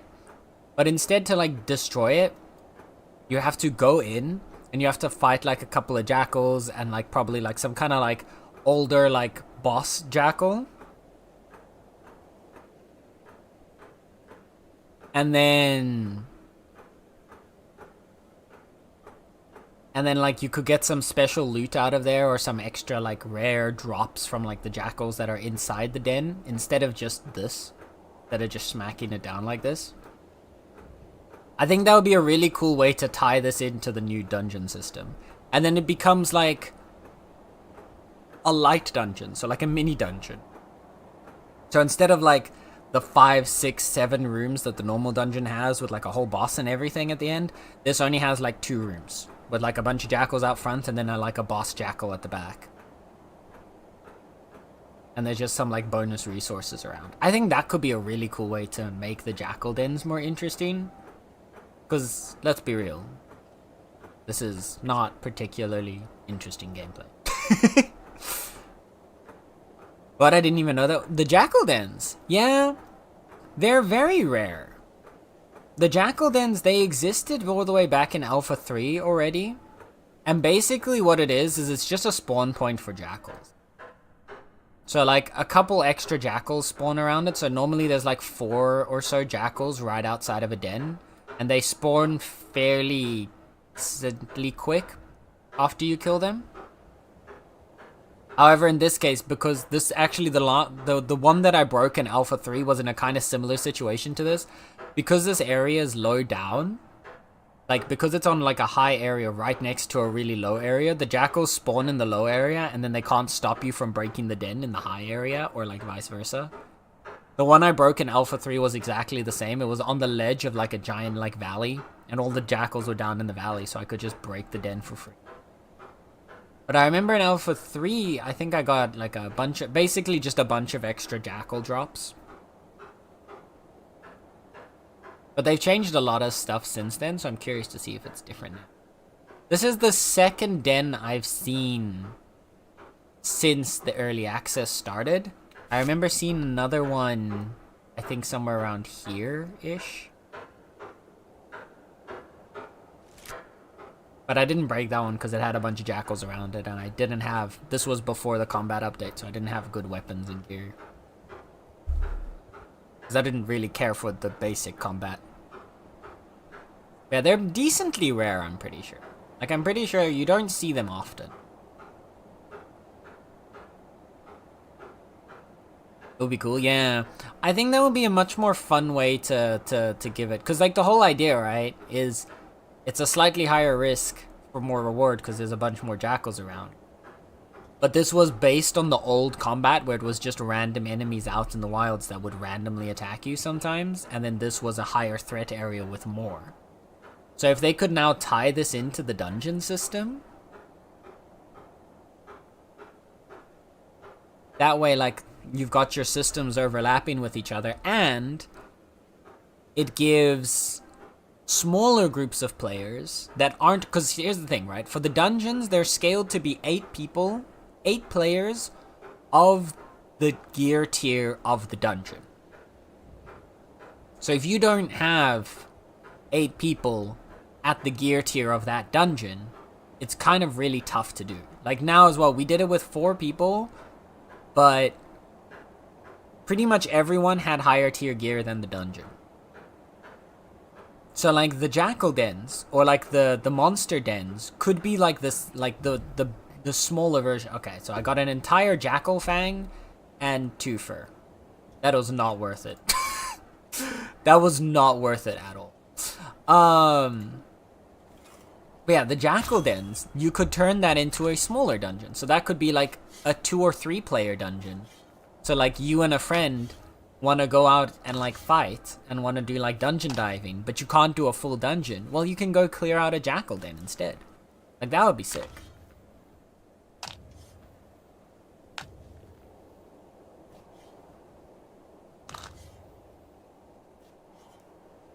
Well, yeah, that was definitely a reward of all time.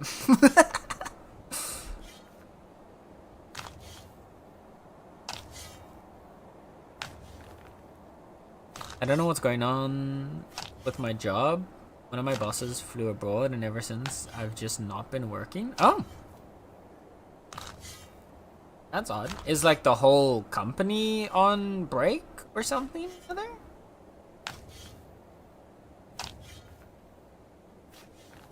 Feels weird. No, just you? Are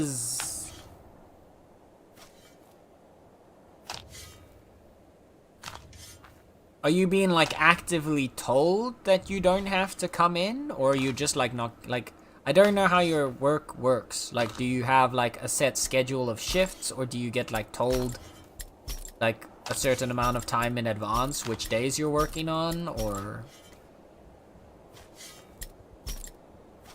Because that does sound dodgy.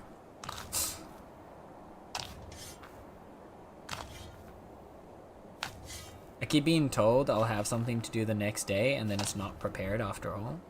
Yeah, but that doesn't mean you don't go in. If you have... Okay. What does your contract say, Ned? If your contract says that you're working X amount of days, then it doesn't matter whether or not they have work for you. You are working X amount of days. If they don't have anything for you, well, congratulations, you get to sit there and twiddle your thumbs on company time. But you still have to get your hours and your pay. Now, if you have a 0 hours contract, which a lot of companies love doing, that's a different story, because then you don't have a set amount of hours that you need to get, and it's only based on whenever they have work for you. Which it sounds like, I'm guessing, this would be? If that's their excuse for you not having anything to do. But that's the thing, I'm told to stay at home when there's nothing. Yes, no, but Ned, that's not what I'm saying. It depends on what's in your contract, Ned. Like, if you have a 0 hours contract, so you have 0 scheduled required hours for work, then they can tell you to stay home when there's nothing for you to do, because they don't have an obligation to give you a certain amount of work hours. If you have a insert amount of hours here contract, so anything more than 0, then it's a different situation, because that means that you have a set amount of hours per week that you have to work, regardless of whether or not they have work for you. And you need to know which one of those two you have, because that's going to decide how you can react from this point forward.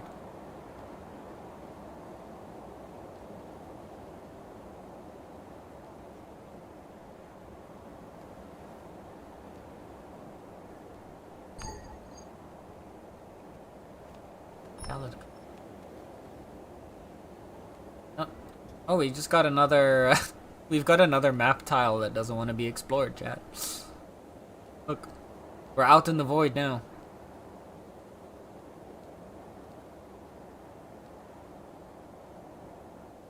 Huh? Oh!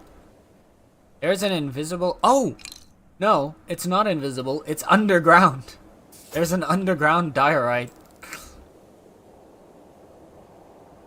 That's spawned in there, Lamau. Can't see, chat's in the way. It's right here. In the middle. Oh, you meant the void. Yeah, never mind. There you go. Look. We're out here in the void. There's nothing to see here. Oh. Oh god, no. I at least go back here and get this tile? Okay. Yeah, there's a little bug that happens every now and then when you're out exploring where the map tile just won't load. Re-entering the tile doesn't work? Nope.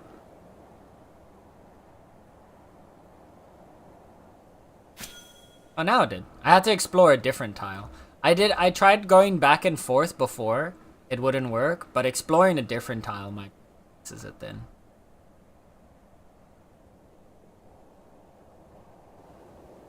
The game needs to remember how the exploring works by seeing a different tile get explored, and then it's like, ah yes, this is what you... Rip Skitch. Goddamn. El Bozo right there.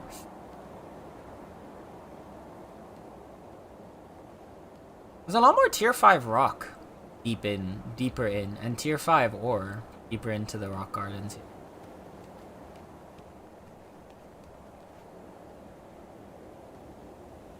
It's good to know for in the future. I mean, that being said, unless there's a town nearby, we're not going to be able to process it and bring it back home anyway. I mean, actually, no, there's the ocean is over there. Like, we could go to the waterfront. Tier 4 ores as well. Oh.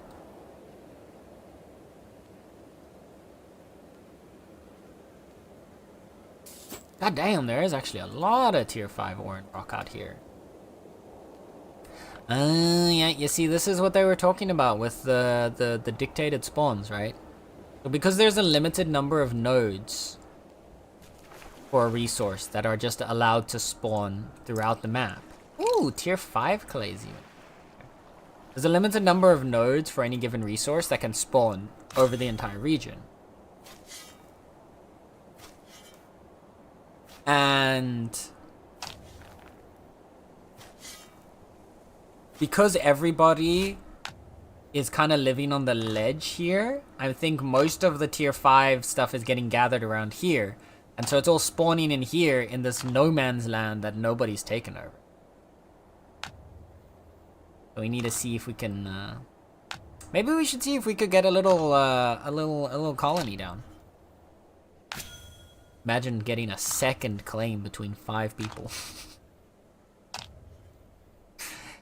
Printer for pens and photos and lighters or a shindig. They don't need me to work on the transaction. They didn't get the chances to prepare the glass wipes yet. No, I understand, Nether. And no, you're completely fine with venting. But if you want to find a solution to your problem, you need to go and look at your contract. Because you can't go further without knowing what you're able to, like, deal with. The most important thing whenever you're dealing with a workspace issue, between whether it's between you and your boss or you and a manager or just like you and the workspace, is you need to know what's in your contract. I mean, ideally, you need to know what's in your contract before you sign it, but if you don't know what's in your contract, you can't fight, basically.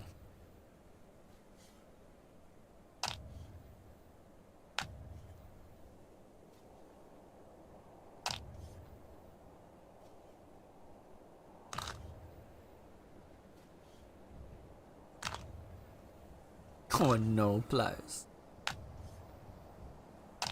Guess I'll lay here for a while. Oh, there you go. Much better, much better.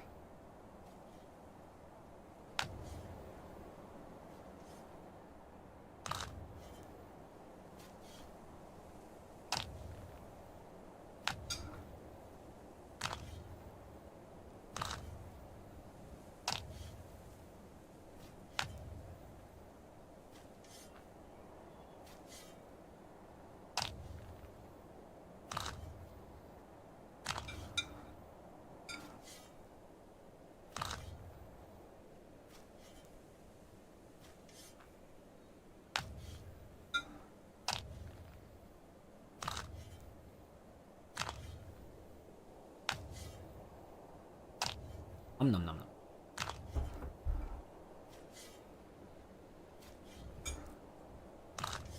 Get a little more clay in here.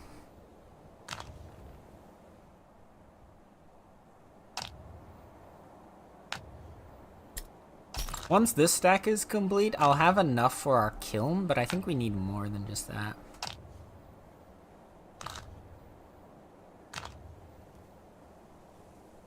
But yeah, we need the kiln before we can go further, because most of the other stuff is gonna need bricks. Look at that. Actually, the tanning tub doesn't. I guess technically we could do tanning tub. What's the hunting station? Hunting station needs... Oh, yeah. Smithing station, hunting station...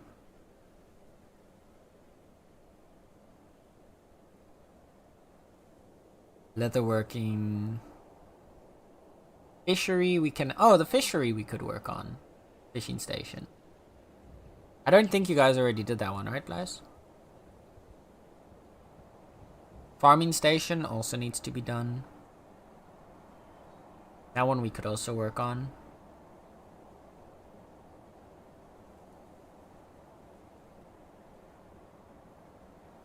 Yeah, what I kind of want to do is get more of the higher tier stations set up this time around. We need to expand for that, so... But I can at least start doing some gathering. Eras. Hi, kitty.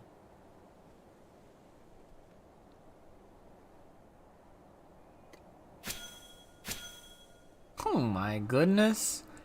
I just realized I'm not even using like the heavy attack to one-shot them. I'm just one-shotting them with the basic attack. Yep. How much health does a Skitch have? Not a lot, apparently.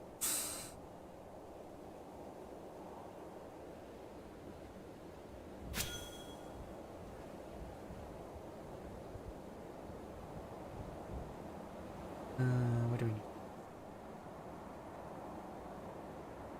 We're in the distance that way, so let's go up. We're going up. There a cutie station? Well, you tell me, Nether. You're the host of the cutie station.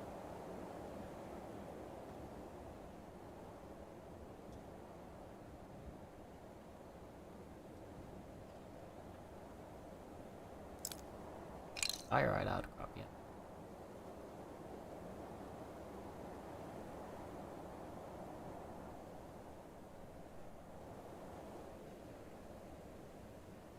Hop. Love that little hop down.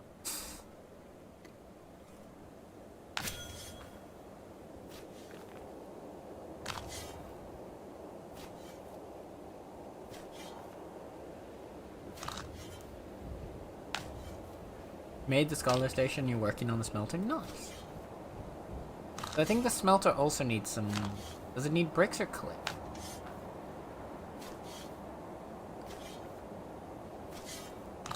Oh, I can't even see the smelter yet. But yeah, it needs brick. Why can't I see the smelter yet? Oh, probably because I haven't held the bricks yet.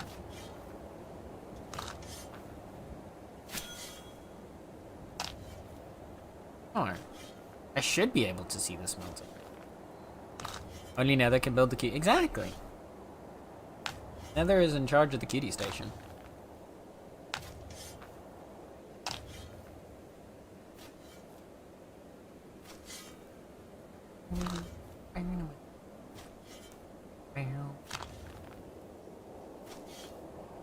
Yeah, I assumed it would be the same as the tier 3 smelter. But then just tier 4 and tier 3 materials instead of tier 3 and tier 2. But yeah. We need to get them stones. But yeah, we need a lot more clay in order to make all of this stuff because we need to make the bricks.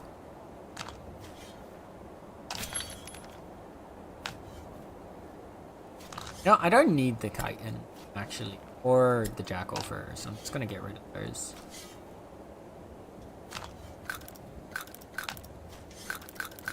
And we'll swap to our gathering gear.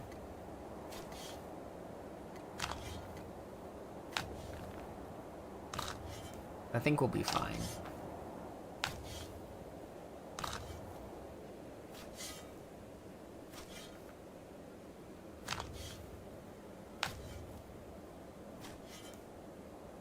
Sometimes build menu is still a little buggy, yeah. They have very specific requirements for how to unlock certain recipes for buildings. So depending on whether or not you've held the specific component that they've tied the recipe to, you do or do not see the recipe. So I'm assuming what they've probably done is they've tied the smelter to the tier 3 refined ingot, which I haven't held one of yet. Because I haven't had a refined Emarium ingot in my hands yet. I probably haven't been able to see it yet. That would be my assumption. Because if it was the brick slabs, then you wouldn't be able to see it yet either, and it would be really weird for them to tie it to that.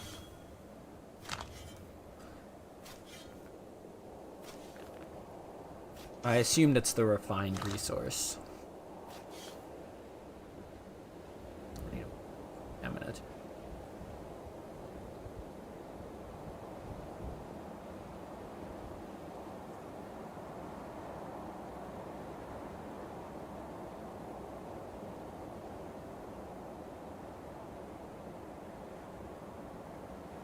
Planks?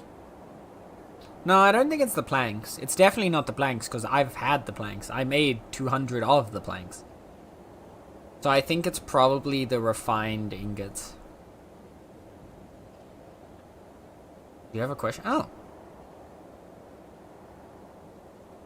Do you... Wait. But you have the recipe for it?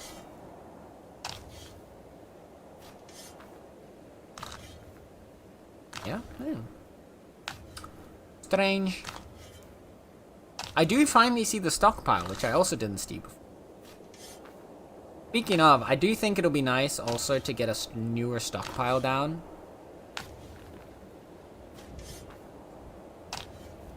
Probably plop down one of these as well afterwards. Not straight away, but probably be good to upgrade. We could probably keep the tier 3 stockpile as well and have 2 separate stockpiles because they are starting to get very full now, putting it all in one. And then we could dedicate the one to certain things, the other to something else.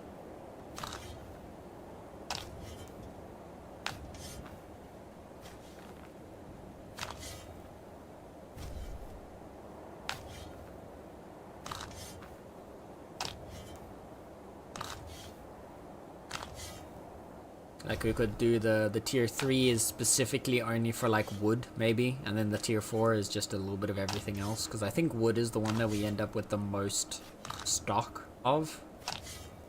The ores and stones tend to be broken down straight away. animals also don't really tend to be built, like, collected up that much.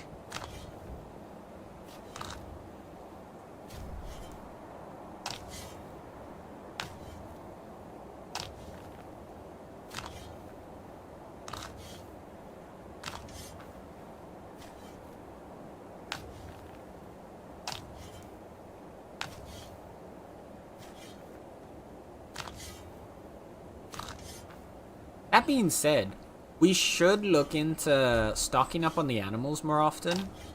Like, as long as someone's online, like, maybe just try and, like, kill a few of the animals that are close to the claim. I've been trying to do that whenever I'm online near the claim. So we can stock up on a bunch of animals to then turn into leather. Because leather is getting expensive. Like, leather is gonna be, like, such a good moneymaker right now. Because, like, if we look at what's it, sturdy leather, right?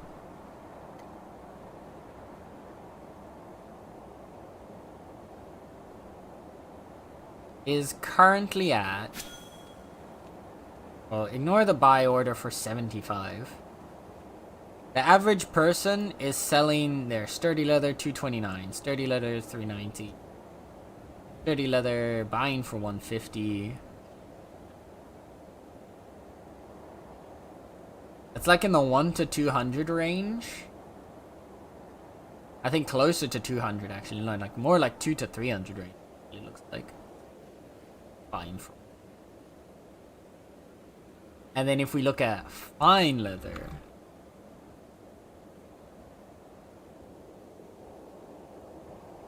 I mean, there's barely any, but they're 500, 500, 450, 400. So yeah, there's an easy, like, 4 to 500 per fine leather we can make.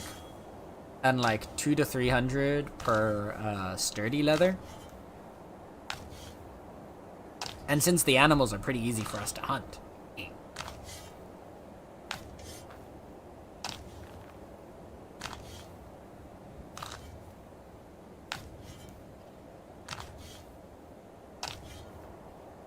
Not often see beauty in the thing. No.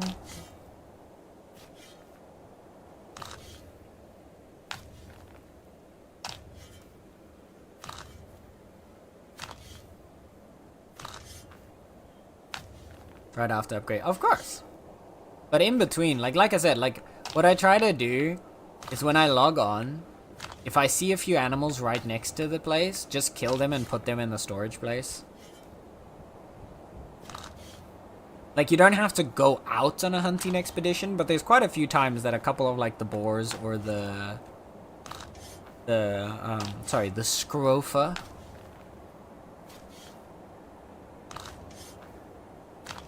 like walk into town.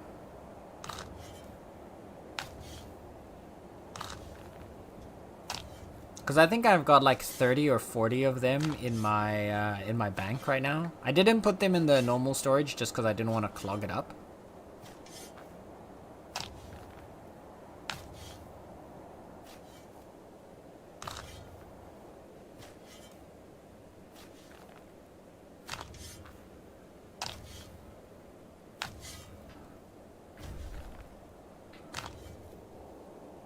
Alright, I was playing with this of sticky notes. I didn't realize the microphone was catching that.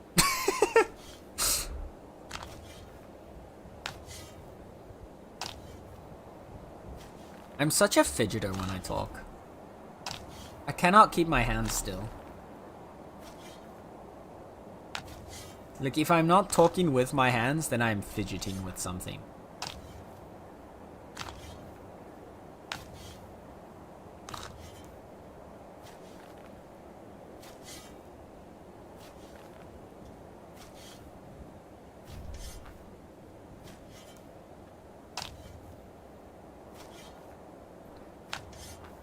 We are an 850 clay almost. There you go, 850 clay, get.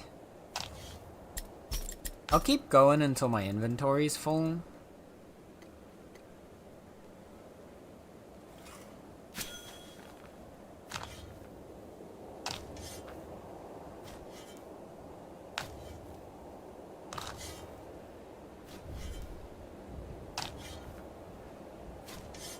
Same, I even brought 2 fidget rings, so I always have something to subtly fidget with. Fidget rings?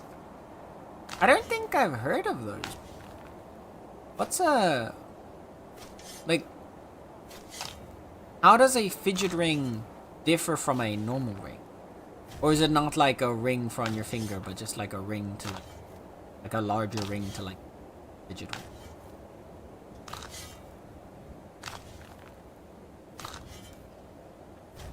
I'm curious. I don't think I've heard of these. Ring which can spin and still, I suppose. They're rings, but they have like a chain in the middle that you can... ah! It's a ring with a band that sits inside the band that turns. Oh, okay. Damn, am I the only person that has never heard of these before? Oh. Egg on my face, I guess. Hi, Yeroon! Hi, Yeroon. How's it going? How are you doing this fine Sunday evening?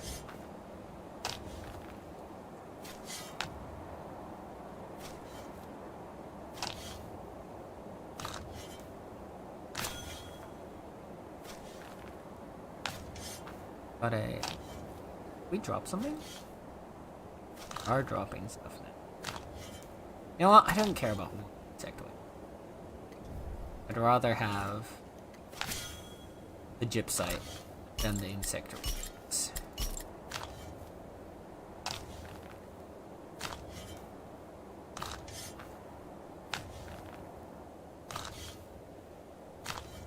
Although what I can do... do we have anywhere nearby that I'd be able to pack these in? We've got... we're near to the water. What I could do is I could run down this way, put down a boat, hop everything in the boat, and then go back up and collect some more. Right? I need to go south. I think that'll be the best bet. Oh wait, I think... oh, for a second that I recognized the terrain, but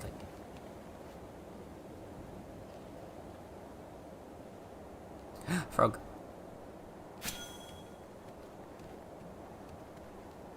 Thank you for the posture check, metronome. Right, chat. Make sure you're not slouching. There ain't no shrimping in this house. All right. Straighten out those backs. You too, Plaus. I see you.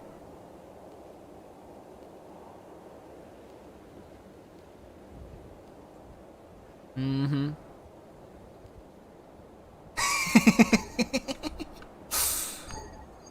No stamina.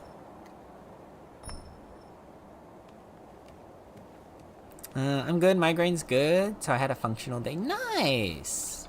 Migraine's good. Migraine's gone. Words are hard to read, right? I'm not the only one that thinks that. That's just like a universal fact. Words are hard to read. Yeah. No one's gonna like stab me in the back here and be like, oh, I can read words just fine. You're just a weird, right? No one would do that. You'll have my back on that, right?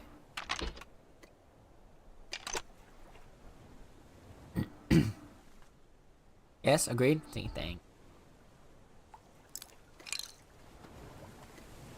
Pop you in there, and you in there. Oh, and we got so much more inventories.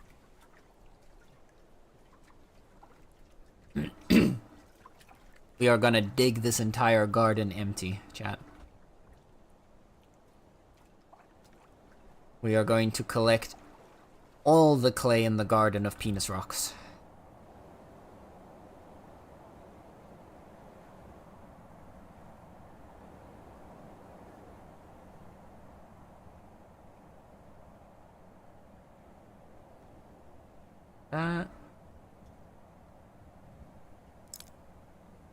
Oh, that's tier 4 sand.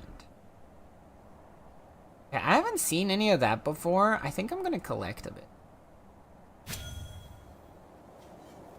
Just so we have that, because I don't think I've seen that before.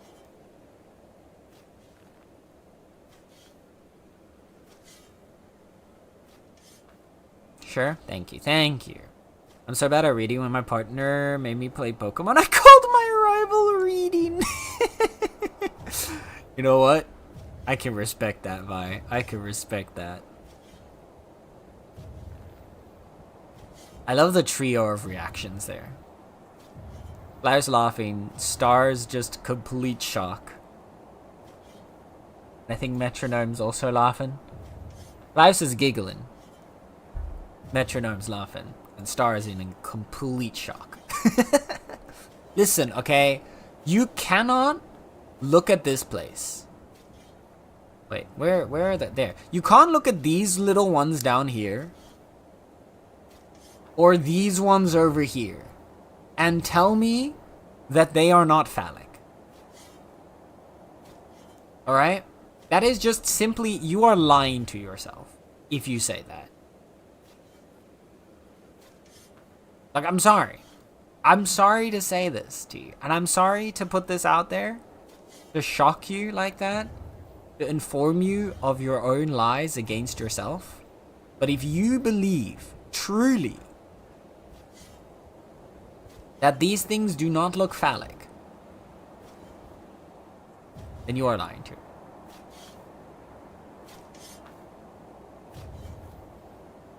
Reminds me of clay taking... Yeah, clay taking the shape of a penis.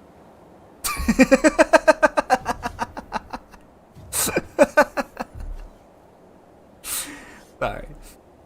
Can I borrow your rare hoe? Any day.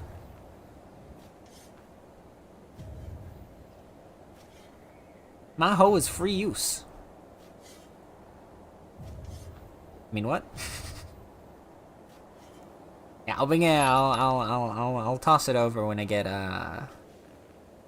back. It's gonna be a bit before I get back though. I wanna fully stock up so we don't have to run out here for a bit again.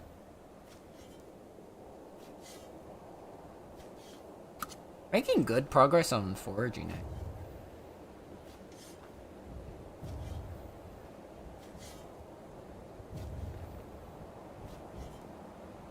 I have a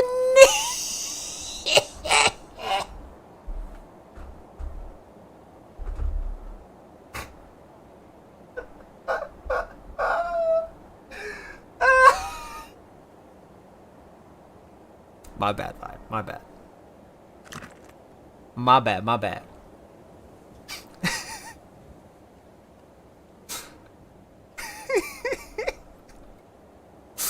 I did not expect that one. I'm not gonna lie. You caught me off guard with that one. Well played, Vi.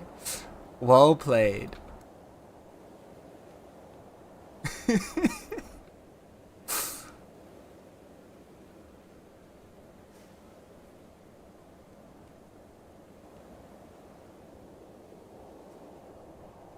Oh dear.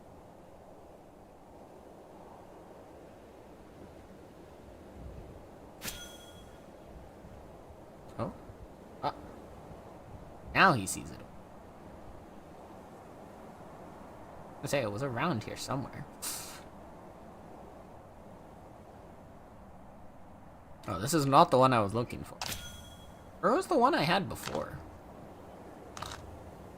Well, I'm sorry to whoever goes out in the rock gardens of Region 4 and comes across like an almost depleted node of clay. Of tier 4 clay specifically. He's used to it by now, no worries. Yeah, I get broken all the time. That's fine. It's really more of a question of when, not so much if.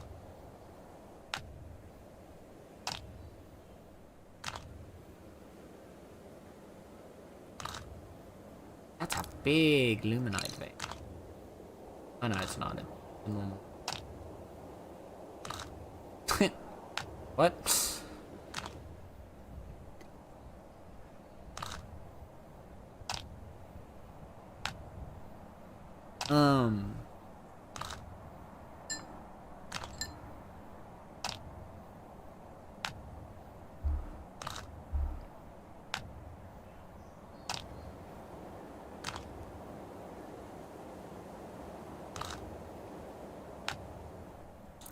Would you guys choose, if you had to choose a biome, of the ones that you've seen so far? So you've seen, actually, you've only seen 2 biomes. I was going to say, for the people that have never played. But for just anyone who's watched and or played Bitcraft, would you live in this biome?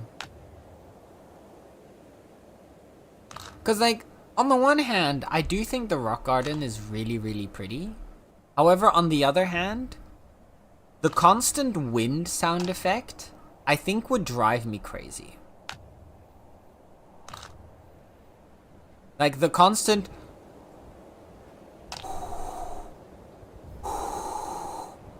would, like, actually, like, send me just beyond. The garden with the questionably shaped rocks? Yeah, exactly. The wind sound is at... No, no, no. No, not like this. Look. The wind sound... This wind sound is specific to the rock garden. It doesn't matter how in or out you are. It's because the rock garden is very elevated. We're up in the mountains, right? So there's... Like, the wind makes sense, logically, because we're up in the mountains.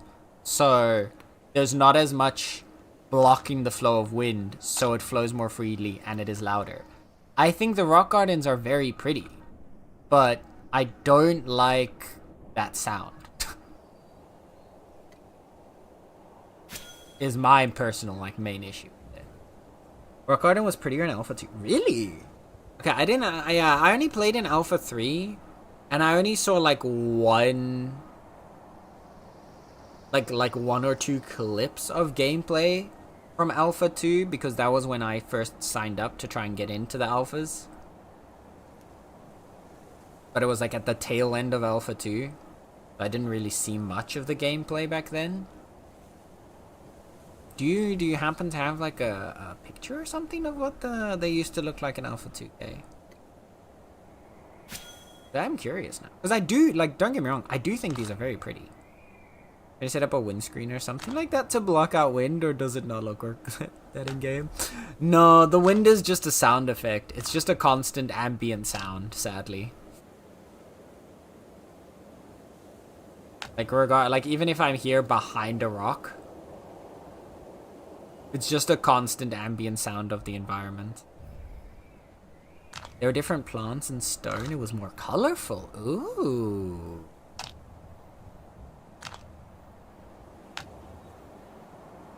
Interesting. So like the rocks are all like different colors and stuff. But were they then also different tiers still, or were they all the same tier but they just looked like different colors? Because like if that's the case, I can understand them like making it more uniform because of the colors being so heavily associated with specific tiers now.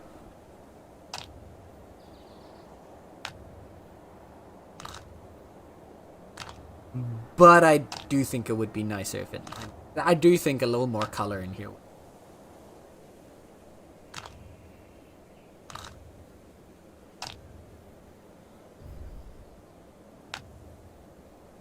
They fiddle around with what tier resources are in which biome. The tier colors were different. Yeah, okay. Yeah.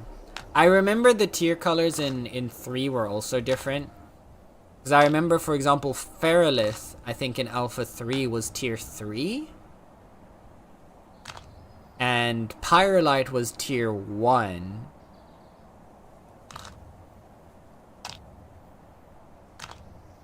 I think Teal was... I can't remember what, like, thing... Yeah, because Orange was tier 1. Like, the blackish gray of Feralith was tier 3. I can't remember what was tier 2. So... Or was Feralith tier 2? I don't remember. I remember Teal was tier 4. Because I remember Gon specifically bringing tier 4 stuff around. To help us get like the pretty teal tiles when we were decorating the Meownicipality of Alpha 3. Yeah, that's why some of the icon color. Yeah. I remember the the Alpha 3 tiers. I don't know how much of the tier colors were different between Alpha 2 and Alpha 3.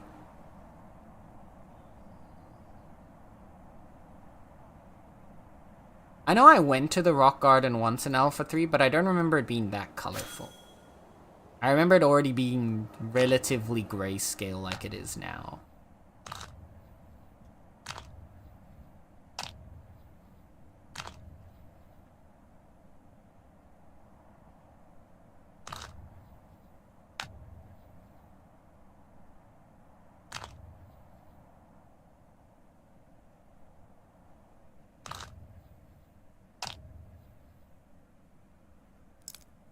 Yeah, it would be cool if like the tier 4 Sterns here had a little bit more blue to them, I think.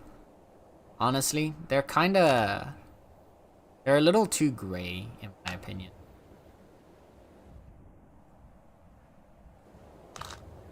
And the same, like, I love the tier 5, the Diorites and the Luminites, like the tier 5 Ore and Stern, because they're very, like, the color is very vibrant and they're very stand out. I'm not such a big fan of the tier 4 Stern and the tier 4 Ore, because there the color is so muted, right? Like the tier 4 Ores, we saw them earlier. I don't think there's one near us right now. But they're like mostly just brown with like a little vein of blue on them. Whereas this sticks out and looks beautiful. I think maybe if those two, if that, like, the tier 4 stuff was a little bit more vibrantly blue, I'd already enjoy the biome a little more.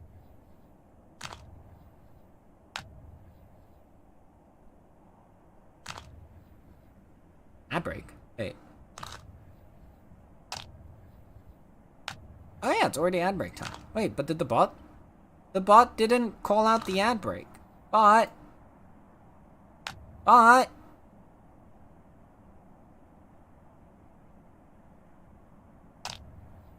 Pit, what are you doing? I think Pit's sleeping on the job, chat.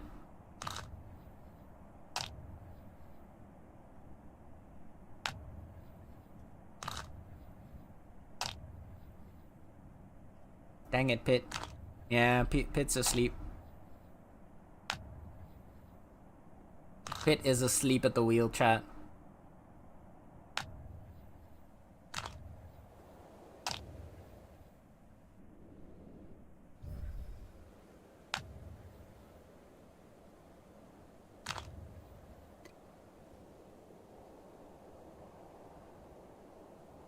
There it is. Yeah, like over there. I don't mind it, but I would like if it was a bit more. Like when you compare that, let me run. Oh, here's one. So like, I don't hate this, right? I don't hate how this looks. But when you compare this with the tiny bits of, like, basically it looks like just a little bit of blue paint was accidentally spilled on top of some brown rocks. And you compare that to, like, this vibrant purple, like, outcrop over here.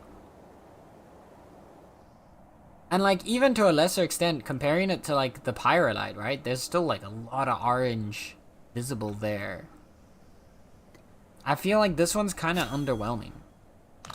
I would much prefer if, like, it was, like, twice as much blue to it, and it was a nice, vibrant, metallic blue.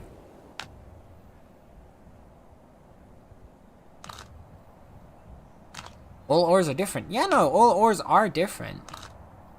But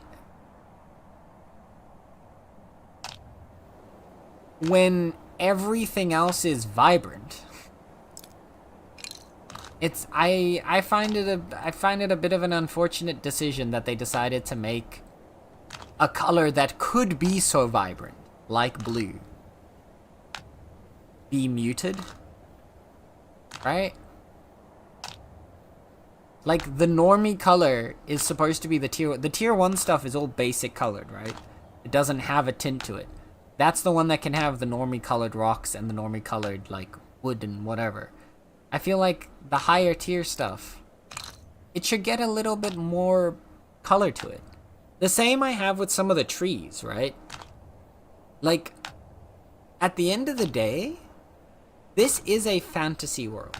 It's not a high fantasy. They've been very clear that they don't want to go high fantasy, right? They don't want to have, like, magic and wizards and stuff like that.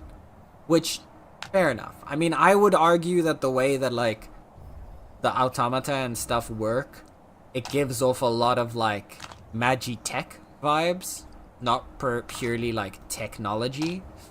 But, like, that aside, I feel like you could, like, spur out to, like, let the colors of the tiers more heavily affect the different resources. So, like, for example, tier 4 trees, it's a bit sad that there's no, like, blue coloring to them, right? You could make the tier 4 trees have a bit more blue to them. You can make the tier 2 trees have a bit more orange to them. Make the tier 6 trees a little bit more reddish. Make the tier, you know? Because, like, the tier 10 tree is very white. That's great. I think that's amazing. But I wish that would carry through in, like, the other tiers as well. The tier 6 tree is, like, orangey red. I mean, I wish that one was a little more red. And then, like, tier 2 would be a bit more orangey. So that you could, like, really tie up. No. So, I don't think you want to color code everything. So I'm not saying, okay, don't get me wrong. I'm not saying, boom, this tree is tier 2, make the whole thing orange. I'm not saying that. But I'm saying they want to color code things. That's like the whole thing they were going for, is that they want there to be a unifying aesthetic of a color per tier, so that it is very clear at first view what tier something is. Like, you tell me, like, look at this tree. Obviously, you can see it now. But if you didn't know that this was a tier 2 tree, if you came across this tree for the first time, would you think this is tier 2? Whereas this, you know immediately that it's tier 4 because there's blue. This, you know immediately that it's tier 5 because it's purple. Like, that was their whole point, is that the stuff is color-coded. Like the clay. Like, all the clays are color-coded to their tier so that you can immediately identify. The same was with all the sands. I did find it to be sus that there was only one tier 2 tree. There's 2 different types of tier 2 trees. This is tier 2, but you've got the birch trees are also tier 2. But if you look at either of those without knowing that they were tier 2, would you be able to tell that that's tier 2? From, like, a view, like a brand new point perspective. So now, I'm not saying paint the whole tree orange. But I'm saying, for example, give the tree maybe a little bit of, like, orange, either, like, around, like, the finishings of the leaves, or, like, give it a couple little orange flowers on the tree, you know? Give the tier 4 tree maybe a little bit of blue, either, like, a little bit of blue on the bark, or, like, a bit of blue on the flowers. Like, give it a little bit of color-coded leaves. Like, let the color play a bit more into the aesthetic of each one. Because that makes a really visually distinct world. When I think of the things that look the prettiest in Bitcraft, it's the things that are really playing into the color of their tier. Obviously, I like purple, but like this purple rock, this like blue clay, the blueberries, the like greenish mushrooms that are of that green tier. Each of these things that are very distinctly the color of their tier. The white mushrooms at tier 10, the black mushrooms at tier 9, the red and yellow mushrooms. They've been able to do it with so many things. Like here, these orange dandelions. There you go. There's a beautiful tier 2 flower and it incorporates its color. I'd want to see that played into every resource.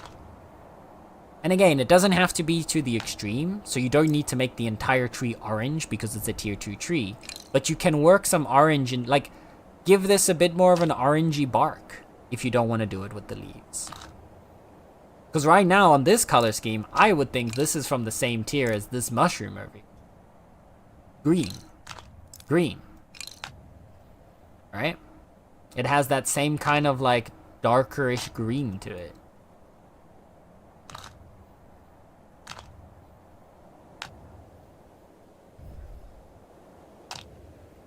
That's more my point with it.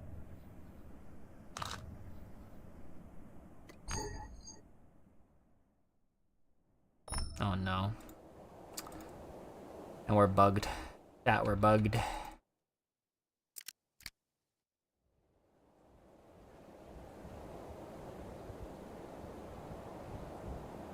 Yep.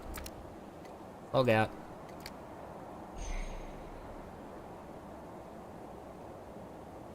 I still hear the wind. I'm gonna restart the game real quick.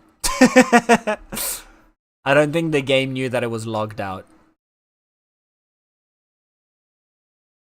We'll give it a second here, and then I'll reboot up.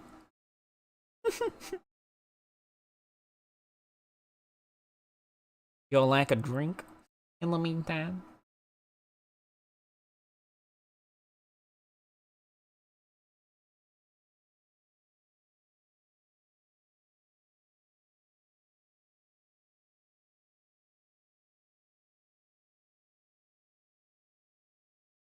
But yeah.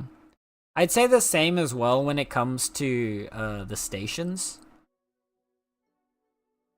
Because I remember in Alpha 3, I'm actually curious what the reason is. I'm not, like, obviously, again, the game is still in early access. They are still updating it, and everything is subject to change. But I'm curious, because in Alpha 3, the stations did change every, like, 2 tiers, I think, that you went up. So I'm curious why now they went to just one station design, regardless of tier, with like no variation between the tiers. Like, I'm wondering if that was a placeholder or if that's actually like a permanent decision. Because I can imagine it being a placeholder because they didn't like the original designs they had. And I can also see like an argument for it being a permanent, because that way you always have, you know, a single look to look for when you're trying to find what you're working with. And hi, Kyle! Hello, Kyle! The raccoons are raiding your dungeon. Wait a sec. Wait a second. Hold up here. Who let you in my dungeon? Who let you in my dungeon? Hold up here. Hi, Kyle. Hi, Koki. Hi, Unicorn. Welcome on in, Kyle and Raiders. How was your stream, you lovely beans? Let me give a quick little shouty to our lovely Kai. How is Kai doing today? How is that Sweetie Bean Kai doing today? Ooh, you were playing Red Dead Redemption. How was that? Oh, that's cool. I have a secret. Secret that I want to tell you. Don't tell anyone. But I've never actually played Red Dead Redemption before. I haven't played any of the Red Dead games before. I've barely even ever seen anyone play it. But I'm always scared to say it because everybody apparently loves those games so much and they're so pivotal to the gaming industry. It's always seen as something that you have to have experienced at least once in your life because you're a gamer. But I've barely even seen a single video on the game, so I have no idea what it's like. So anyway, how was Red Dead?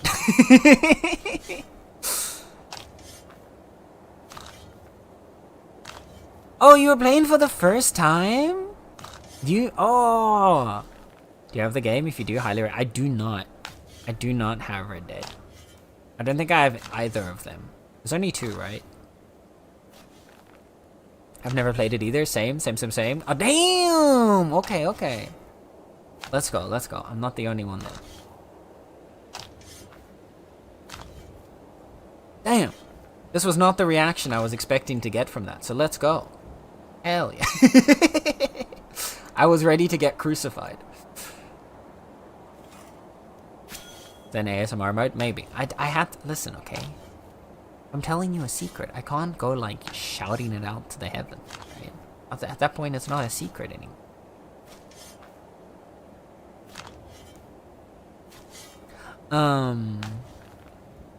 I don't know any spoilers either, so I'm the same as you. Oh, hell yeah. It's good I totally didn't get angry at anything or anyone. Oh no, what happened? What happened, Kai? Tell me the story. Also, chat, go follow Kai. If you aren't, what are you doing? Why? Like, just why? They're an absolutely lovely raccoon. And we love our trash pandas in the household. Kai's the cutest trash panda. So go follow them. Please and thank you. And they have not one, but two really pretty models. Just saying. I'm just saying. You're getting a 2 for the price of 1 situation when you go to a Kai stream. Why would you not want a 2 for the price of 1 situation? On adorable trash pandas. There you go. Point proven. Am I the only one here that's played it? That might actually be the case, Koki. The other cowboys were mean to you? Oh, no. Point me at him, Kyle. I'll get him. I'll get him. I'll go beat him up. I got you. I got you, boo. I got you. I'm gonna smack him down. Who was it? They kept yelling at me and telling me to hurry up, and I was confused and scared. Oh, no. Oh. Poor guy. Who was it? Tell me. Give me names. Name names. Name and shame.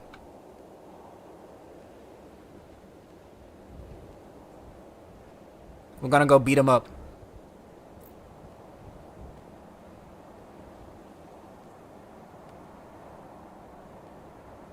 Up here.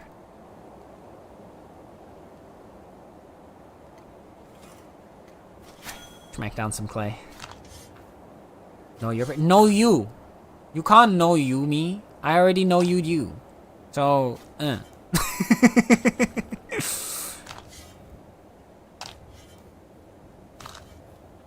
can't remember their names, but when I found out, oh boy, I'm so telling. Good. You better. I'm gonna beat them up. I'm gonna shove them in the corner and call them names.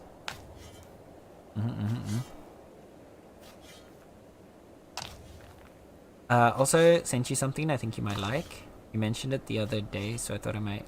Oh?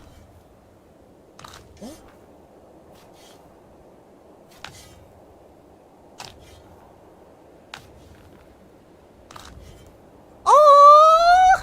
Oh, that's so cute! That's so cute. I love that so much.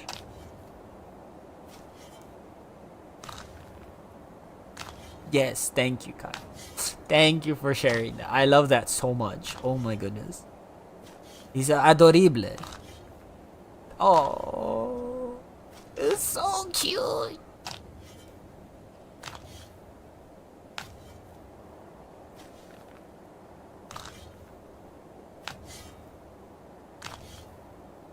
I cannot wait to see where you take that. Oh, it's so cute. I wish you would show me a yo. Hey yo, I mean, huh? Huh? God dang. Maybe after stream. I mean, what?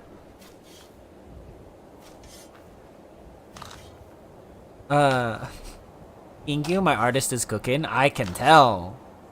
They are doing the work. They did some art today. Uh-oh. Uh-huh. Do tell. Cowboy Kyle has... Oh. Wait.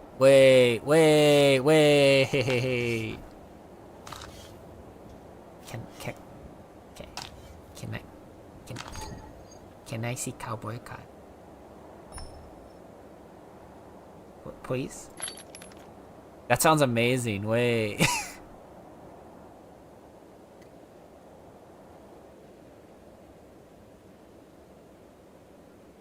Also, Koki art? Koki art? Wait, Koki art? I want to see Koki art. Cowboy.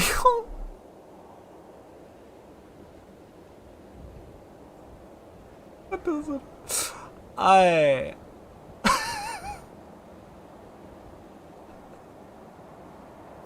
Beautiful. Beautiful Koki. But that has to stay on the Discord.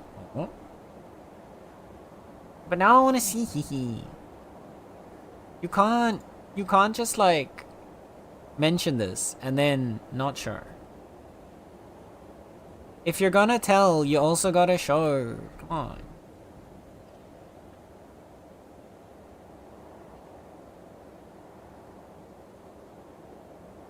It's called show and tell for a reason.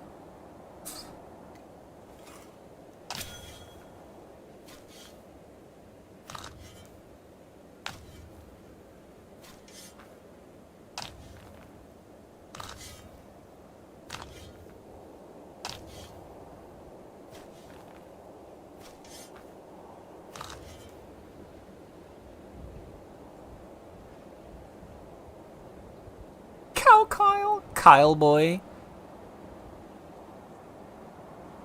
Coil. Coil. Coil. That's the best I got. That's the best portmanteau I got. I'm sorry. I sent you the cowboy, but the other ones kinda I can share if that's cool with you. I don't mind.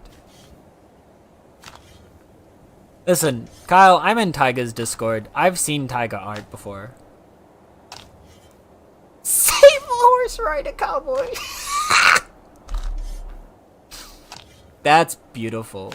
I love that. I love that so much. I like Cowboy Kyle. Kyle Boyle. Kyle, boy, Kyle, boy. Yes. Cowboy Kyle. There we go.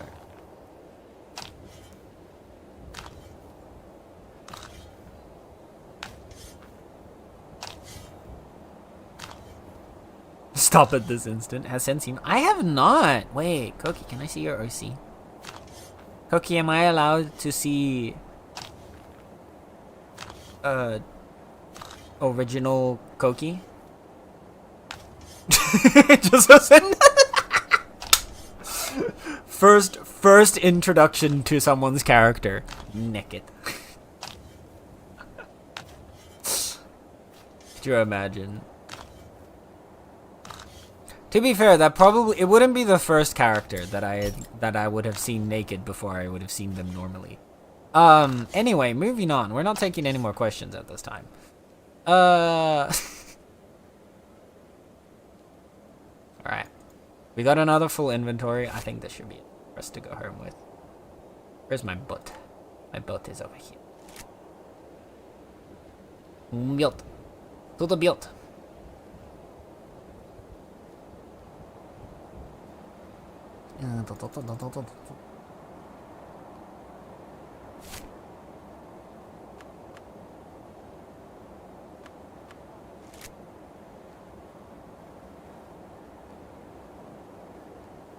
Which way am I going? Wait, do I need to go south from here? Yes, straight south. I've never waited. Excuse you.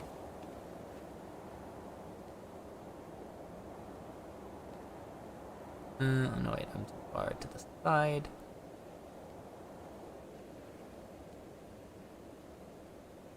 Over that way, right? What?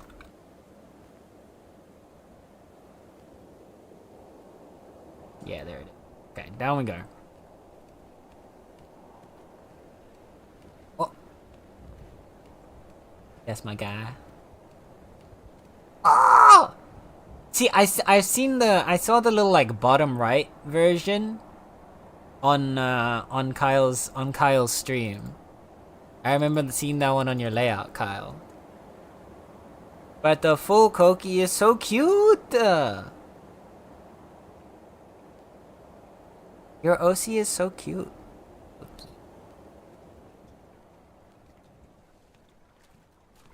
The full Koki. Yeah, you have his cute little face. Just have a little giggle there.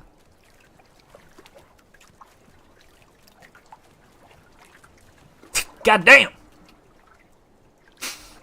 Not the good frog. Sorry. The god.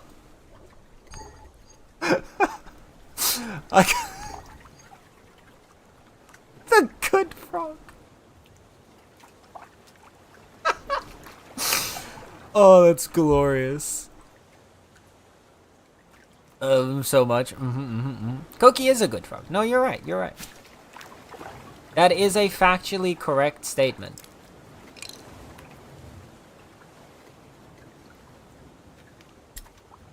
I would even argue that Koki might be the goodest frog.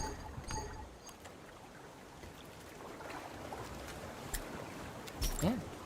Yeah, I would go there.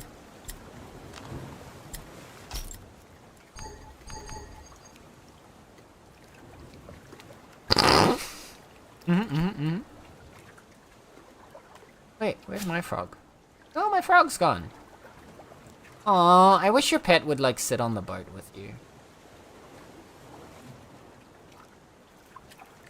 I need to show you my... I have a frog now as well. Cutest, goodest frog. Factual, factual. Spitting facts, spitting facts.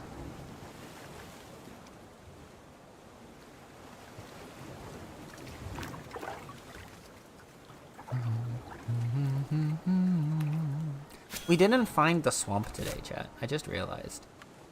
We just kind of went straight north and then that was it. I'll sail around this way just to get a few more new tiles unlocked, but yeah. I need food, so I lurk. I'm starving. Love you, Kyle. Thank you again for the raid. Lovely and trusting you with your community. Have a good lurk. Enjoy your food. Eat all the yummies. Lapia, lapia. Mwah.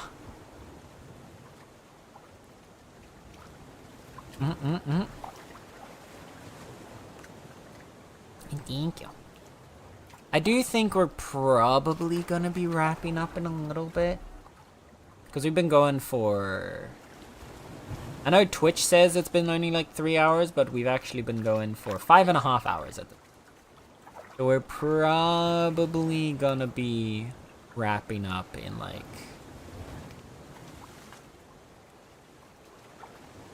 say...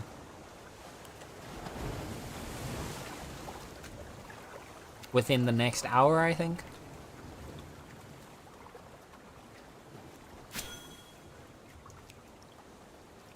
Yeah, something like that.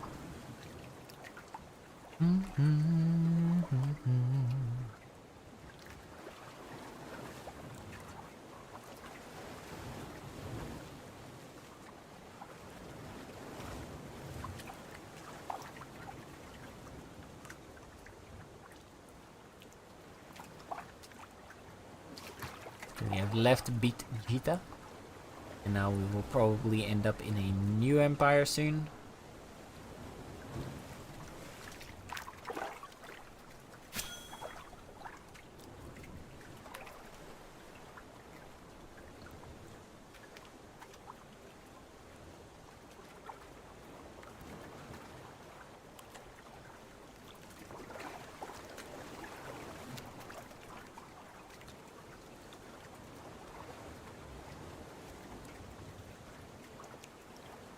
Actually, no, we're still kind of bordering.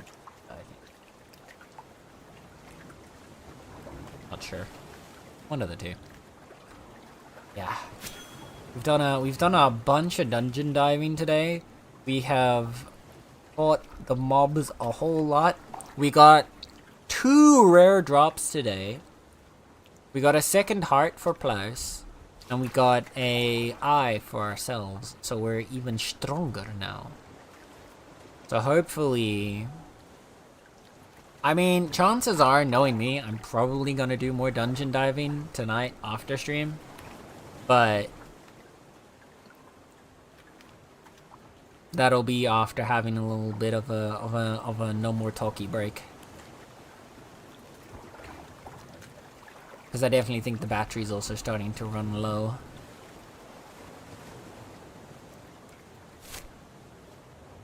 We'll find another cozy stream to go raiding to. I missed Kyle. Oh, no, nether.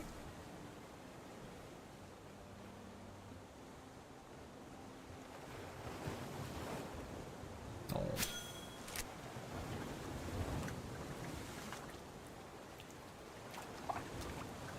I'm sure you'll get another chance to catch Kyle soon, hopefully.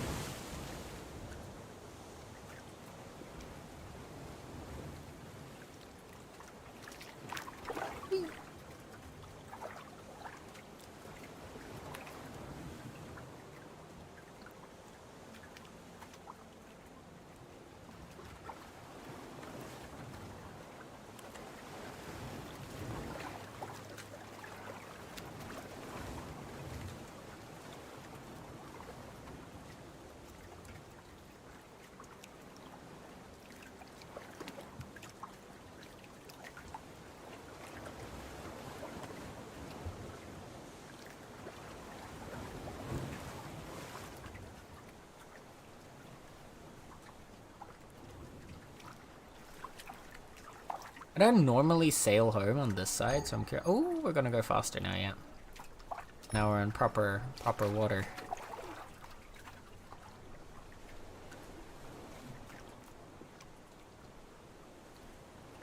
Oh, there we go. There's another jackal den there, and a Aerolith cave. Such a tiny little island. Oh my goodness, that's cursed.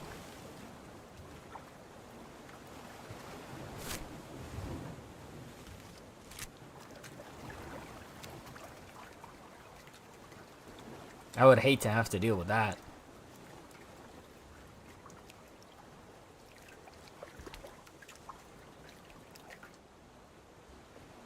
Oh, and here's still the remains.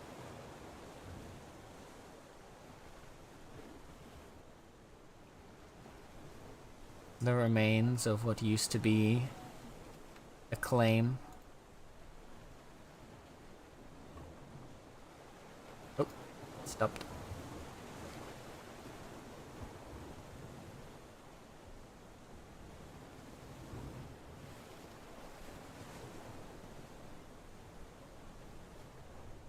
And here we start bleeding into our biome.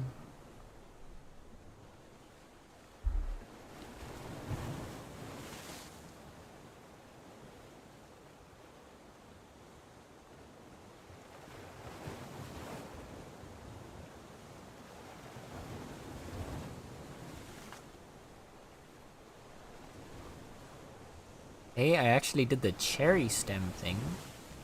The cherry stem thing? What that?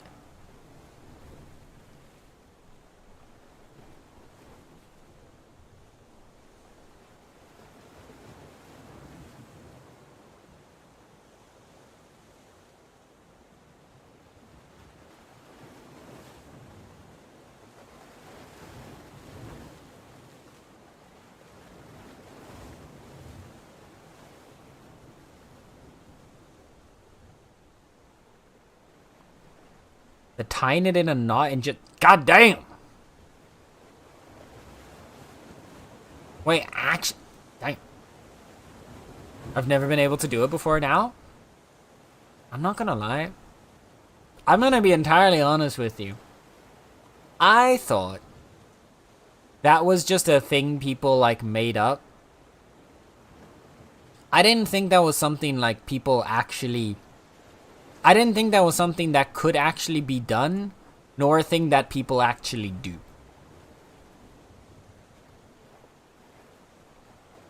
So, damn. That's impressive. Like, see, now you got me thinking about how you would do that. Now you got me thinking about, like, how you would, like, twist your tongue to, like, nah. I'm a very visual thinker, okay? This is a problem. You've now put this image in my head. I'm not sure how I feel about it.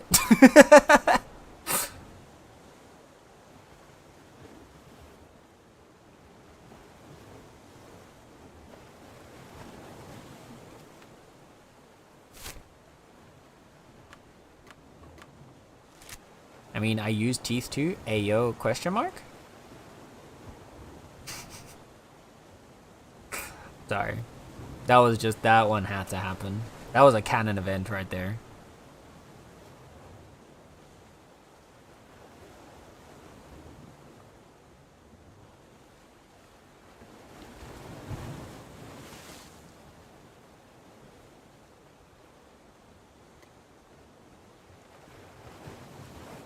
There we go, we're sailing into port, chat. I think it's actually possible with just your tongue. Can always, yeah. I mean, at this point, you've already proven it's possible with tongue and teeth. So now, something go beyond plus ultra. Also, there he is. Look at my little guy. Cookie, look. Cookie, look at you. But pink.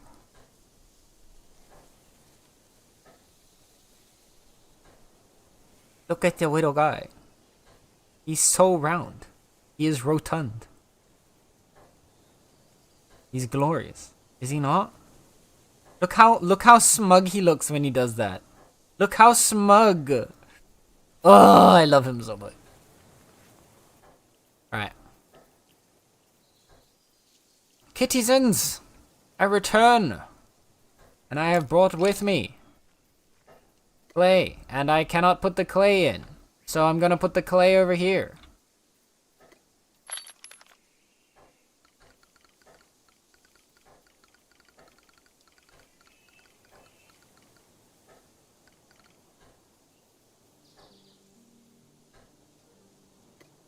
See what I did there, chat? Clayber.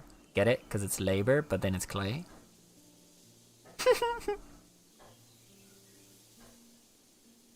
There we go. Oh, biotic. Yep, it's in the box. In the box.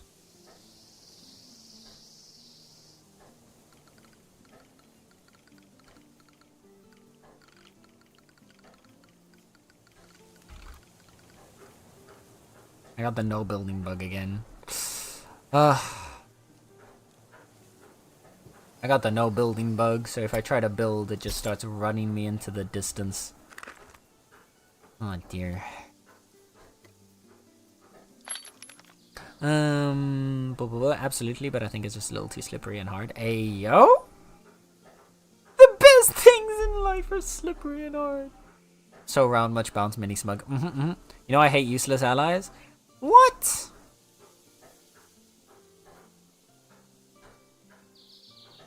Also, hello Ash. Welcome on in, welcome on in. How's it going? Why would one hate the useless ally? What are you supposed to do then?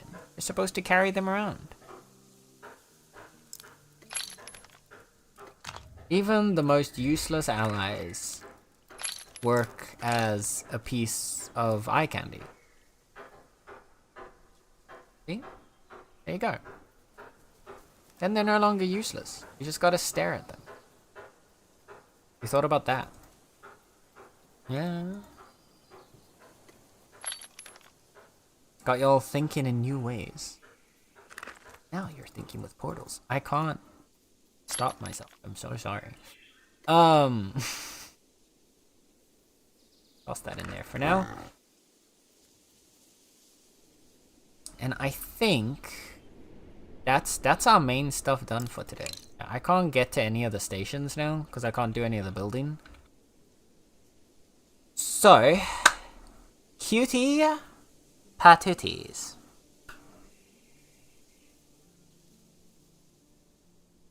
It is time.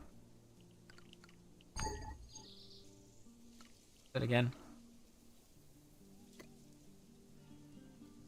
We're gonna plop. Bloop. We are down.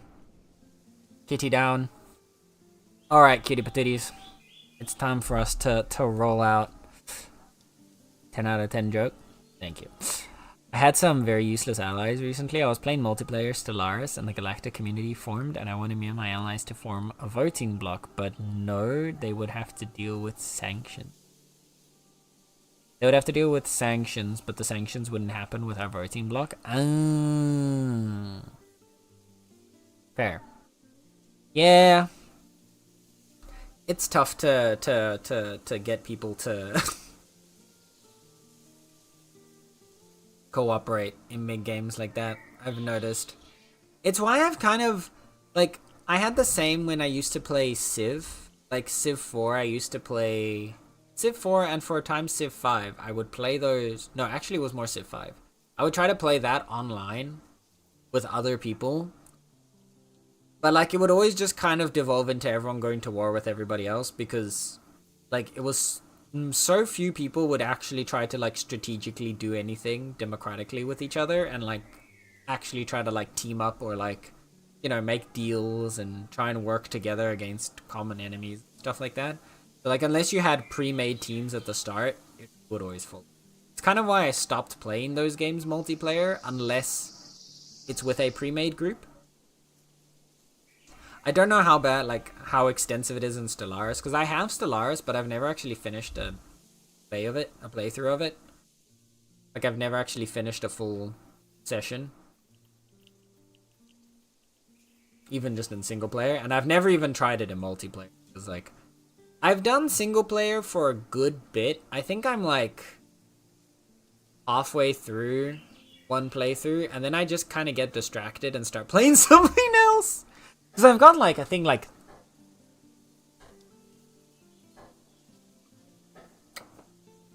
I think the one playthrough is, like, 20, 30 hours in. And I think I started a second one that was also, like, the same amount in. But the problem that I have is that I start a playthrough. I play for a while, but then I don't finish it. And then I get, like, I don't play for a while. Then I stop playing. Then I don't touch the game for, like, months. And then when I come back, I can't remember what I was doing, who I was at war with, who I was at peace with. And then it's so much effort for me to try and, like, remember where I was that I end up just stopping and restarting. Rolling out right now? It is time. The spin begins. I can teach you, let me guide you. Maybe sometime again. I kind of want to... It would be fun if we had, like, more like... 4X players, like the style of game 4X, so things like Civ, Stellaris, etc. We had more like players of those games within the community. It would be fun to do like a community gaming night where we do like, I don't know, like a game of Civ or Stellaris or something like that. We had a couple people that all played it. Because then also, you know, like there's at least more like expectations there that everyone's gonna kind of go for the same thing. I have like 1,000 hours. Damn! Yeah, that's me with Civ 4. I have like probably like 1,000 to 2,000 hours in Civ 4. And then I have like 505 and like 506. No, I have like 205, like 406, and I'm at like 505. Or in 7. God, words hard. Yeah, no, my brain's too fried to continue tonight, chat. I don't have Civ, but I have basically all recent Paradox. Well, there you go. Maybe, yeah, if we can get some people together. That could be like a fun community gaming night. But yeah. I am going to boot out of Bitcraft for now. Might log back in a little bit, but I'm gonna take a little break myself. Potentially like in half an hour if you want, players. I don't know if you and let me swap over. There we go. If you and Biotic have plans for gaming tonight, but if you guys want to do some dungeon runs later, we could potentially do a few after I get back. I go up in half an hour because work tomorrow. Well, there you go. Fair. Also very fair, actually. But yeah. Alright, kitties. Alright, cutie patooties. Thank you all for hanging out with me today. It has been another nice... How long have we gone? 5 hours and 46 minutes. It has almost been 6 hours. It actually does not feel like it's been 6 hours. I thought it was like closer to 4. But that's actually how like almost how many hours it's been since the internet had its little hiccup. I'm glad it was only one hiccup though. Thank God. Let's see if we can find somebody to raid. What do we think? Tuck. Oh no, I don't have any tuck command. I'm sorry, Cookie. We do not have a tuck command.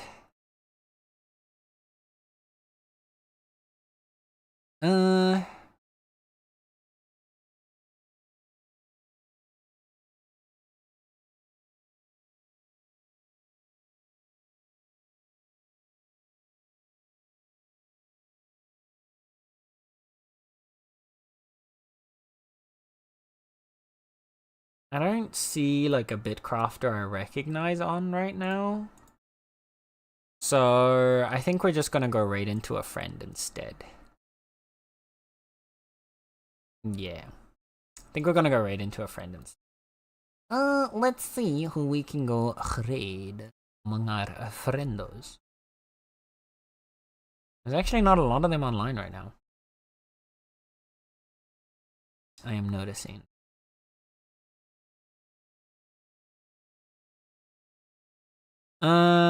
Okay. Resident Evil or Valheim? Those are indeed two of the main options. How did you know, Koki? How did you know? Yeah, we either have some Resident Evil 6 campaign speedruns. We have some Valheim. Both of those are, I think, co-op streams, actually. Yeah, both of those are co-op streams. Talio or Zozo, or Kovu or Tex. Yeah, both of them are co-op streams. So it's Zozo and Kovu are playing Valheim together, and Tally and Tex are playing Resident Evil 6 together. Hyoko's playing Dead by Daylight. I don't really feel like Dead by Daylight. If Hyoko was playing something else, we could have maybe, but no, I'm not feeling Dead by Daylight. So chat, what are we feeling? Are we feeling Resident Evil 6 or Valheim?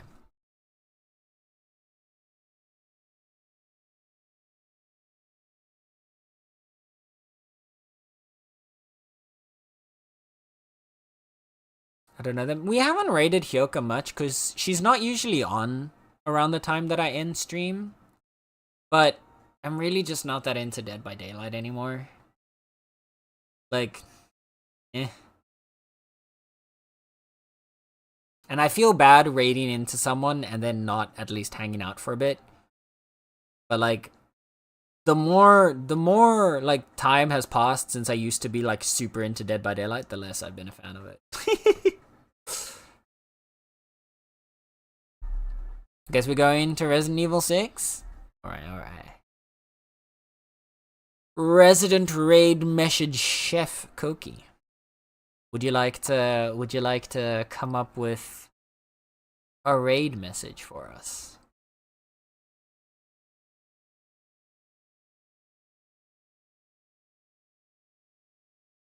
On it? Alright.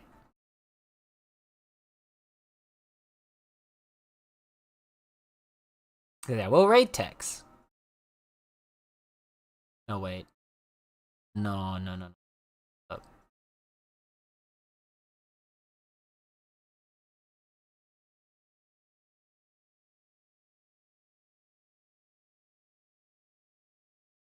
He just quit out of the game. I just saw in the preview him quit out the game. Are they stopping? No! I think they might be stopping. Surely not. It's not that late, actually. It's the same time for Tally as it is for me.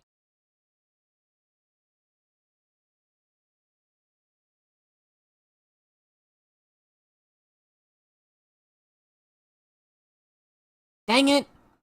Well, too bad. Maybe if we raid fast enough, we can force them to stay on. Idea? idea, concept, possibility. No, it's too late there. Yeah. No, Tally's on our ending screen already. No, Tally is on our ending screen already. God dang it.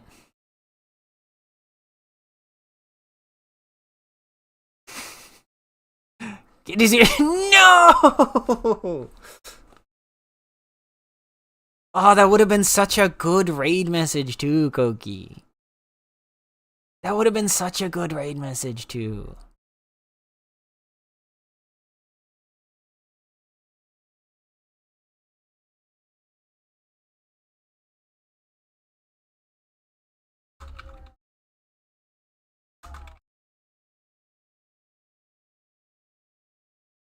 Okay.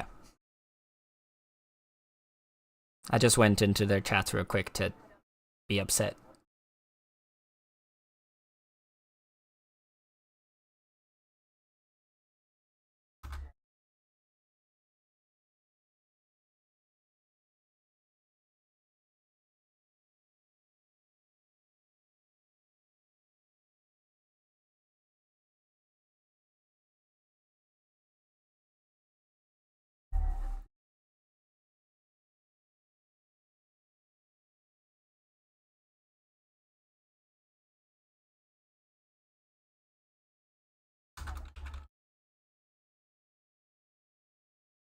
Okay. Well, I'm gonna go be upset with them. In that case, I guess our decision is made. We're gonna go raid into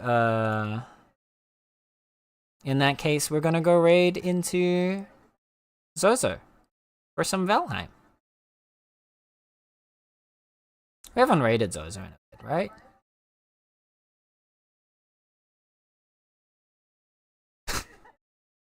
Okay. Let's go say hi to as Zozo. Koki, do you think you can come up with a raid message for Valheim?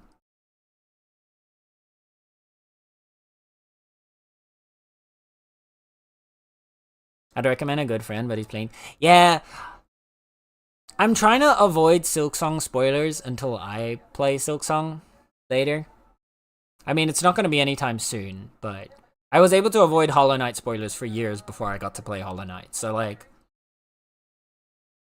I'm feeling fairly confident that I can do the same for Silksong. So I want to save it for good vibes time. But otherwise, I would have been down. I don't mind. In the future, I don't mind raiding into people I don't know, as long as they fulfill the requirements of one. It has to be someone that you know and can vouch for, because I don't want to go raid into a stream and then I don't know, the person says something like dog shit, crazy, really uncomfortable shit, and then that just feels icky. So like, one, it has to be someone that you can vouch for. And then 2, it has to be someone that's not like massively larger than me. Ideally, not even larger than me. Like either it's like the same size as us or smaller, ideally. So that, they get a benefit out of the raid. Because the whole point of the raid is to benefit the person you're raiding into, right? At least that's how I always see it. The kiddies are raiding ships to escape Valhalla? Yes, there we go.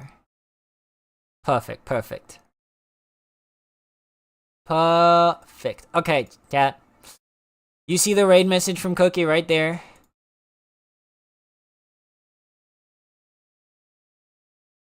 If you do not have access to my emotes, you can utilize... you can either, option 1, unlock the emote for 80 channel points, 80 Meownie in the channel point section down below. Or, option 2, if you don't want to do that or don't have the channel points to do so, you can just use Twitch's very own Cool Cat emote, like Koki has shown right there.